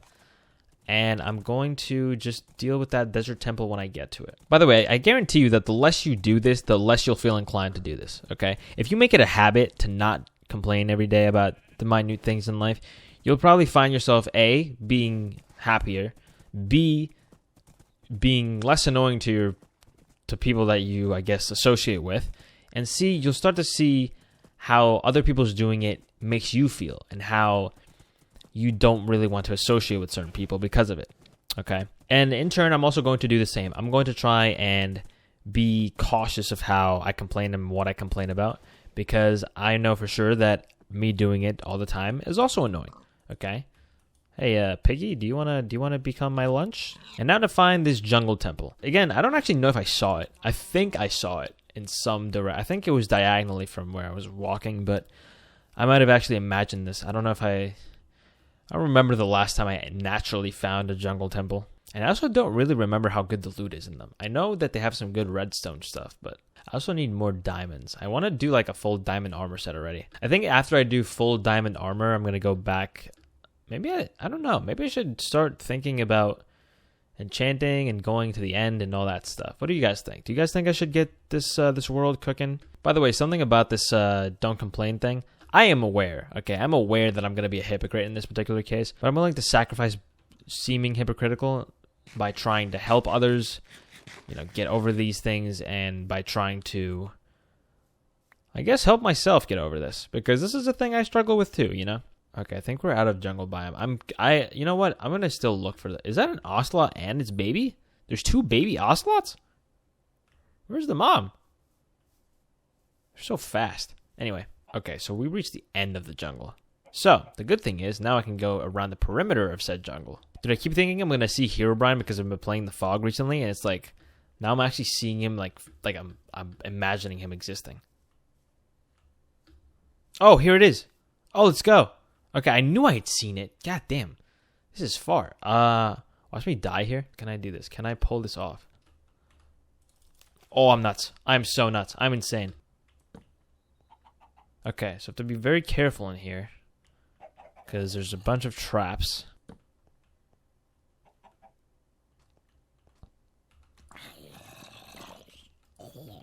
Okay. Let's break all of this. 2 iron ingots. Nice. Ow! Well, that wasn't very pleasant, now was it? I'm pretty sure there's TNT somewhere. Okay. I could have sworn these had TNT in them. Gold and iron. Ugh, this is a bad one, isn't it? Well, okay, well, that was a waste of my time. Anyway, so I guess the moral of the story is there's always going to be something to complain about. But find something in your life that you're willing to not complain about. Find something that's just not worth complaining and say, enough is enough. Doesn't bother me. This doesn't have to be a thing that I am bothered by. Enough about complaining. Let's talk about confrontation. Generation Z has a problem. And that problem is pretty simple. We are afraid to confront each other. We are afraid to confront each other. We are afraid to start arguments. We are afraid. And I don't understand why. I have a lot of friends that do not, by any means, want to start arguments, no matter what the case may be. Tom over here could seriously wrong Jane, and Jane won't say anything. And vice versa, Jane might... Oh! Okay, well, didn't know that was a problem. And vice versa, Jane might seriously wrong Tom, and Tom will still do nothing. Why are we so afraid of confrontation? Guys, confrontation is necessary. We have to confront people. We have to say when things are bothering us. We have to set boundaries. Now, this comes easy to me because I consider myself a very confrontational person, okay? There have been many times in my life where I've actually been asked to confront others because of my confrontational nature when it comes to things that are a problem. I have a very specific example of this. Back in film school, I was on the executive board of the film club, which in nerd terms basically means I was one of the people in charge for how the club ran. And this was a serious club. We had a budget of about $10,000 to $20,000 to work with to make short films and movies and basically pursue our passion of filmmaking. Now, the problem when you give people money is that you have to actually get results with said money. You have to show where that money is going and that things are happening with said money. So we had an issue with one of the producers who was on one of the films that we used our budget to create. And the issue was that it was stuck in post-production, which basically means it was stuck in the editing process. Now, the way the hierarchy works is that there's the executive board, then there's producers and directors, and then there's everybody else. So we basically had final say on what happens with the project and how it really ends. But in reality, that's usually just a formality. It's mainly so we can keep things running so that the film doesn't get stuck and never get made, ever. And the creative control stays with the producers and directors who actually worked on the project. So all we really had the authority to say was, hey, we need this done by a certain time. That's all we needed. We just needed the film done by a certain time, a certain deadline, because we had to show it at the end of the year for our yearly premiere. The issue was that this director could not adhere to deadlines because every year we would have a film premiere for all the films we made during the year, and we tried to get the films created throughout the year and get them done for said premiere. Now, sometimes films wouldn't make it into the premiere because they wouldn't get done in time, and that was fine if it wouldn't get done for 1 year. But this particular film had been pushed back through 2 different premieres, and it still wasn't done. And it wasn't done because it hadn't been edited. Now, why hadn't it been edited? Because the editor was also that same producer. But the problem was this producer would leave things to the last minute and would always miss our deadlines, asking for extensions because he was, quote, so busy and doing all these things, which in reality was bullshit. He wasn't doing anything. And even if he was, it didn't matter. He signed up for this, he had to get it done by a certain time, and he wasn't getting it done. And this guy did not like that we kept asking him for cuts of the film. He did not like that we told him to speed up the edit, even though he had 2 years to edit it, something which should have taken him a month. He blatantly ignored all the deadlines we gave him and the requests and everything of that sort, to the point where the president had to take action, like serious action, and tell him, look, this film is not making it into the premiere yet again if you don't bring us a cut of the film by this deadline. And of course, he did not meet this final deadline. And he, of course, did not like this. He went apeshit. He said, well, this deadline is a fake thing that you guys made up, and there shouldn't be a deadline. It should just be the day before the premiere happens.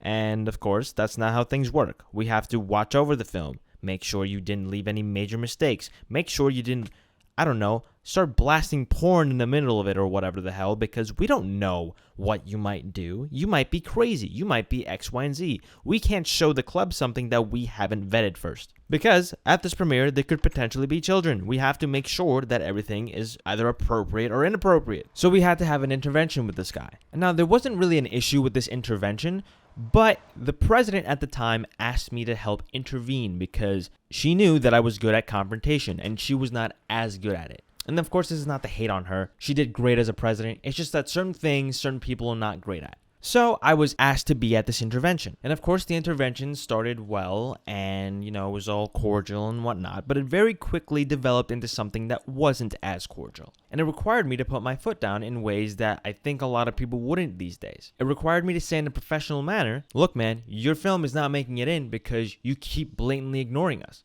Straight up, you keep blatantly ignoring these deadlines and you are going to be held accountable for your actions. Your film is not making it in this premiere. And he tried to give us his sleazy little work with me routine and compromise and this and that. And we were through with compromising with him. We had given him 2 years. We were done. It's over, bro. You either have to give this film to somebody else or you're gonna have to wait another year or whatever the hell. And he was irate. He was so pissed off that all his hard work and this and that was not getting made. And we said to him, whose fault is that?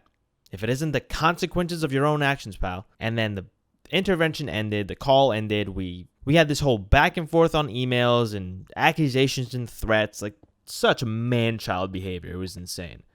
Like I'd never seen such a man-child behavior in my entire life up to then, but I guess there's a first for everything, right? This guy just thought he can blatantly disrespect us and get away with it and have his way. No, that's not how the world works. Clearly, this guy had never been told no as a child. Anyway, where am I going with this? The reality was we had to confront this guy. We had to confront him because he was being disrespectful, he was not adhering to what we asked of him as the executive board, and we had to put our feet down. And if we hadn't done that, we would have continued that same cycle of missing deadlines and him doing whatever he wanted, and in the end, maybe making a film that could potentially embarrass the club, embarrass everyone who worked on it, which would have been unfair because it wasn't only the director's project, it was everyone's film who worked on that project. Because he wasn't the only one that technically funded this project. Everyone that goes to that school technically funds that film club because part of our tuition actually goes to the club, right? The money that we get from the student government came from the money that we paid the college as students as part of our tuition. So naturally, you can't just let people do whatever they want with things that cost money. Now, after all of that, what happened? Well, the film never got made. The film never got shown. That producer kid hijacked the film for, I think, the next year, by which point my administration and executive board had been switched over to a new one, so nothing really ever happened with it. Now, you may be asking, what the hell was the point of all of this? What the hell is the point of this confrontation? It doesn't seem like anything happened and everyone seems to be unhappy. Well, actually, something really good came from this confrontation. And that thing that's really good is I now know, and everyone who worked on that film and everyone who worked with this guy on that film knows not to work with this guy, not to hire this guy, and not to recommend this guy when he goes into the film market. One thing you will come to find out if you ever pursue filmmaking is that it is a very, very small world. People know who you are. People will know who you are by association and by other people mentioning your name. Okay?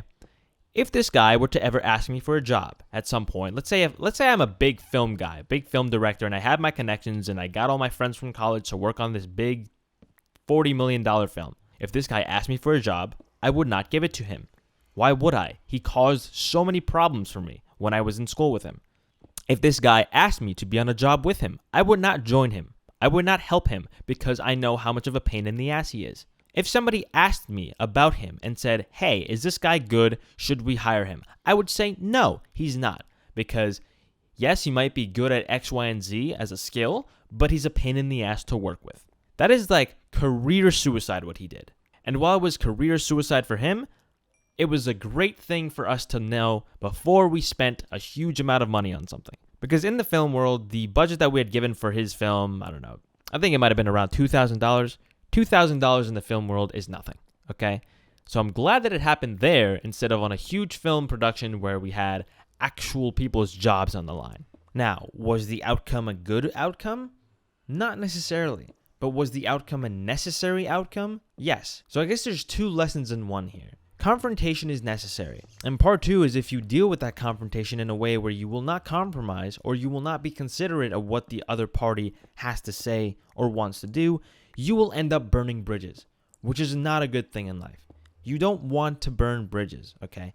Even when I quit my job, which is pretty much a confrontational thing in most cases, I made sure that I was respectful. I made sure that I didn't burn bridges. I made sure that my employer was good to go and was going to be able to move on from me being an employee there without much trouble. Confrontation doesn't always have to end badly. And the result of that, if I need a reference, if I need someone to vouch for me, my bosses from that job will vouch for me. And in the same way, I would vouch for them because they were respectful, they were good to me, and they let me go in a way which didn't cause any turmoil. But I guess that's technically not really confrontation. So let me give you an example of confrontation that ends on a good note. I had a friend in college, let's call her Lydia. So Lydia and a couple of other friends were hanging out in it was one of the university buildings. And we were talking about things and we came to the topic of relationships. Now, recently Lydia had gotten into, I don't know if it was a relationship yet or she had just started dating someone. And Lydia, poked fun at me for liking some girl, and I also poked fun at her back for the dating situationship she had at the time. Now, the thing about Lydia, which of course I didn't know at the time, is that she did not like when people talked about her personal life like that, because I was one of the few people who actually knew about her dating someone. So she came up to me after we weren't in the group anymore and said, look, don't expose my personal life like that to others. I don't like that. And while I was a bit annoyed because it was a bit hypocritical of her to kind of not be able to give what you get, it didn't really matter that much because it wasn't my life. It wasn't my personal stuff. It was her personal stuff. And I'm sure if I said to her, well, I don't want you saying X, Y, and Z about my girlfriend, that she would, of course, listen and not do it. And so I apologized. I said I wouldn't do it again. And we just moved on. And that way, this friendship of ours didn't get strained. Because all it was a simple confrontation, a simple ask, a simple, hey, can we talk about this because I'm uncomfortable with this. That's all it really is, a simple communication. Confrontation doesn't necessarily always have to be a bad thing. You can just talk, okay? You can talk with your friends. You can talk with your boss. You can talk with your parents. And sometimes it can get ugly, like it got with the film producer kid. And sometimes it ends up going well, and there's no issues, and you get what you asked for. But you have to ask, okay? You have to ask. Because if she hadn't asked me this, by the way, if she hadn't asked me to not say things about her personal life or her dating life, I wouldn't have known, and I would have kept doing it to the point where she would have resented me, and I wouldn't even have known why. Okay? That is a stupid thing to do. Not doing anything, not confronting someone when shit is bothering you is a stupid thing to do, because then you end up resenting. And you resent, and the person you're resenting doesn't even know why. I feel like that's also why so many relationships fail. Lack of confrontation, lack of saying something, and then just exploding one day out of nowhere. And I still think by far the best part of confronting someone is that when the confrontation happens and you see a person's true colors, you understand who they really are, okay? We understood who the film director kid really was. And in that same light, my friend understood who I really am. And on the other side of that coin, if you confront someone and they just choose to ignore you or they choose to not participate in the conversation, then that makes things a whole lot easier for you, because that is a person that is not worth your time. That is a person that will be a thorn in your side, and you will not be able to ever get anything done with. Relationship, job, nothing. So in confrontation, you see who people really are. Okay? Confrontation is a good thing. It needs to happen, because without confrontation, people stay miserable and nothing gets done. So do yourself a favor. Next time you have an issue with a friend, a family member, a coworker, a boss, tell them. Just tell them. Don't be blunt about it. Be respectful. Say things in a way that you would like to be confronted in. Are you in your 20s and your mom is overstepping your boundaries? Tell her. Are you at work and your boss is making inappropriate comments to you? Tell him. Or better yet, tell HR if you can't tell him. Is your partner breaking a boundary that you set at the beginning of a relationship? Tell them. Please tell them. Because if you don't, you will eventually regret it. So yeah, confront people as I am confronting myself right now to switch topics. As people, we like to feel included. We like to be part of the popular group. We like to hang out with our friends and be included in their plans. We like to know the gossip and dirty secrets going around the friend group. We just want to be part of the fun. And I've gotten a few comments from you guys asking me about the fear of missing out, also known as FOMO, which is basically not being included, or fear, rather, of not being included. This is a very real and prevalent phenomenon in our species. We've probably experienced this stuff ever since the primal stage, because missing out in the primal days probably meant that you were going to die. So we have it ingrained in our DNA at this point. We in general do not want to miss out on things, at least the things that we want to be part of. Now, the difference with the fear of missing out is that you might be afraid to miss out on absolutely anything. You might not even really want to go out with your friends tonight, but you still go because you're afraid of missing out on what potentially could happen. And the fear of missing out is especially prevalent when you're in school, say elementary school, middle school, high school, anything in between. But I have a prime example of my high school years and the fear of missing out. So when I was in high school, I was part of the bowling team. Now, bowling was a varsity sport in my high school. I know, I got very lucky, and it was very fun to be a part of. But as fun as it was, there was a group of kids the first couple of years that were part of a clique. They all kind of hung out with each other, and it was hard to really be part of the joke or cut in on the fun, you know? And I tried, of course. I tried to be their friends, and I tried to be more part of the group, but it just never really happened. I don't really know the semantics, whether they didn't like me enough or I wasn't funny enough or whatever the fuck it was at the time. I don't really care. The point I'm trying to make is I didn't fit in. And in that sense, I missed out on a lot of things, and I didn't want to be missing out on those things because I liked those people to an extent. But later on in life, I realized that it didn't really matter because I didn't like them enough to the point where I wanted to be their best friends. I just wanted to be included in whatever they were doing. And this was really evident when I attended a pasta party they were having. Now, if you don't know what a pasta party is, it's just a party where you have a lot of pasta. There's really not much to it. But the whole bowling team was there, and we all were hanging out.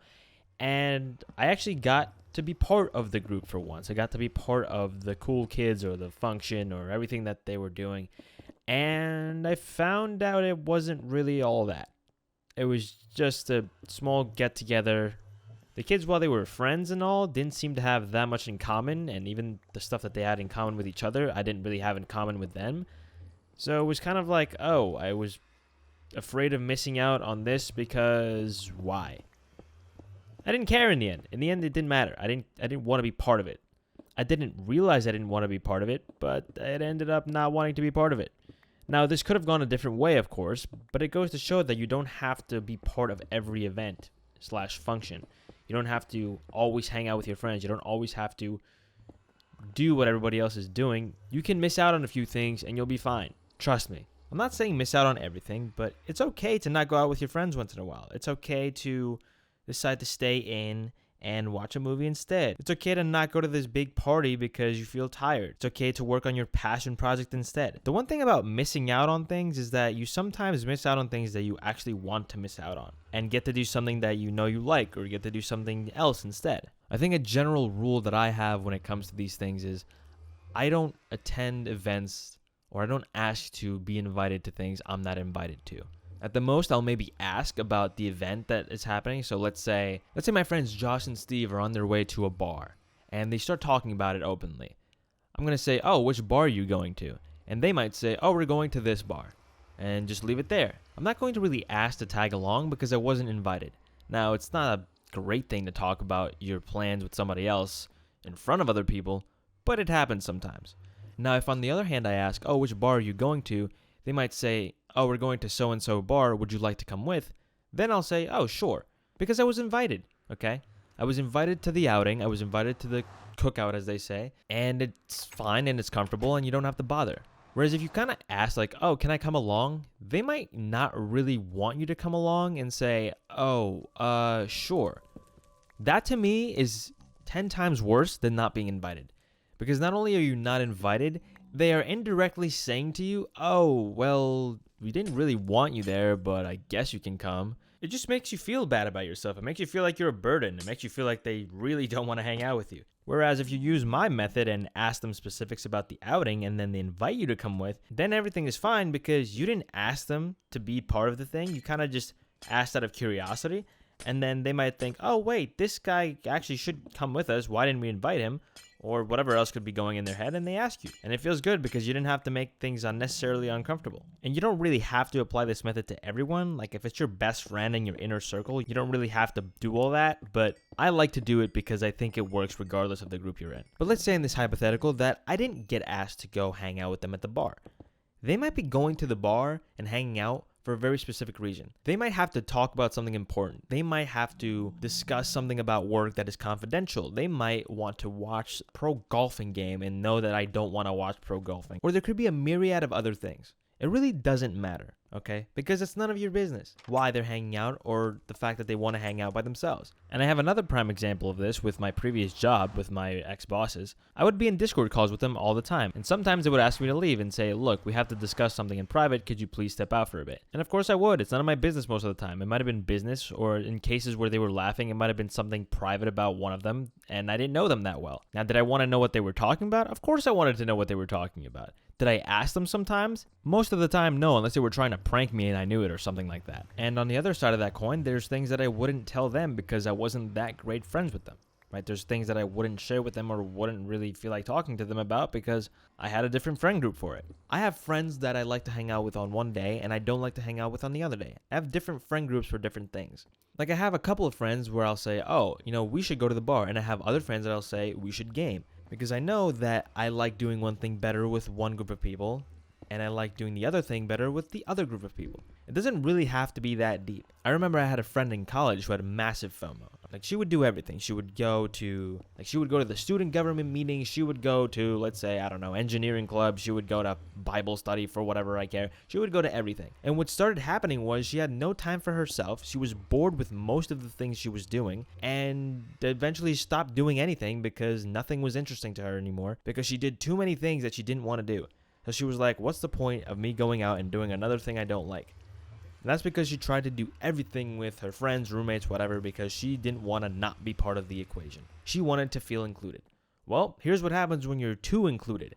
You get dragged into things that you don't necessarily want to. You might sign up for a gym membership with your friend because you think you want to go to the gym, but in reality, all you want to do is say that you work out and that you're working out with your friend. And then you stop going to the gym because, the novelty's worn off and you don't really want to go. You just wanted to kind of feel included.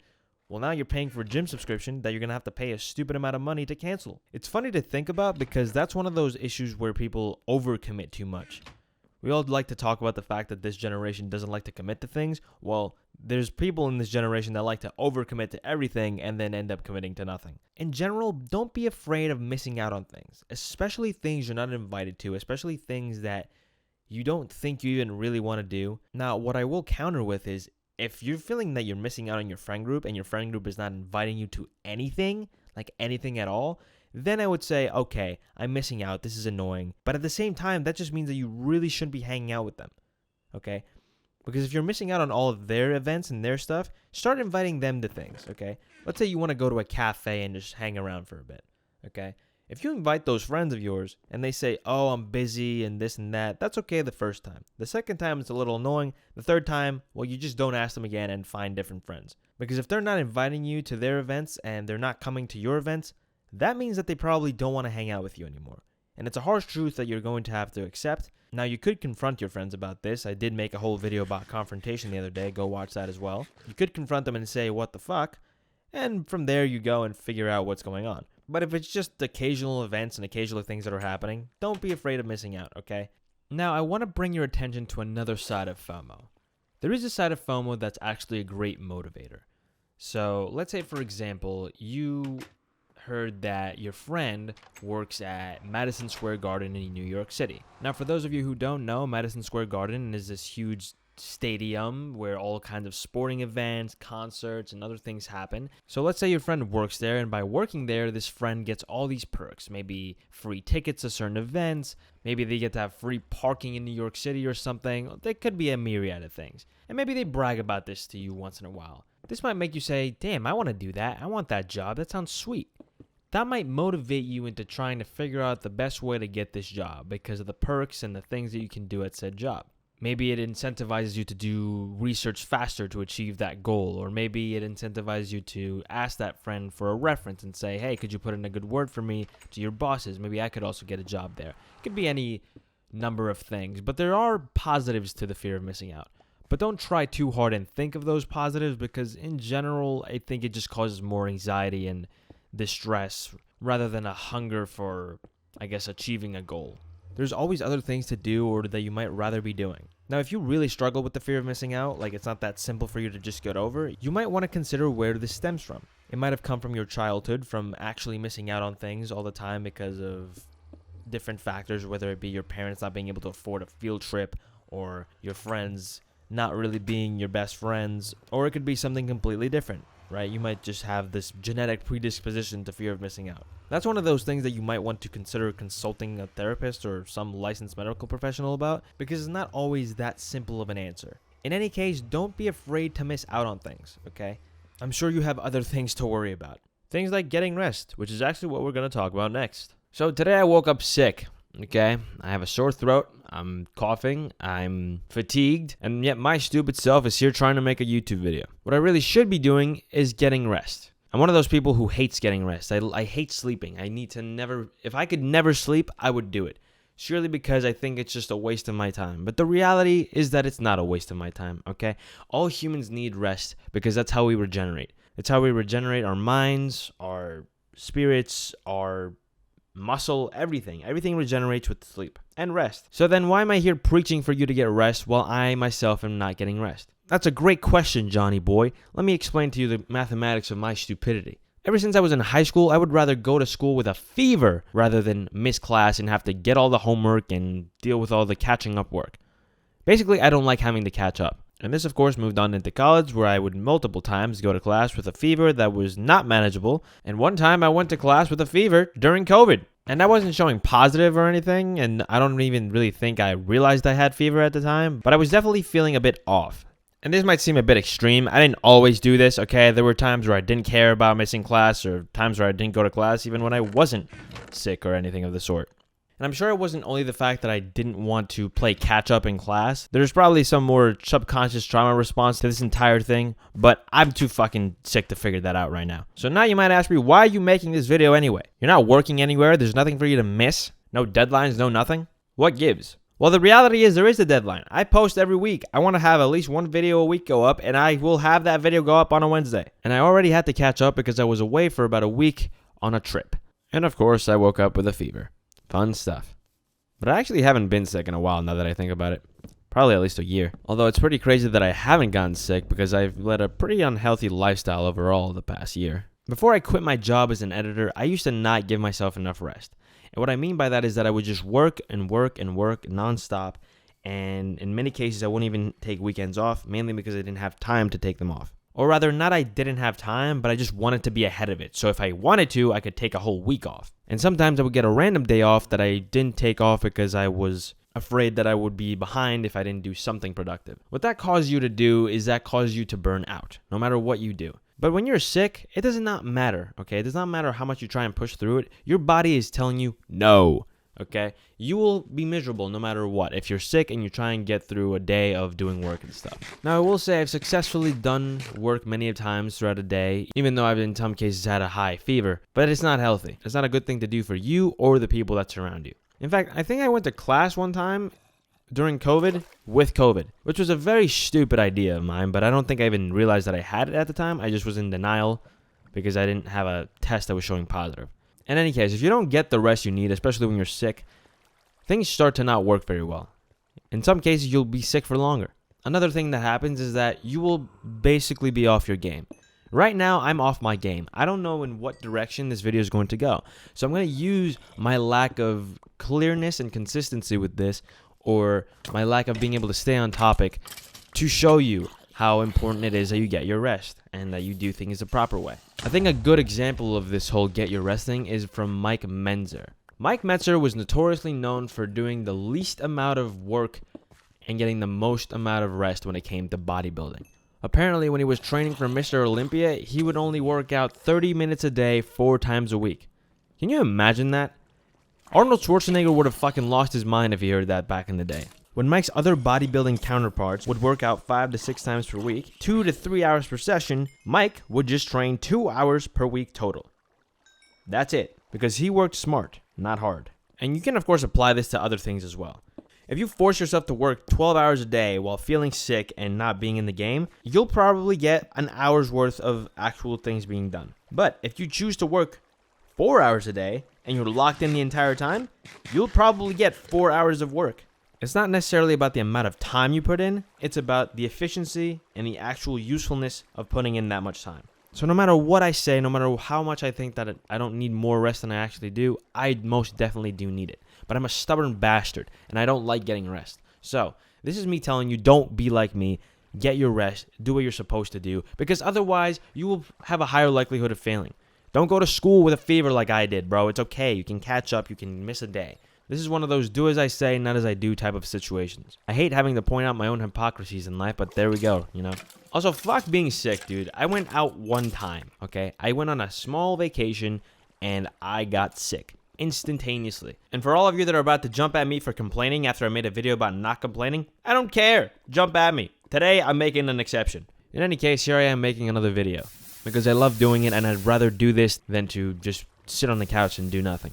And the funny thing is I have the most busy day ever. Like today I'm recording this. I'm probably going to edit it and make all the packaging for it. Then I'm going to go help a friend of mine film his own video. And I have to do some other stuff that I cannot talk to you guys about yet because it's a big old secret. Now, something I didn't mention though throughout this entire video that I just thought of, back to me being disorganized today. People also sometimes have responsibilities that they can't get away from when they're too tired and they're sick. Okay, sometimes people don't have days off when they're sick and they need that paycheck. Or sometimes people have something that is super huge that's due that day, like you have a big event that could cost your company millions of dollars if you don't attend, something of the sort. When it comes to days like that, by all means, go in there, bust down the door with your 110 fever and try your best. But be warned, because nobody is worth your health, okay? Nobody. Not your job is worth your health, not your friends, not anything at all. Because without health, you have nothing. Without health, you can't do your job. Without health, you can't hang out with your friends. Without health, you can't do jack-a-diddly squat.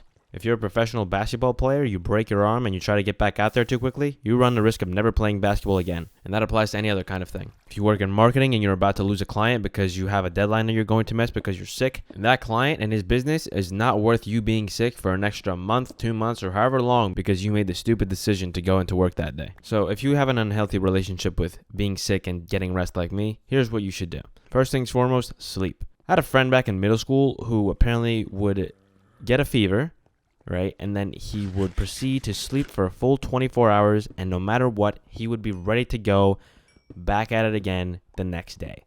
Seriously, he would just sleep for a full 24 hours. No waking up, no meals, no pee breaks, nothing. Just a straight-on onslaught of rest. And bro is always healthy a day later. I'm not sure if that carried into his adulthood, but hey, I'm sure there was a reason for why it worked as a child. Another thing, and I stress this with the utmost importance, don't be a stupid motherfucker. Go to the doctor if you think that things are bad, okay? I'm not saying go to the doctor for every chance of fever you get or every sniffle you get. But if you think that you're actually having a straight up total organ failure, you need to call a hospital. I don't care what country you live in. I don't care what the deal is. If you can get yourself extra help, you should go get it. Humans were not built to deal with their own illnesses by themselves. We are notoriously bad at that. And I say this coming from a family that does not trust doctors for a variety of reasons. But at the end of the day, they will most likely know more than you, okay? Unless you're some crazy savant that knows the entire big book of medicine from Fallout 3 somehow. And I'm sure my American audience will give me the insurance question, the health insurance question, and that's going to cost thousands of dollars. Again, if you die, nothing is going to matter. No amount of debt that you would have been in will matter because you will be dead. There are plenty of times where people have just gone for a normal checkup and realized they have walking pneumonia. Like fully functioning person has walking pneumonia that could have killed him if he didn't go to the doctor every once in a while. And the final thing, don't medicate with bullshit. Okay, don't just go and read up on everything and say, oh, I need this medicine because I read up my symptoms. Because guess what? Most symptoms of virus A are going to be the same symptoms as virus B. So on top of going to the doctor, don't take medicine that you don't know is going to work.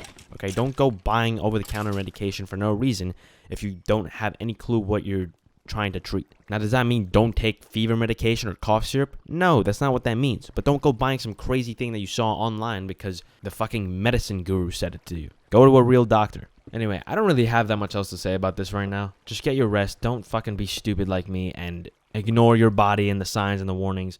Go to the doctor, get the medicine they prescribe you, get your rest, check yourself before you wreck yourself. Next topic.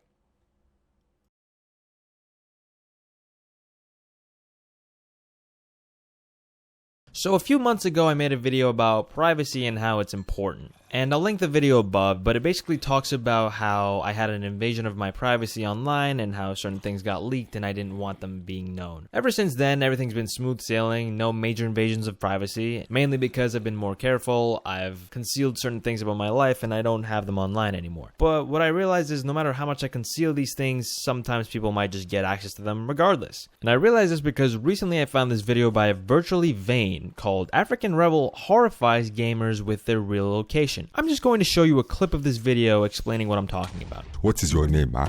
My name is... You are trying to make fun of me, huh? Where are you from, then? I'm from Los Angeles, buddy.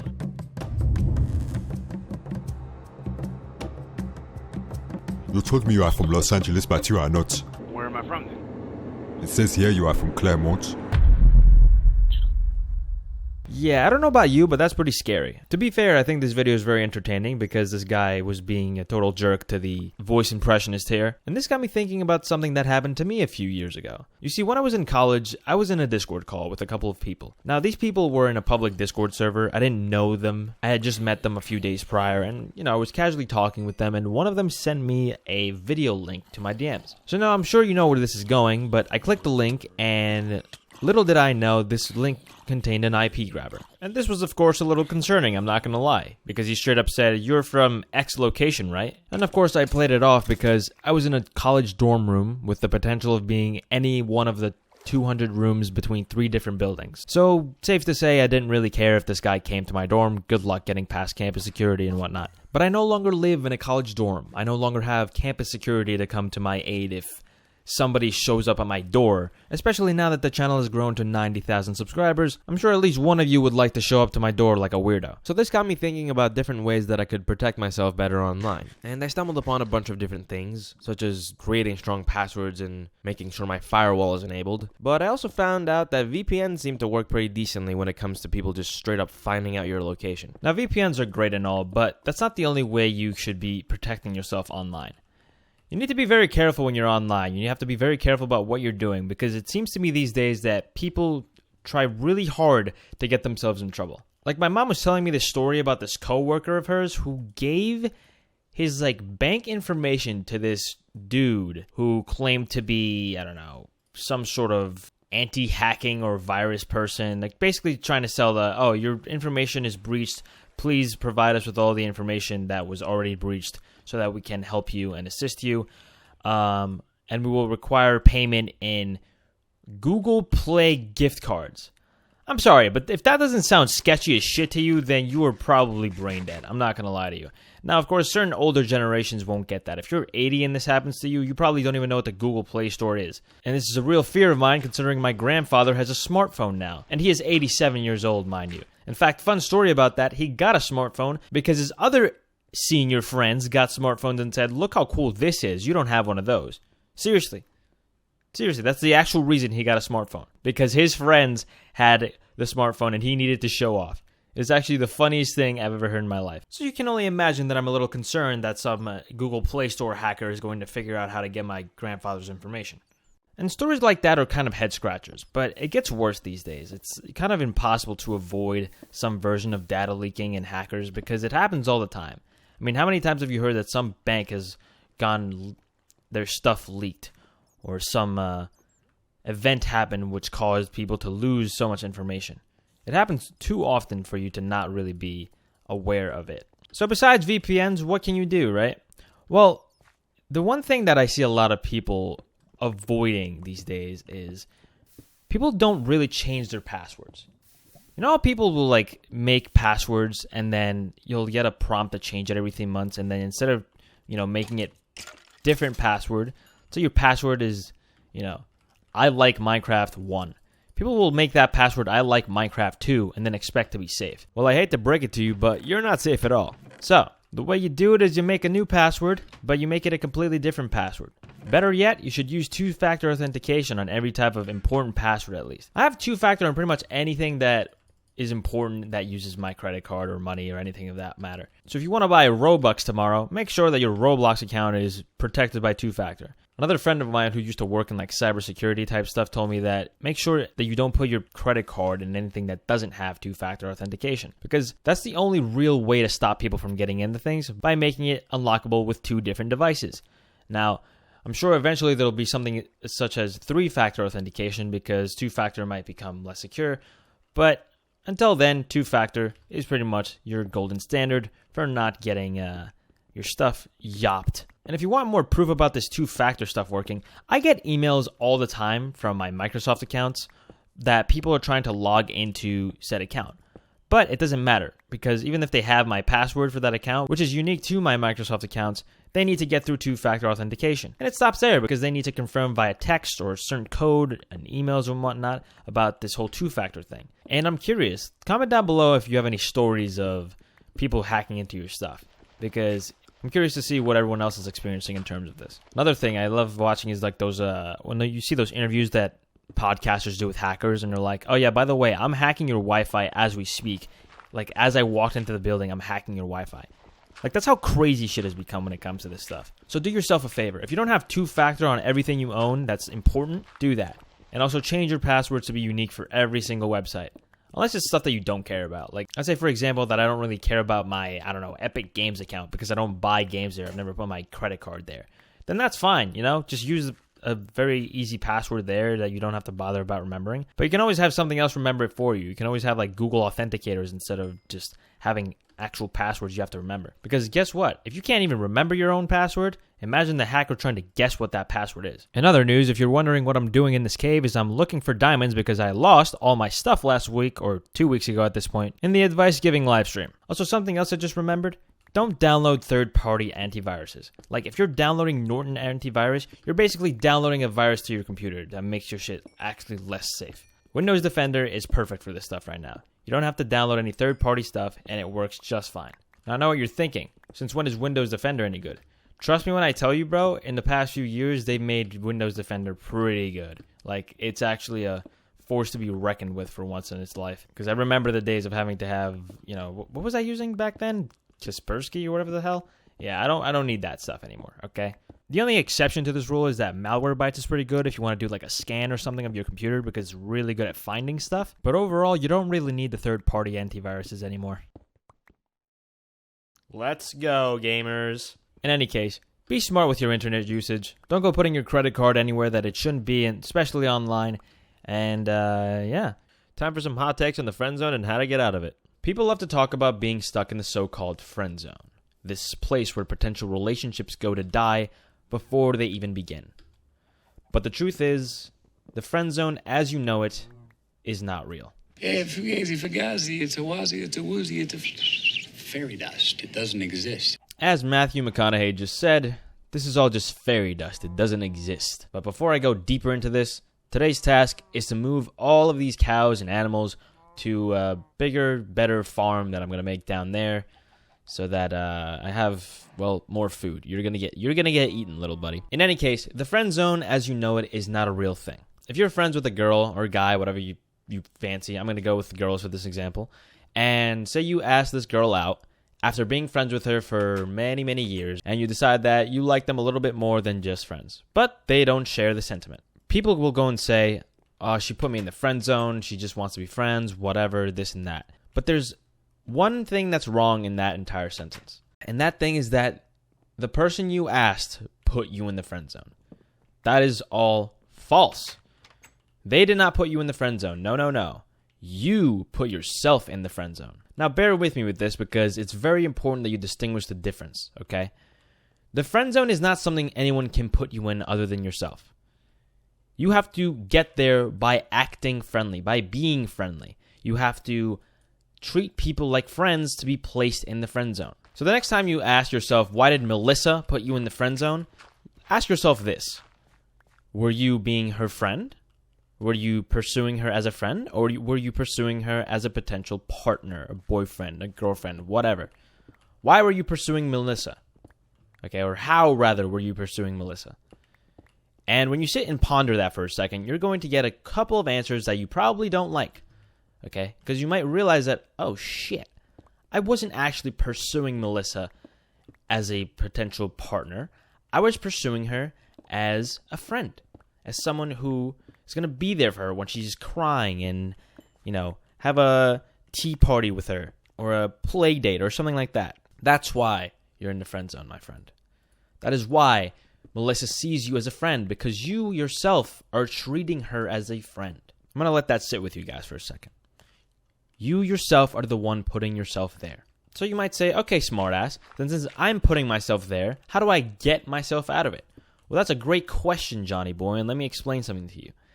If you want different results, you need to try different methods, okay? As I believe Albert Einstein once said, the definition of insanity is doing the exact same thing over and over and expecting different results. You can't keep pursuing your romantic interests the way that you have if you want them to actually see you romantically. You have to treat them as non-friends. You have to treat them as acquaintances that you find attractive, okay?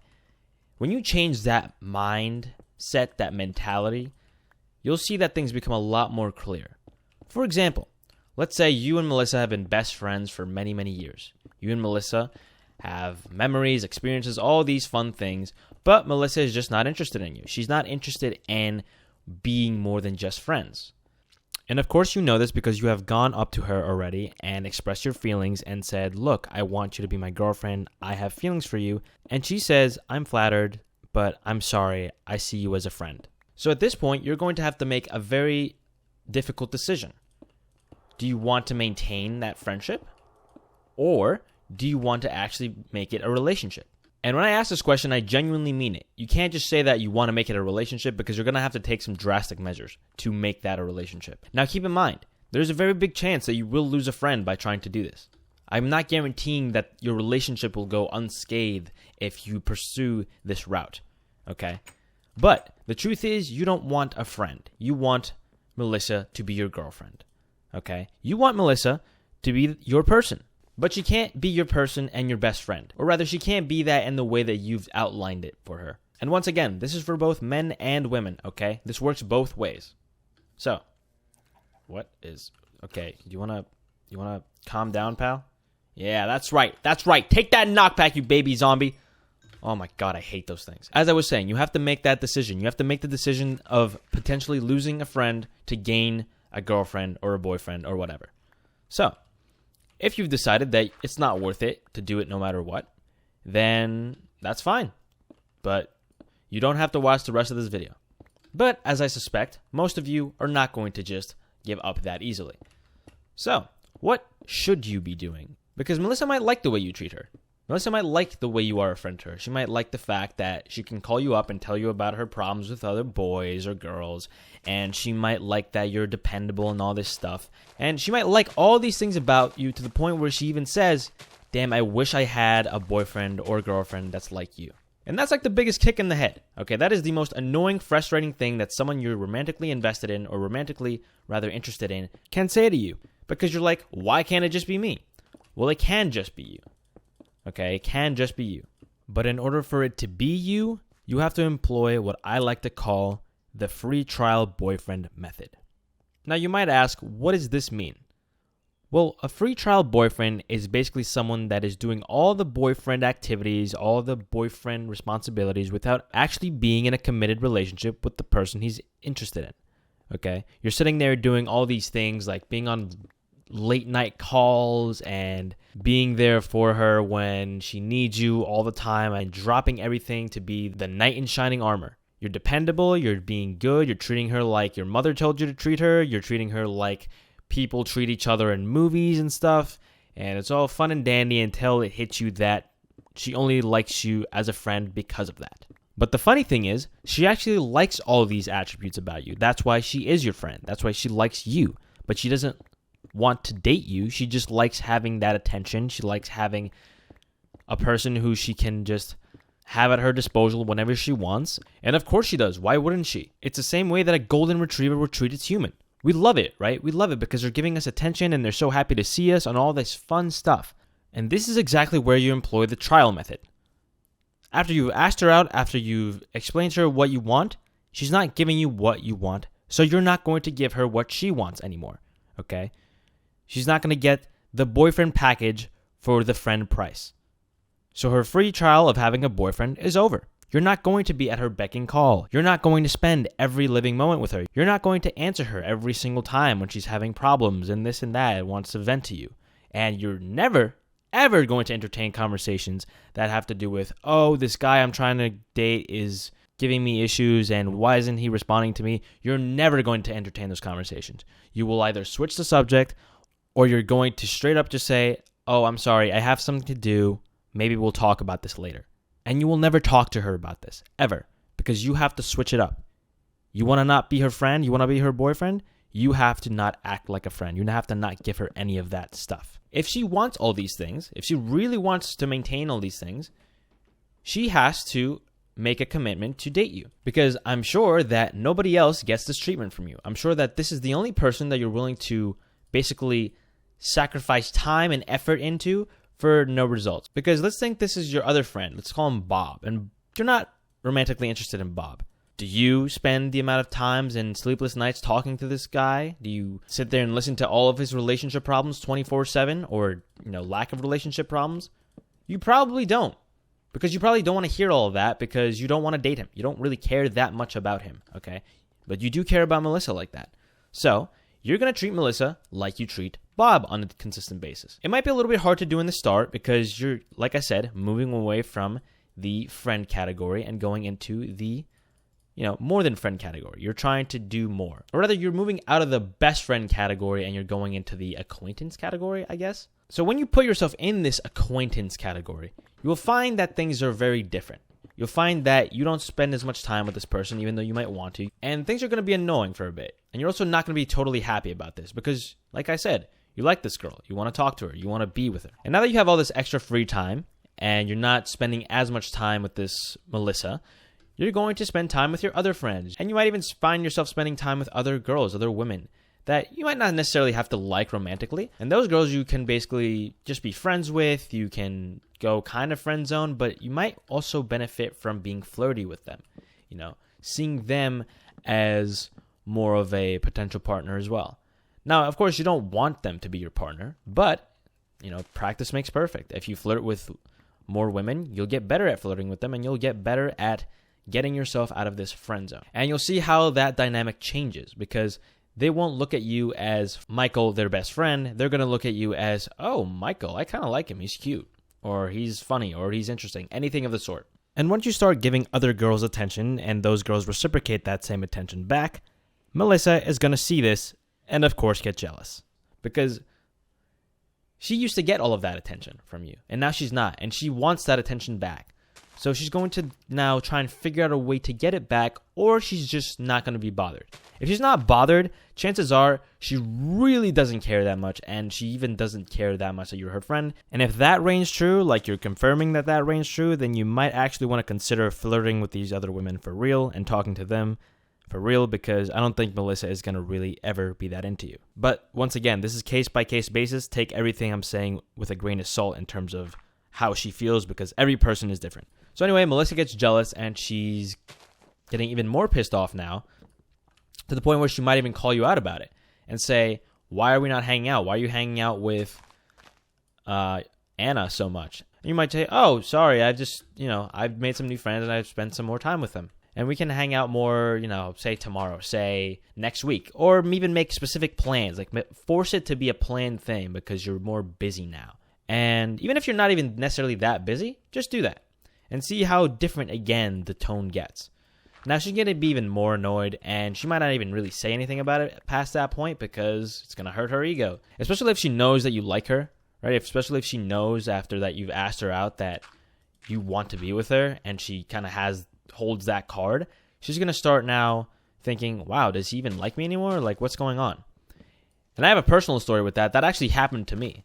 Okay, that actually very much happened to me where I friend-zoned myself with a girl, and I started saying, okay, you know what? I don't care. I'm going to start pursuing a different girl because you're not worth my time if you're going to just be my friend, because I didn't want her as a friend. I wanted her as something more than a friend. And I showed that to her by, not responding to as many messages, not going out with her as much, not wanting to hang out with her as much.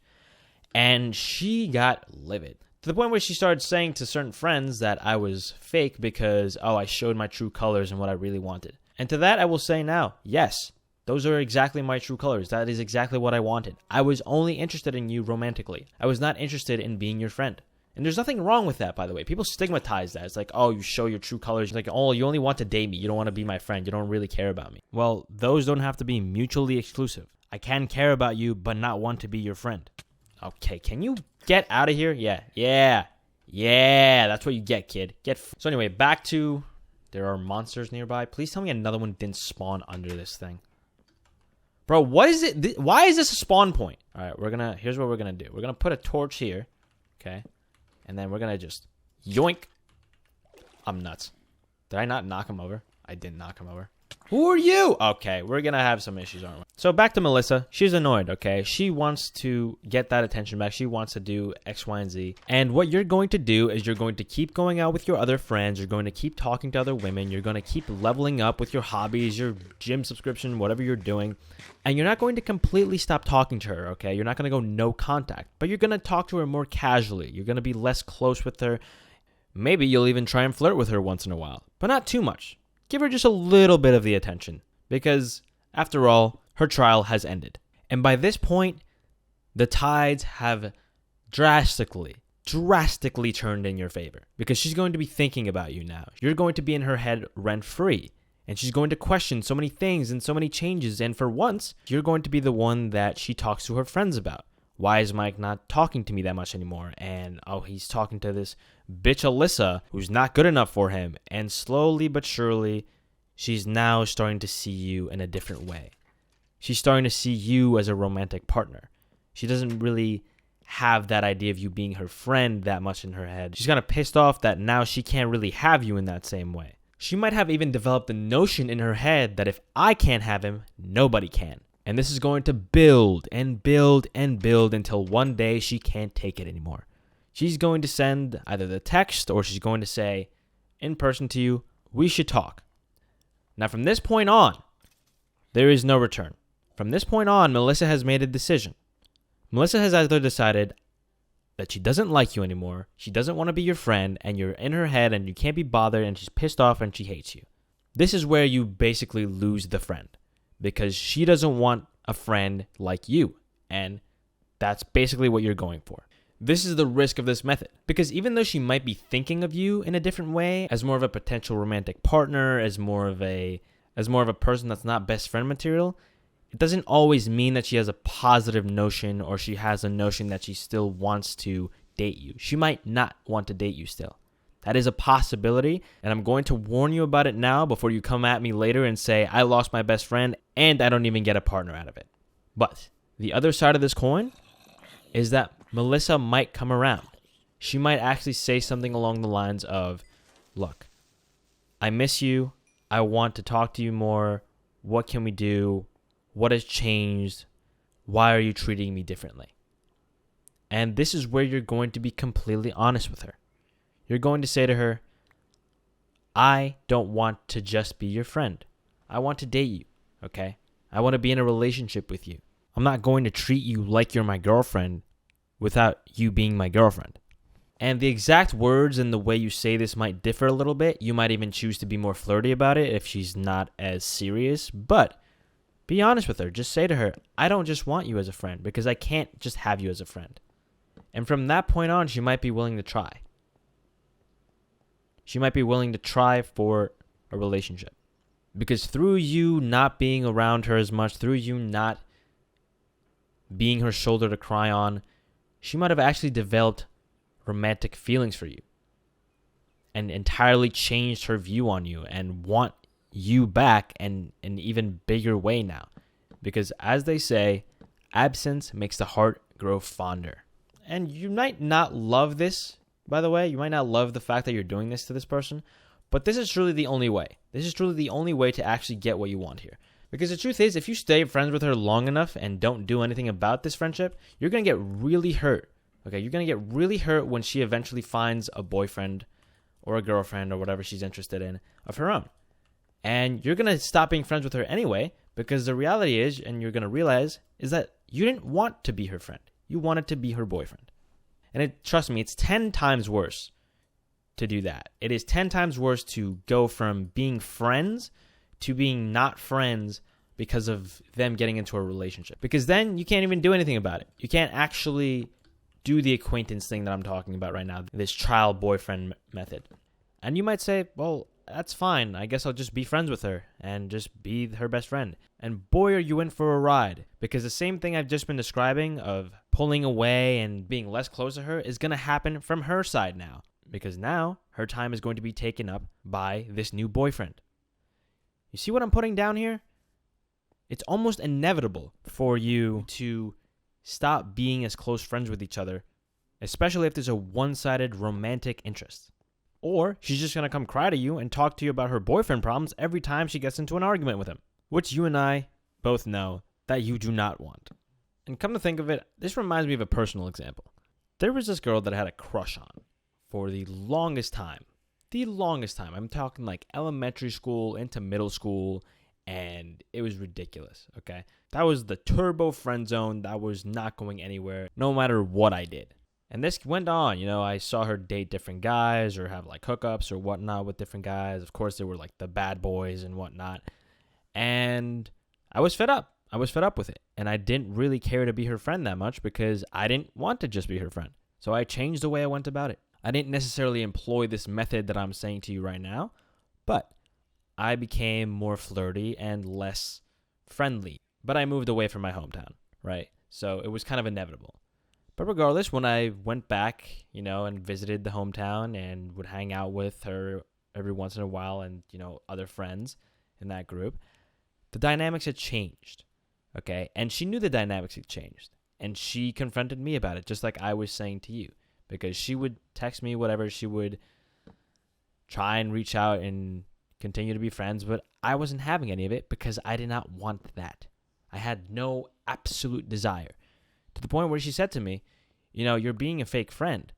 And by the time she even came back to me with this, I had lost all interest in dating her as well. Like that was like a whole different separate category, which is also why I didn't really care to be that present. So she's like, you're being a fake friend and you don't reach out and you don't do anything. So like, what's the point? And I straight up said to her, look, it is what it is. I mean, I'm busy. I have a life. I'm doing other things. And, sorry, but not sorry. That's kind of just how the cookie crumbles right now.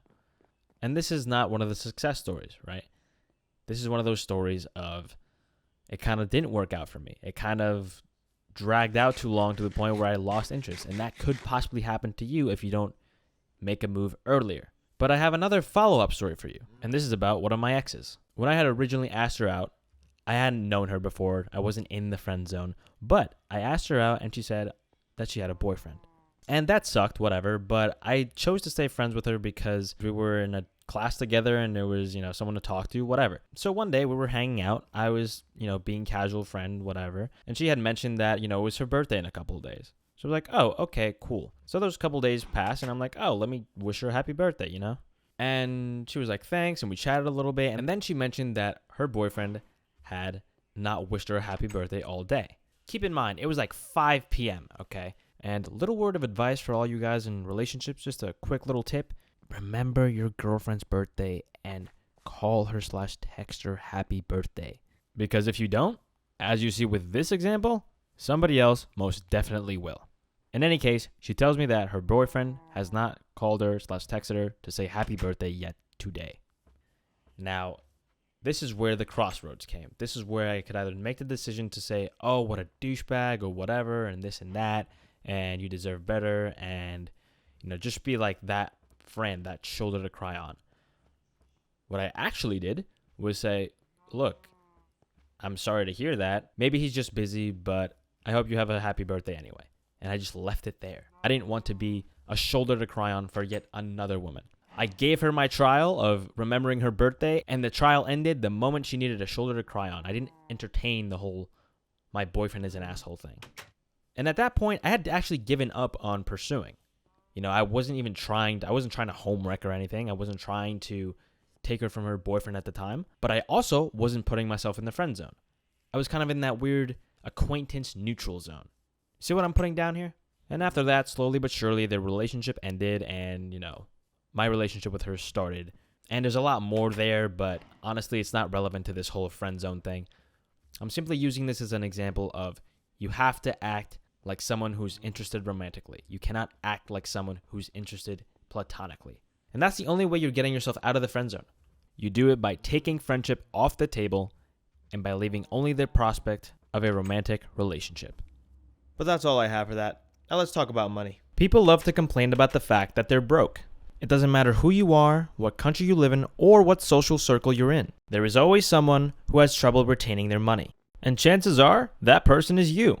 So today I'm going to share with you some of my personal methods that I've worked that I use to keep money in my pocket almost daily. And now before you go asking me for credibility on money and saving money, I'm no financial advisor. I'm not going to argue that I know how to trade in stocks or how to invest properly or how to do a myriad of other financial things. But the one thing I am good at is saving. I have enough money saved that if I live frugally, I could probably survive a year. And I don't care what the finance gurus keep telling you that you shouldn't save money because inflation and investing and this and that. You can't invest your money. You can't do anything those finance gurus are telling you without having some money. And to have money, you have to be able to retain it for more than 5 seconds. Okay? And one of the main things that people spend their money on, especially in the Western civilizations, is food. People waste so much money on restaurants. It's insane, bro. It's insane how much it costs to just go to a restaurant 9 times out of 10.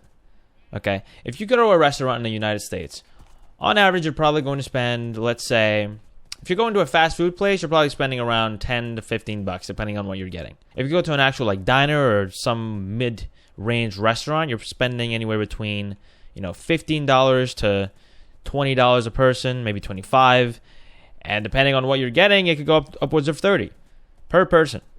So, if you're spending $10 a day or $15 a day on eating out, and if you're eating out multiple times a day, the number just goes up, you have no idea how easily that compounds into a stupid amount of money at the end of the month. Let's say you're spending 20 bucks a day on food, okay? 20 bucks a day times 30 days. That's $600 a month on just food. And this is an extreme. Most people don't eat out every day. But I know quite a few people that do it multiple times a week. Now, if you're eating out 3 times a week, it's a stupid amount. You don't have to eat out that many times a week. For me, I go out once a week maybe to eat. 2 times if I'm like really struggling to get things done and I don't have time. But the reality is I could make time. Most of the time I'm just lazy if I go out more than once a week. And the other thing people tend to do when they go out and eat so many times a week is that they also buy food from the grocery store. I can't even imagine how many times I've seen myself, or caught myself rather, go to the grocery store, buy a bunch of food, and then, oh, shit, it expires before I have time to eat it because I would rather go eat out instead of use the materials, or rather the ingredients, to cook my own food. And I'm very well able to cook, by the way. I'm very well able to cook. I have at least 10 things I can make off the top of my head, and they're 10 tasty things. It's not that I'm making boring food. I'm making interesting food that in many cases doesn't take much for me to cook or make rather. But nevertheless, like most people, I get lazy. And it's fine. It's fine to acknowledge that you're lazy and that you're spending a little too much money on food. But there comes a point where I see certain friends of mine that just eat out every day. Like every day. Some of them even have their parents cook for them, right? And they still eat out every day. Like, what's the point? At that point, you're just wasting everyone's money. You're wasting your own money, you're wasting your parents' money, and you're wasting food, honestly. Now, normally when you say this to people, they'll either say, oh, well, I don't know how to cook, and it's hard, and I don't have time. Well, let's unpack each and every one of those.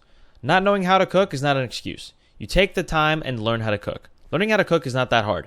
If you can figure out how to cook an egg, you pretty much have half of the cookbook open to you.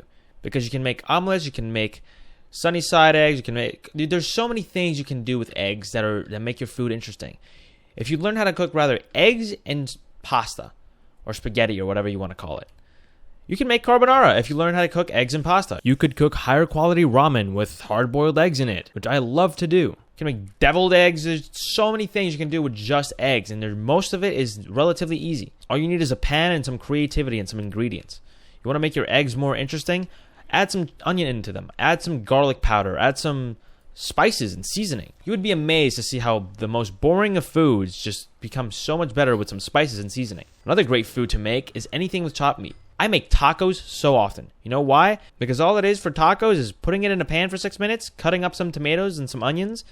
Or if you don't feel like cutting up tomatoes and onions, go buy some salsa, like some store-made salsa. It's still cheaper than you going to a taco truck. Then add some cheese, maybe some beans, some sour cream if you're a bit of a wuss and can't handle spice. and you're golden. It probably will cost you like $1 to $2 per taco rather than like the $10 to $15 you'll pay at some restaurant for 3 of them. So stop eating out and cook your own food. It might suck for a bit. It might not be the best food you've ever had, but it'll definitely keep you fed, and it'll definitely become better the more you do it. Okay? I personally love cooking. I don't do it as often as I'd like, but I should do it more. And the number one thing when you're a lazy person and you want to start cooking, cook things that you think you'll like. Don't cook the thing that your mom forced you to eat when you were a kid, okay? Because there's always that one food that moms would always make that you wouldn't like, okay? There's always one. And that one is the one that you never want to have. So you're not going to cook that. But what you might possibly cook is the favorite thing that your mom made for you. Or you go and find stuff that's not necessarily hard to make, but can also be tasty. You can buy a crock pot. You can buy an air fryer, and things become so much tastier with such little effort. It's insane. And if you say to me you don't have time to cook, that's bullshit. Straight up. Because unless you're working 3 jobs, there's no way you don't have enough time to cook. Cooking does not take that long unless you make it take that long, unless you're trying to make filet mignon every 10 seconds. If you choose the right recipes and you prep your meals for like a week, it will take you maybe an hour, maybe 2 hours per day or per week, depending on, like I said, prepping or not prepping your food. But in any case, let's get off the food topic.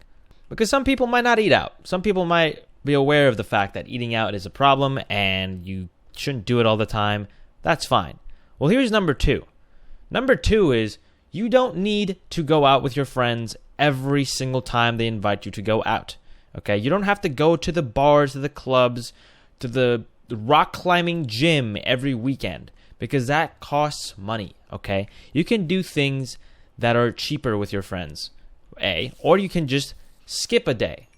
I understand that FOMO is a problem. I understand that you want to hang out with them. But if you're broke, you most likely won't be able to do everything with your friends. However, you can do other things. You can do cheaper activities. You can go to a park and maybe you can toss a frisbee around or something. Frisbees are cheap. They shouldn't cost more than $5, honestly, in most cases. Go outside, maybe go for a walk. Go hiking. Hiking is one of the cheapest things you can do, and it's usually free. Unless you're going to some like major trail that has like a entrance fee or something, which I haven't personally gone to. National parks don't require an entrance fee, I don't think. I need to find Enderman, by the way. This is why I'm out here. Oh, shit. Let's not die here, because I really don't feel like walking all the way back here. Come here, pal. Come look at me in the eyes. Look at me in the eyes. You're so pretty. You're so pretty. You're not pretty. You're a bony-ass motherfucker. I can't even express to you the amount of times I said no to going out with my friends, because straight up, it was just too expensive for me to do it. There are times when they would say, oh, let's go to Philadelphia. Let's go to New York. Let's go to one of these places that requires us to take like 2 trains, a car, pay for Ubers, all kinds of things that I just straight up couldn't afford. Or other times where there's been a party and I just had to drive there, spend a lot of money on gas, then maybe spend money on alcohol, and I just didn't do it because I didn't have the money. And by doing that every once in a while, you don't have to skip every outing with your friends. But if you skip a couple, you're not going to miss out on all that much. Sometimes the outing with your friends isn't even that worth it. I can name so many times where I've gone out with friends and it just hasn't been worth the amount of money I spent to go do said activity with them.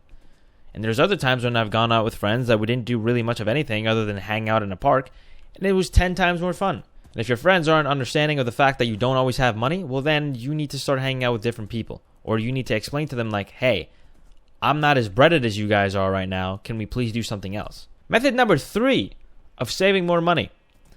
You need to conserve energy. Now, this really goes for people that are paying rent, utilities, and all kinds of things and have a house or an apartment or something of the sort.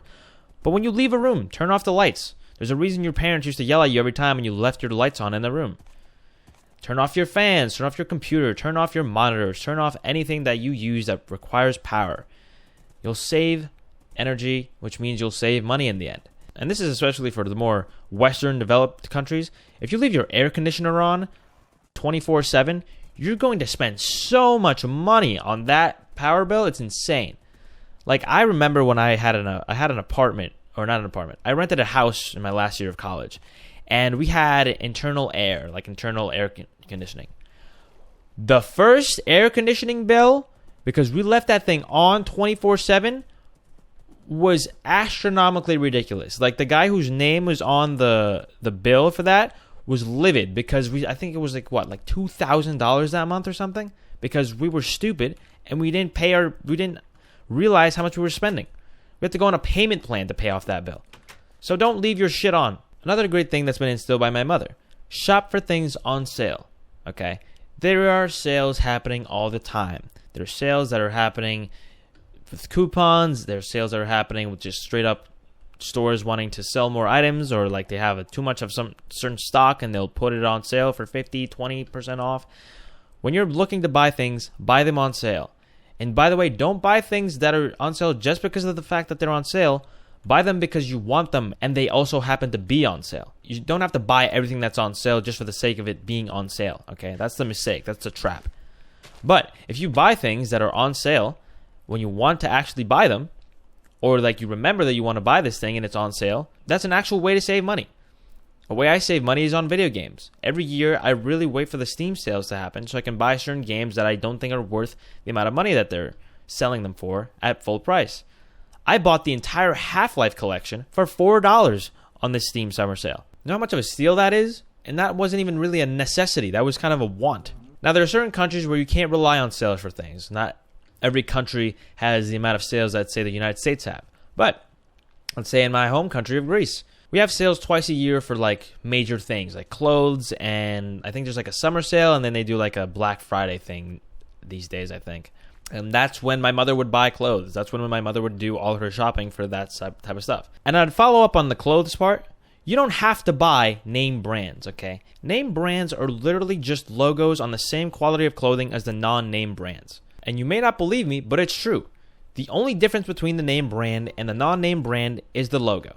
Okay, you're paying for the advertising and the marketing. Because guess what? Every shirt you buy, by like 90% of the time, unless you're like outsourcing it to some like, cornfield in Iowa that specifically makes shirts because they want to save the environment and not do it through sweatshops. They're all made by the same guy in the same sweatshop in either China, Vietnam, or one of the 5 countries that show up on labels these days. They all come from the same factory. The only difference is one company pays them more to put their logo on it.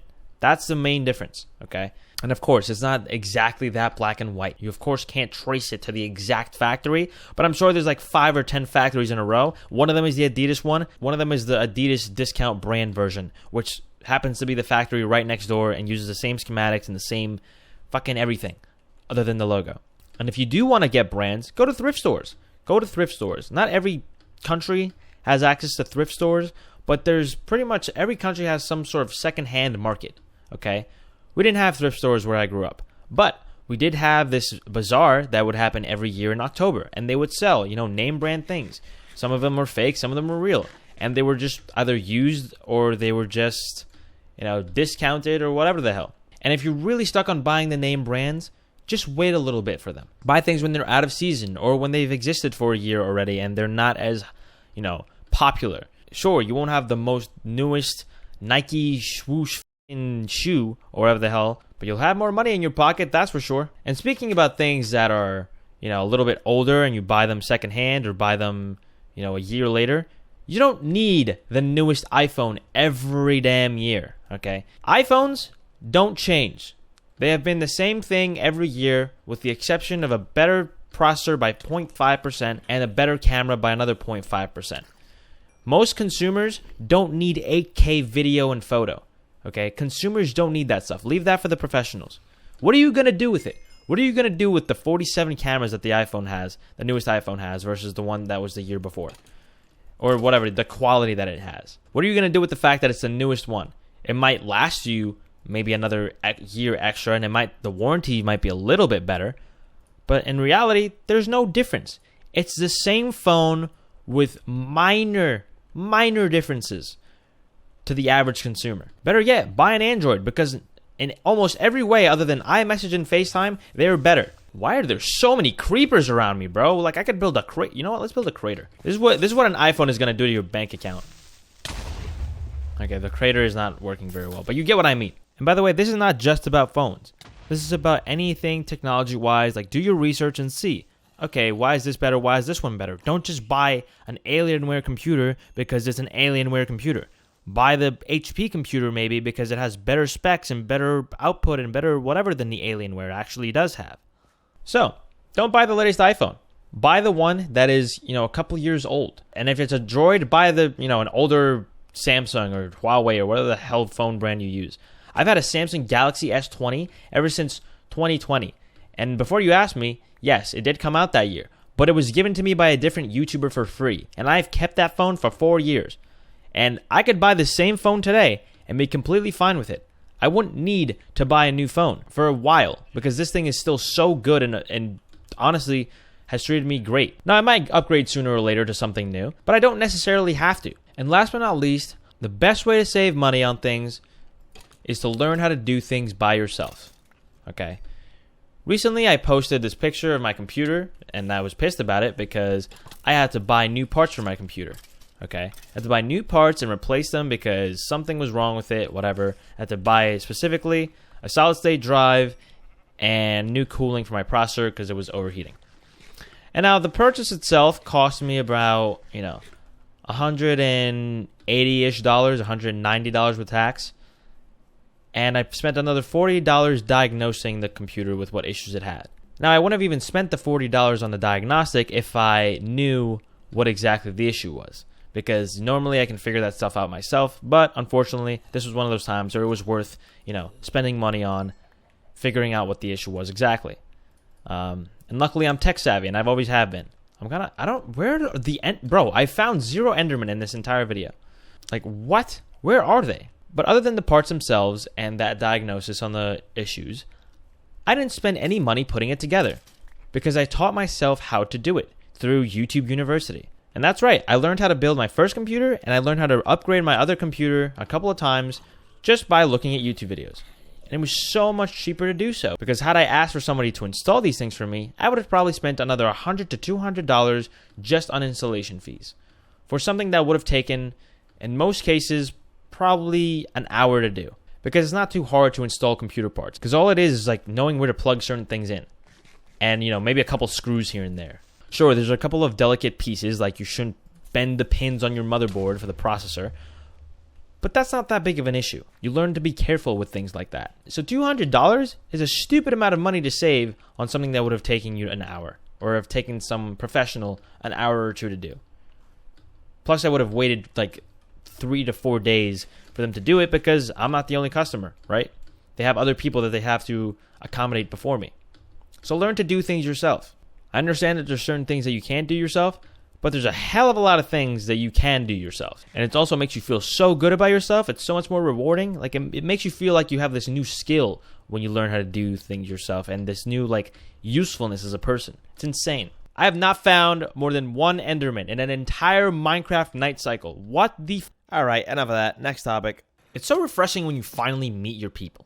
Like people that you actually want to talk to, hang out with, or just genuinely be friends with. And for me, many of those people have actually come from online communities. There's this common misconception that if you meet someone online that you can't really be friends with them. And the truth is that's not always necessarily true. Well, yes, most of the time you're only really interacting online. How close can you really be with someone when you have never actually met them or never actually talked to them in person? And the truth is you don't have to meet up with them in person to be friends with them. You don't have to have that specific type of human interaction. While it is much better to get actual real-life interactions with people, it is also pretty good to have people online that you can talk to when your friends in real life aren't around or when you're struggling to socialize with people in real life. Oh, and by the way, we're in the desert at night because we're hunting for Endermen because I think it's finally time for us to go to the end. And oh, there's a desert temple. Let's go. But back to making friends online. For me, a great example of this is gaming, and specifically when I was very into Counter-Strike. When I first got into Counter-Strike, I was very into it. Like, I would play it every day, and I would queue in lobbies and multiplayer and all that fun stuff. But the thing is, most of my friends weren't playing Counter-Strike. They were playing either League of Legends or they were playing some other Fortnite or something else that I didn't really want to play. I wanted to play Counter-Strike. So it was hard for me to do the IRL friends that play Counter-Strike and all that kind of stuff. But at some point, I met a couple of people online in a random Counter-Strike lobby, and we bonded through various means to the point where we even made a little Steam clan for our Counter-Strike group. And we played for a few weeks like that nonstop, and we were having fun, and I bonded with these guys. Unfortunately, for that specific group, it didn't last too long because we were all on very different time zones, very different schedules and points in our life. But 4 to 5 strangers had met online through a video game and were able to bond just from that, just from having that one common thing that they like to do and became friends. And you can do that too. Maybe for you, it's not Counter-Strike. Maybe it's Call of Duty. Or maybe it's Minecraft. That Counter-Strike group was the first time I had ever actually made friends online. And through that, I saw that there's more potential to actually bond with people through the niche topics that I'm into. Okay? One big niche topic for me was the fact that I loved YouTube. I watched countless content creators, make my own videos. I genuinely live and breathe YouTube. But when I was a kid, people in my hometown didn't really share that with me. I had one friend who kind of liked making YouTube videos, but he got bored of it very quickly. I was the only person who was like the self-proclaimed content creator that was doing it at any capacity. Even if it was still just a hobby, I took it seriously. And I wanted to find other people that also took it seriously. Now, fast forward quite a few years, I actually applied for a video editing gig. And this editing gig was, for at the time, quite a mid-range small channel. Honestly, basically where my channel is right now. And through that job, which was online and remote, I became closer and bonded with the owners of the channel. And of course, I never met these people in real life. But I spent a year with them. A year of my life on calls and trading comments and opinions back and forth and all kinds of things. And I got to know them pretty well, even though I had never actually seen them with my own eyes. We bonded through our love of YouTube and video creation, which were things that I don't really get to bond to with people in real life that much.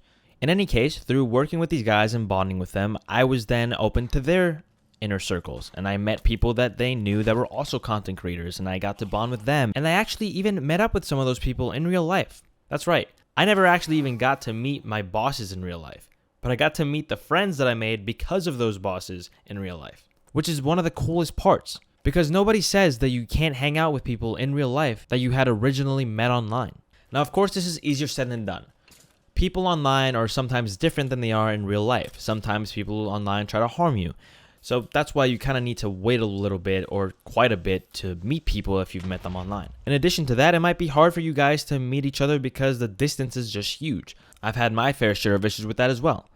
But it's such a beautiful thing when you actually do find people online, people that share your common interests and people that share common goals, because you can actually make things so much easier for yourself in your life when you surround yourself with those people that you would consider like-minded. In fact, I would argue that the success of this YouTube channel is very heavily dependent on all the people I met throughout this entire year. Because I was constantly in calls with people that all understood the industry, and I was motivated by all my friends and others around me that were doing the same type of work and working really hard at achieving a similar goal. So quite honestly, I owe a big chunk of my success to the online friends that I made along the way. And that could be you too, with your online friendships and connections. And by the way, that was not the first time that I had met with people in real life that I originally met online. In fact, my former roommate and I had actually met someone on Fitz's Discord server. Fitz from the Misfits, great content creator, would love to talk to him one day, actual GOAT, but that's besides the point. One day we were on his server, which has a great thriving community even to this day, and we met this one girl on that server, and we decided like a year later that we were all going to go hang out with each other again. And that's a second instance of me meeting up with someone from the internet. But by far the coolest version of this, the coolest time of me meeting people in real life because of my online connections actually occurred recently.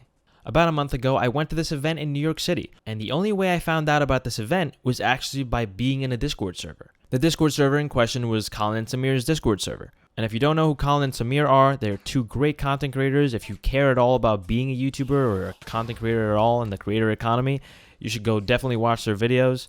But in any case, I joined their server, honestly on a whim because I wasn't really that interested in it. But they put up an announcement for an event they were hosting in New York City. And I was like, that would be pretty cool to go meet other content creators finally after all these years and maybe network a little bit and see what other creators I don't know about or cool people. And when I tell you, that event was the coolest thing I ever attended. Like, for me specifically, that was one of the coolest things I had ever done.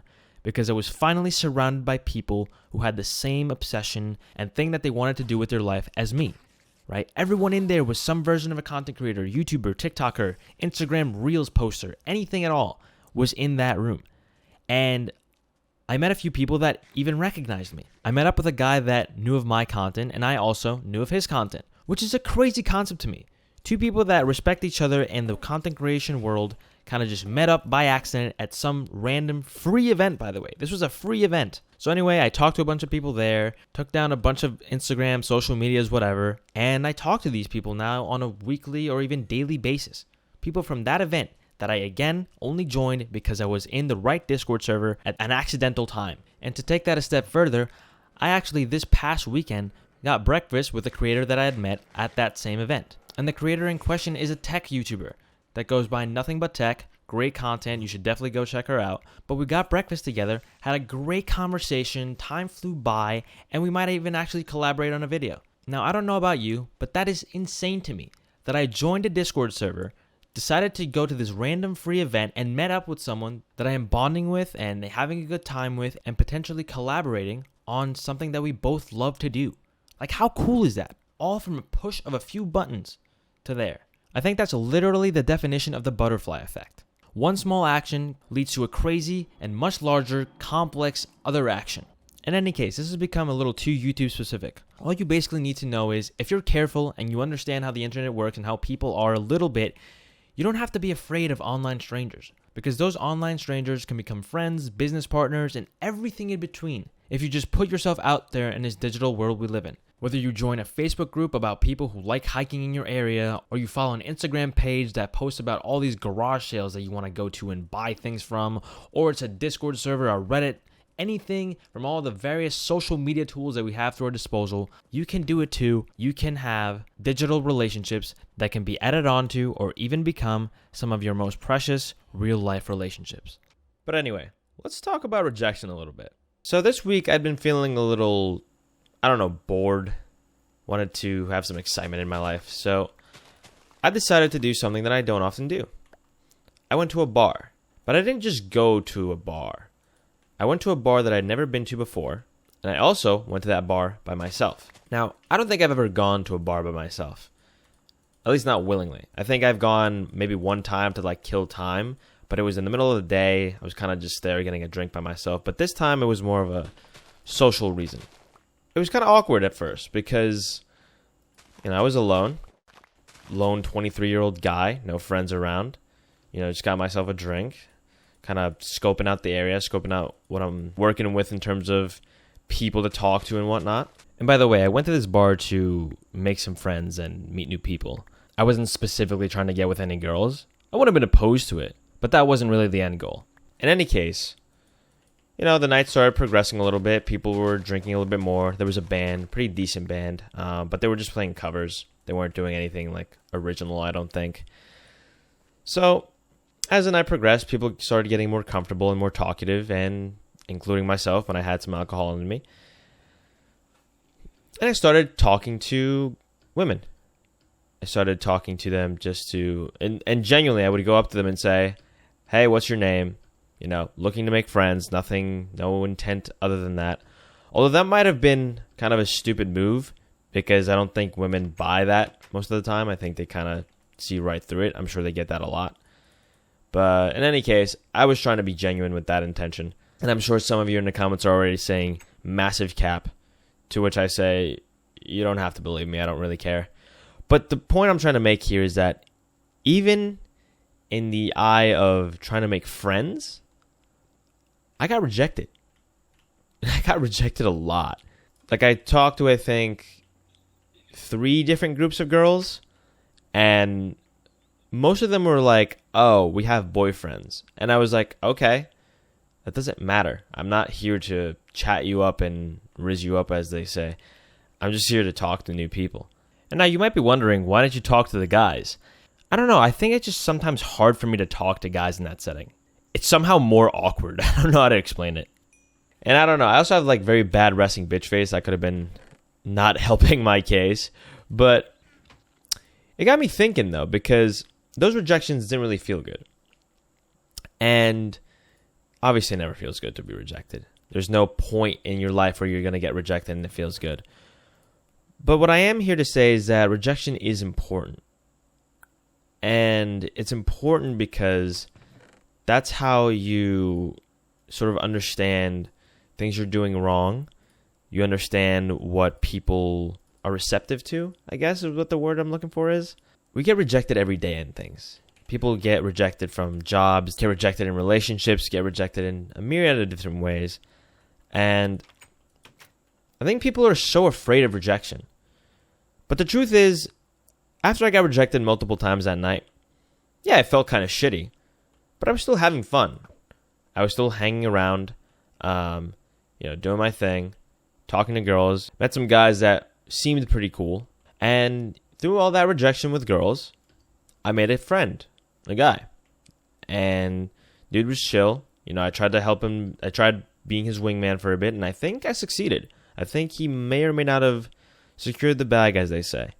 By the way, I'm looking for the end portal. We're slowly but surely going to get to the end. But anyway, as I was saying, made a friend. Dude seemed pretty chill. Maybe I'll go out with him again. Maybe next time I won't solo queue the bar. Maybe I'll duo the bar or whatever. And that's what kind of made that night worth it. I got myself out of my comfort zone, talked to people, got rejected a bunch, and even made a friend. So that kind of just goes to show, like, even through all that rejection, it's important to get rejected because you get used to it. You get used to it and you become less afraid of it. So now I'm going to be less afraid of going to a bar by myself because I did it once. It wasn't that big a deal. It was a bit awkward at first, but I don't really care that much about the awkwardness. Through all that awkwardness and through all that... Oh, wait. Is it behind me?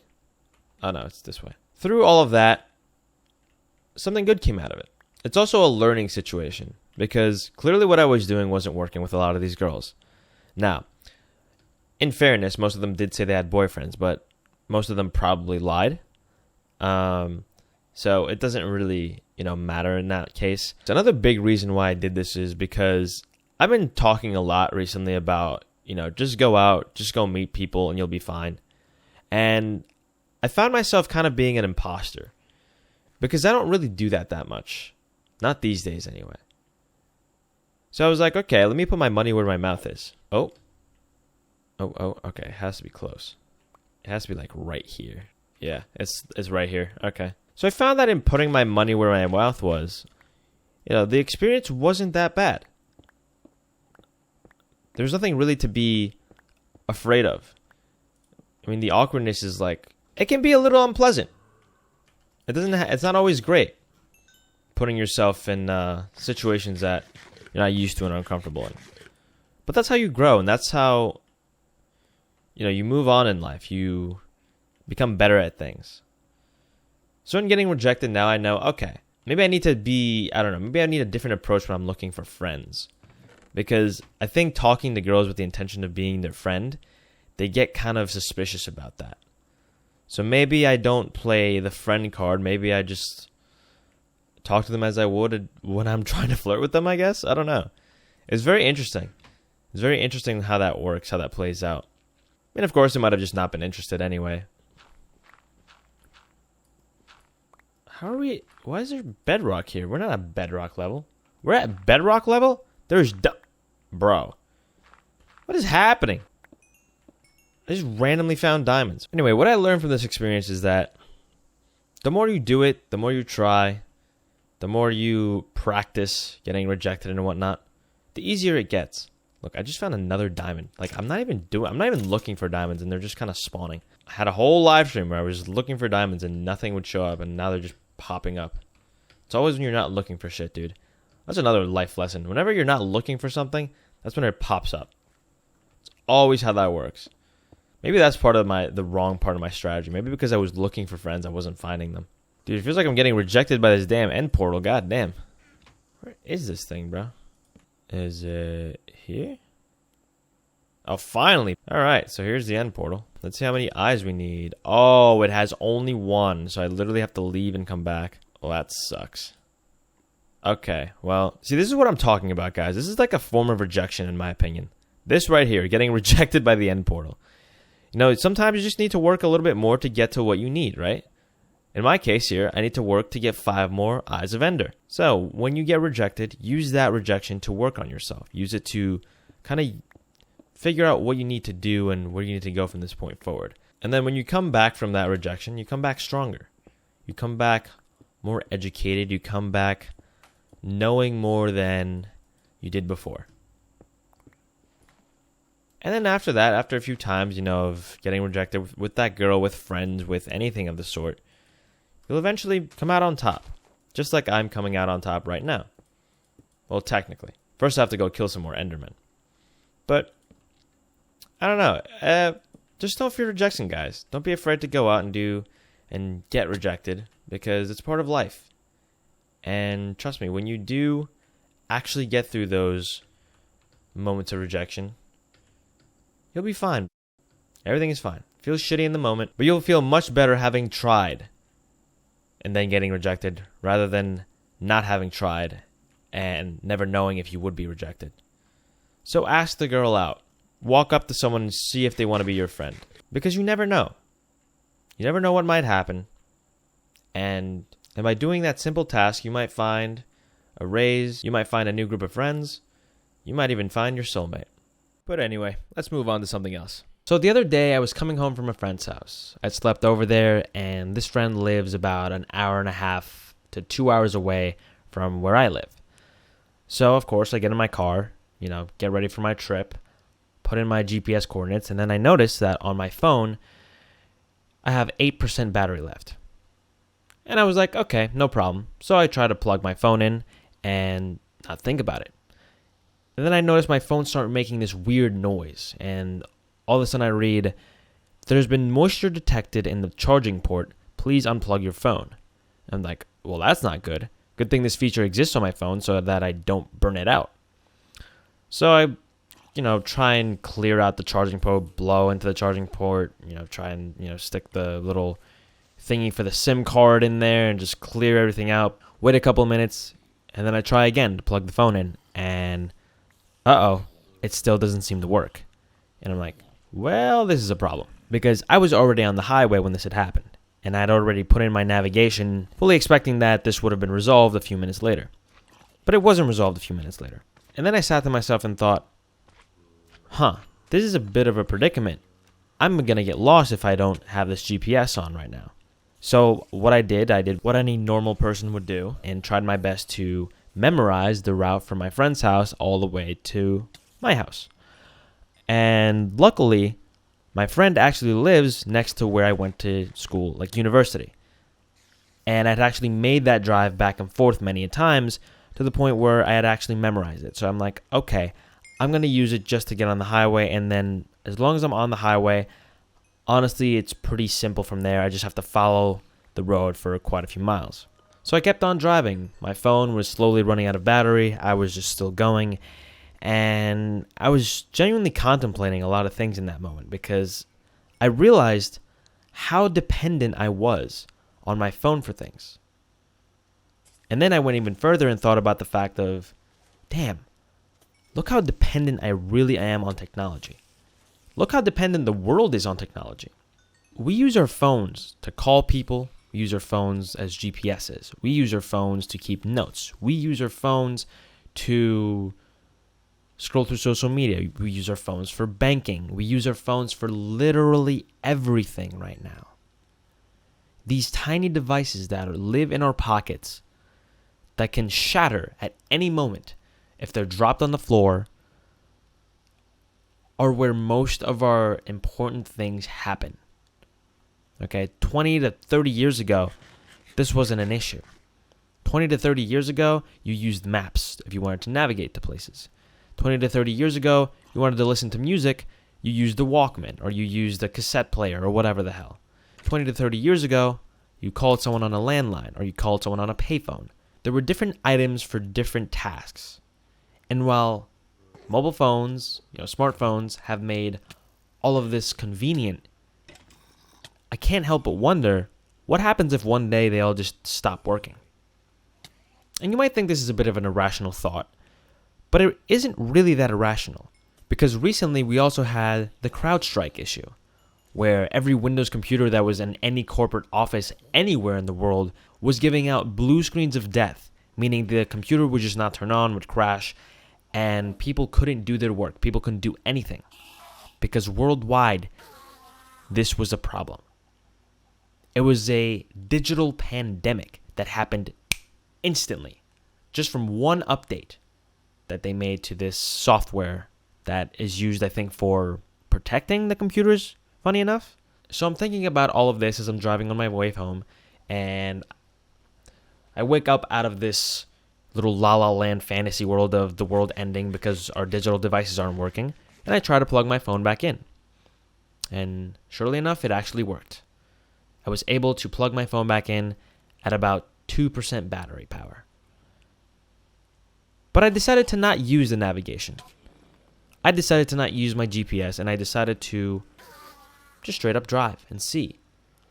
Can I get myself home without using my GPS? Especially since I have gone down this route multiple times.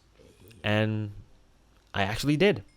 I was able to find all the exits, read the signs, follow signs for where I live. And honestly, it's not that difficult to figure out where you need to go. Especially when it comes to location. If you have a general idea in what direction you're going, like north, south, east, west, and you know generally what city or overall location you're looking for, the sun in the sky and the signs that you're reading will tell you where you need to go. Bonus points if you have some sort of a map, some sort of local map that shows you all the routes that go, all the interstates and whatnot. Especially if you're in the United States, things like this are a lot easier. Now, this isn't always valid in every place in every country. Some countries have barely any road signage. Some areas are just very, very desolate and remote. Most people from out of town don't actually know the streets and roads, so they use landmarks. That's what I used to have to do in my small town. I used to remember landmarks because there was no street signs. You just went to so-and-so's house that was next to the big rock on the corner. But that's where I think once more the GPS thing comes into play.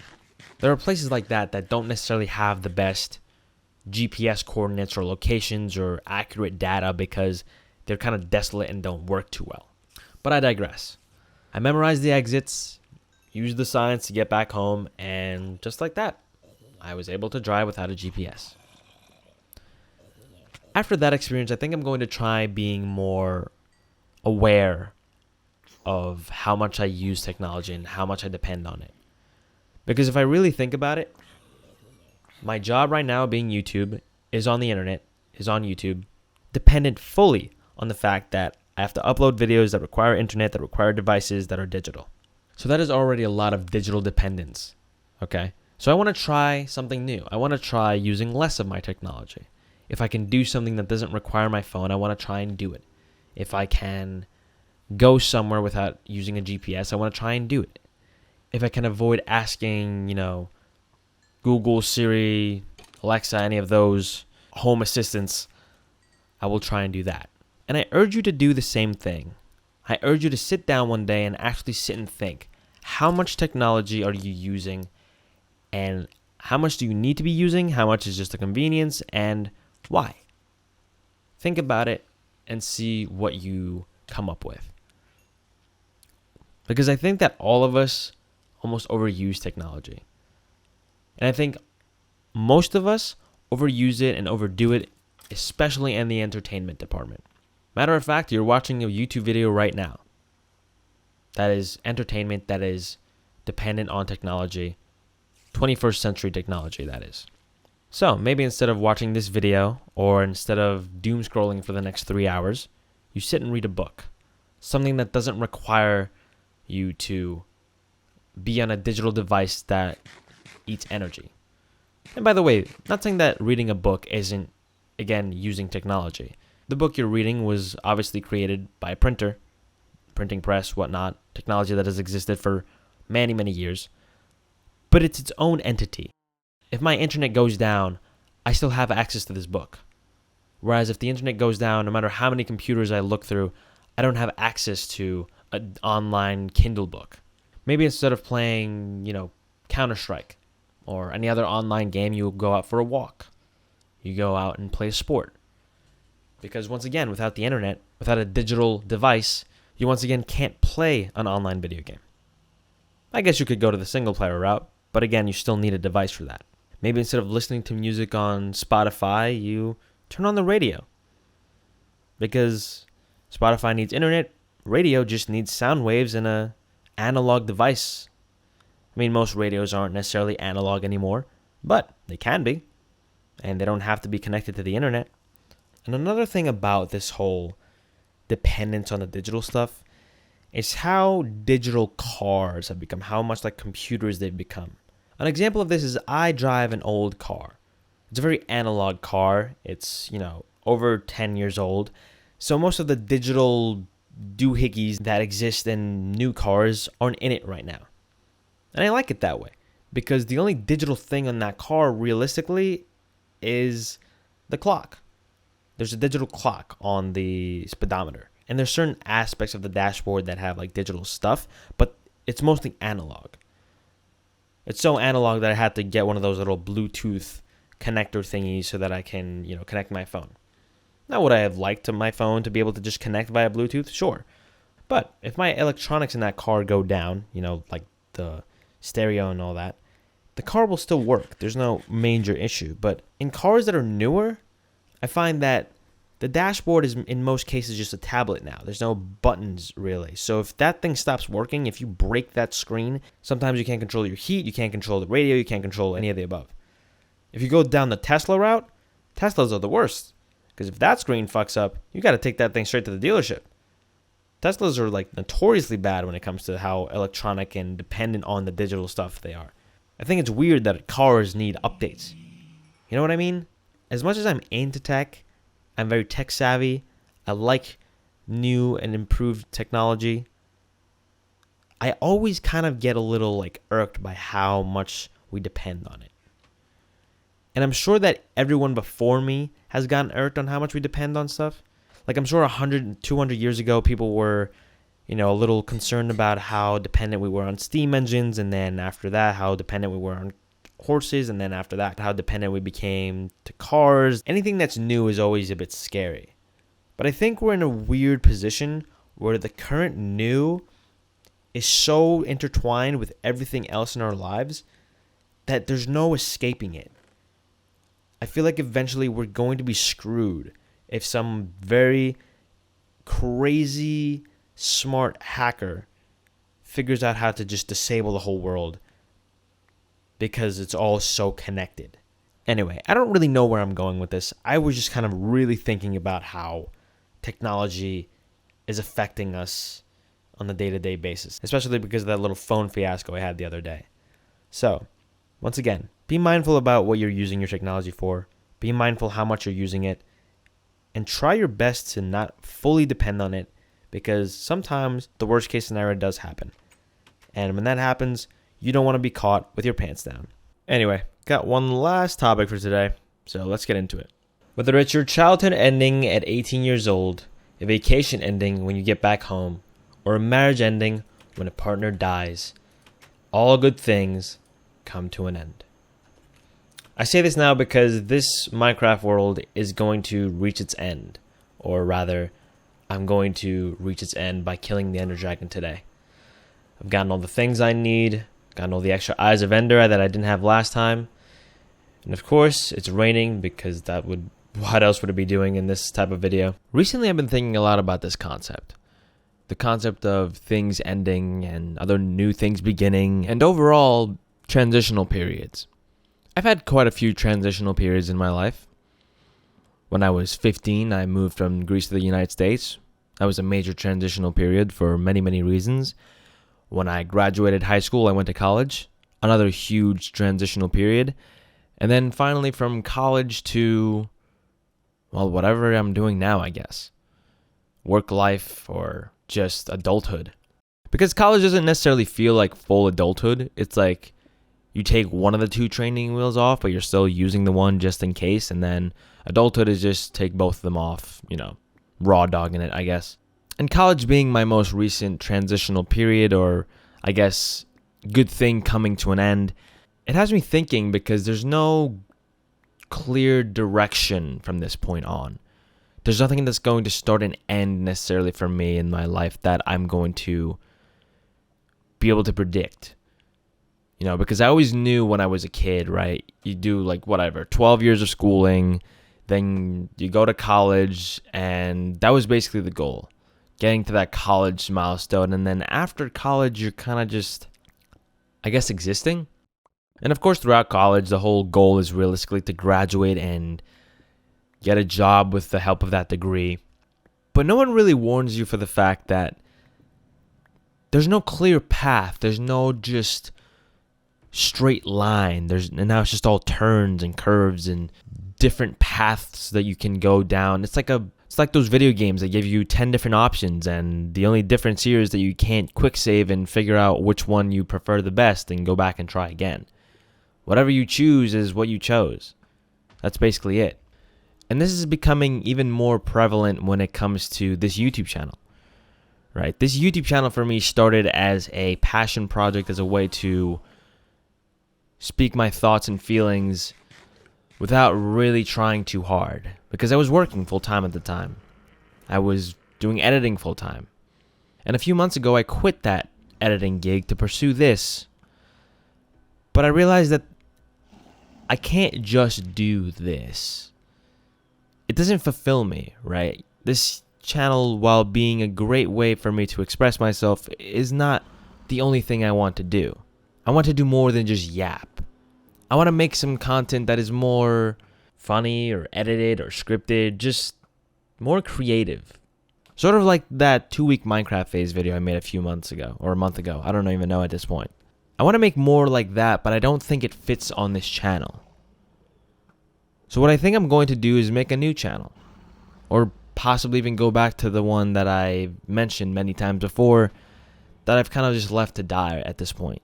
Either way, one of the two is going to happen sooner or later. And I'm not sure in what capacity. I'm not sure exactly how. But I also think I might want to do more on this one.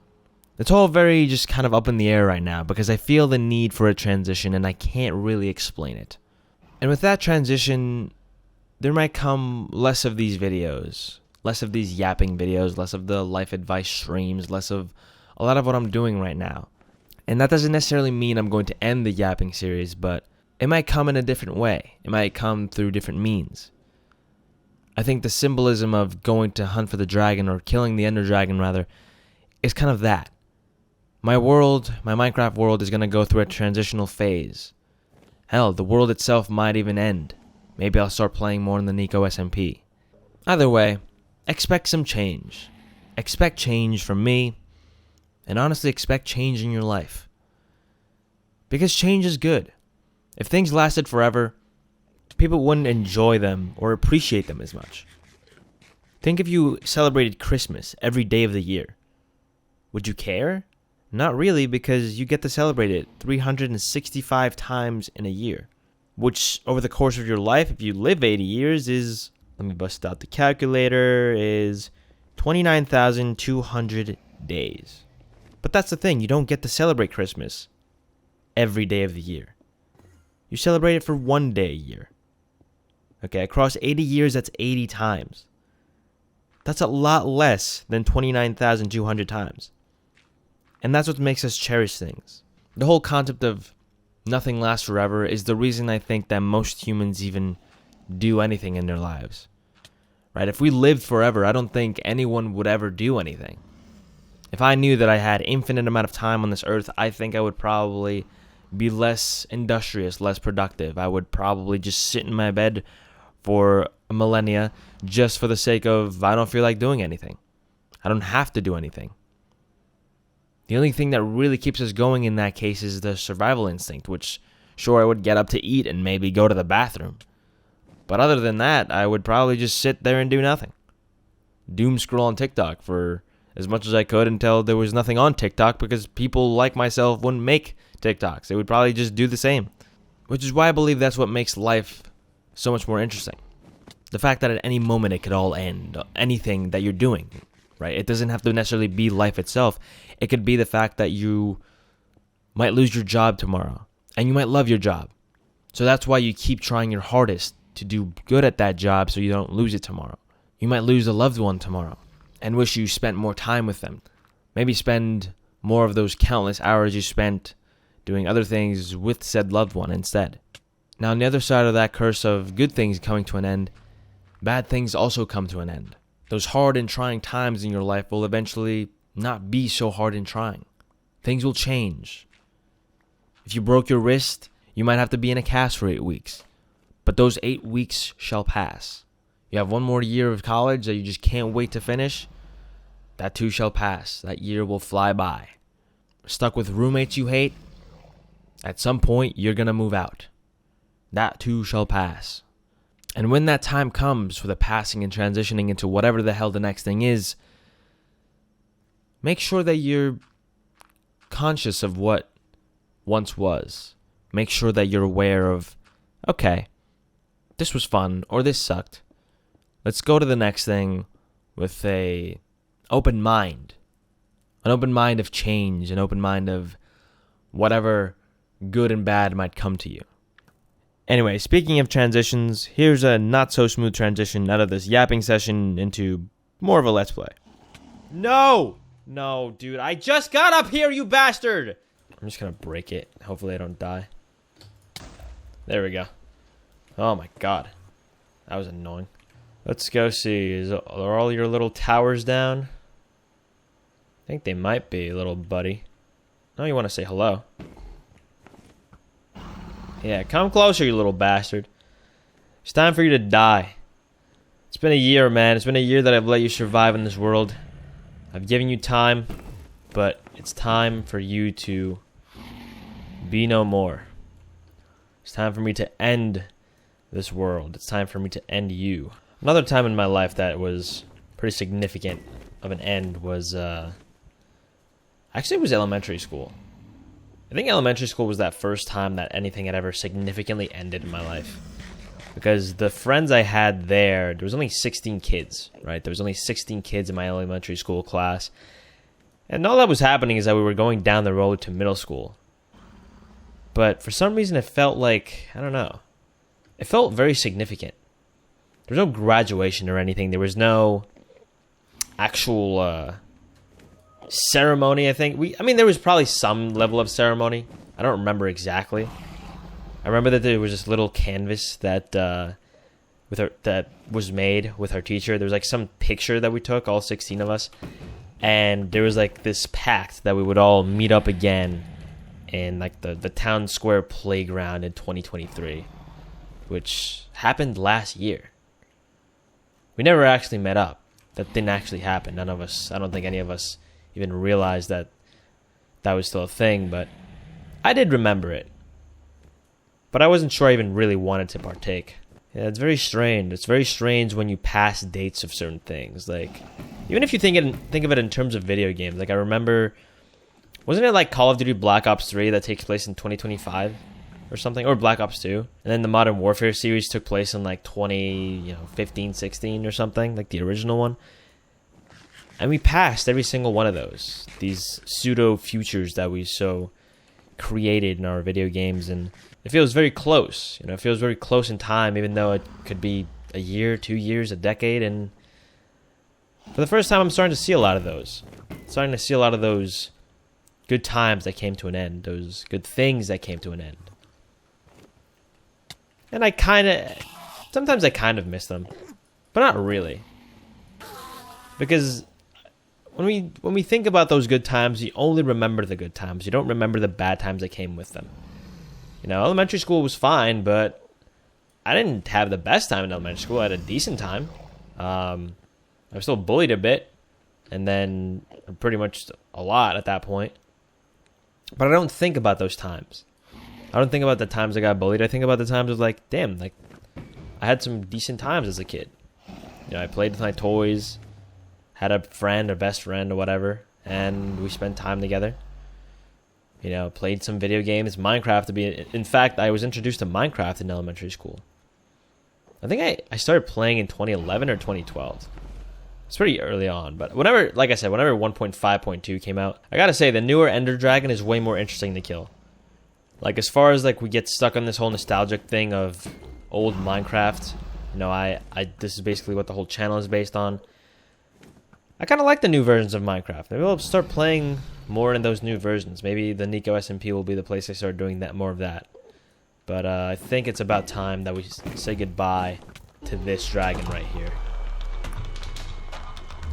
And maybe to this world soon enough. Who knows? But yeah. And that was killing the Ender Dragon, guys. Wow.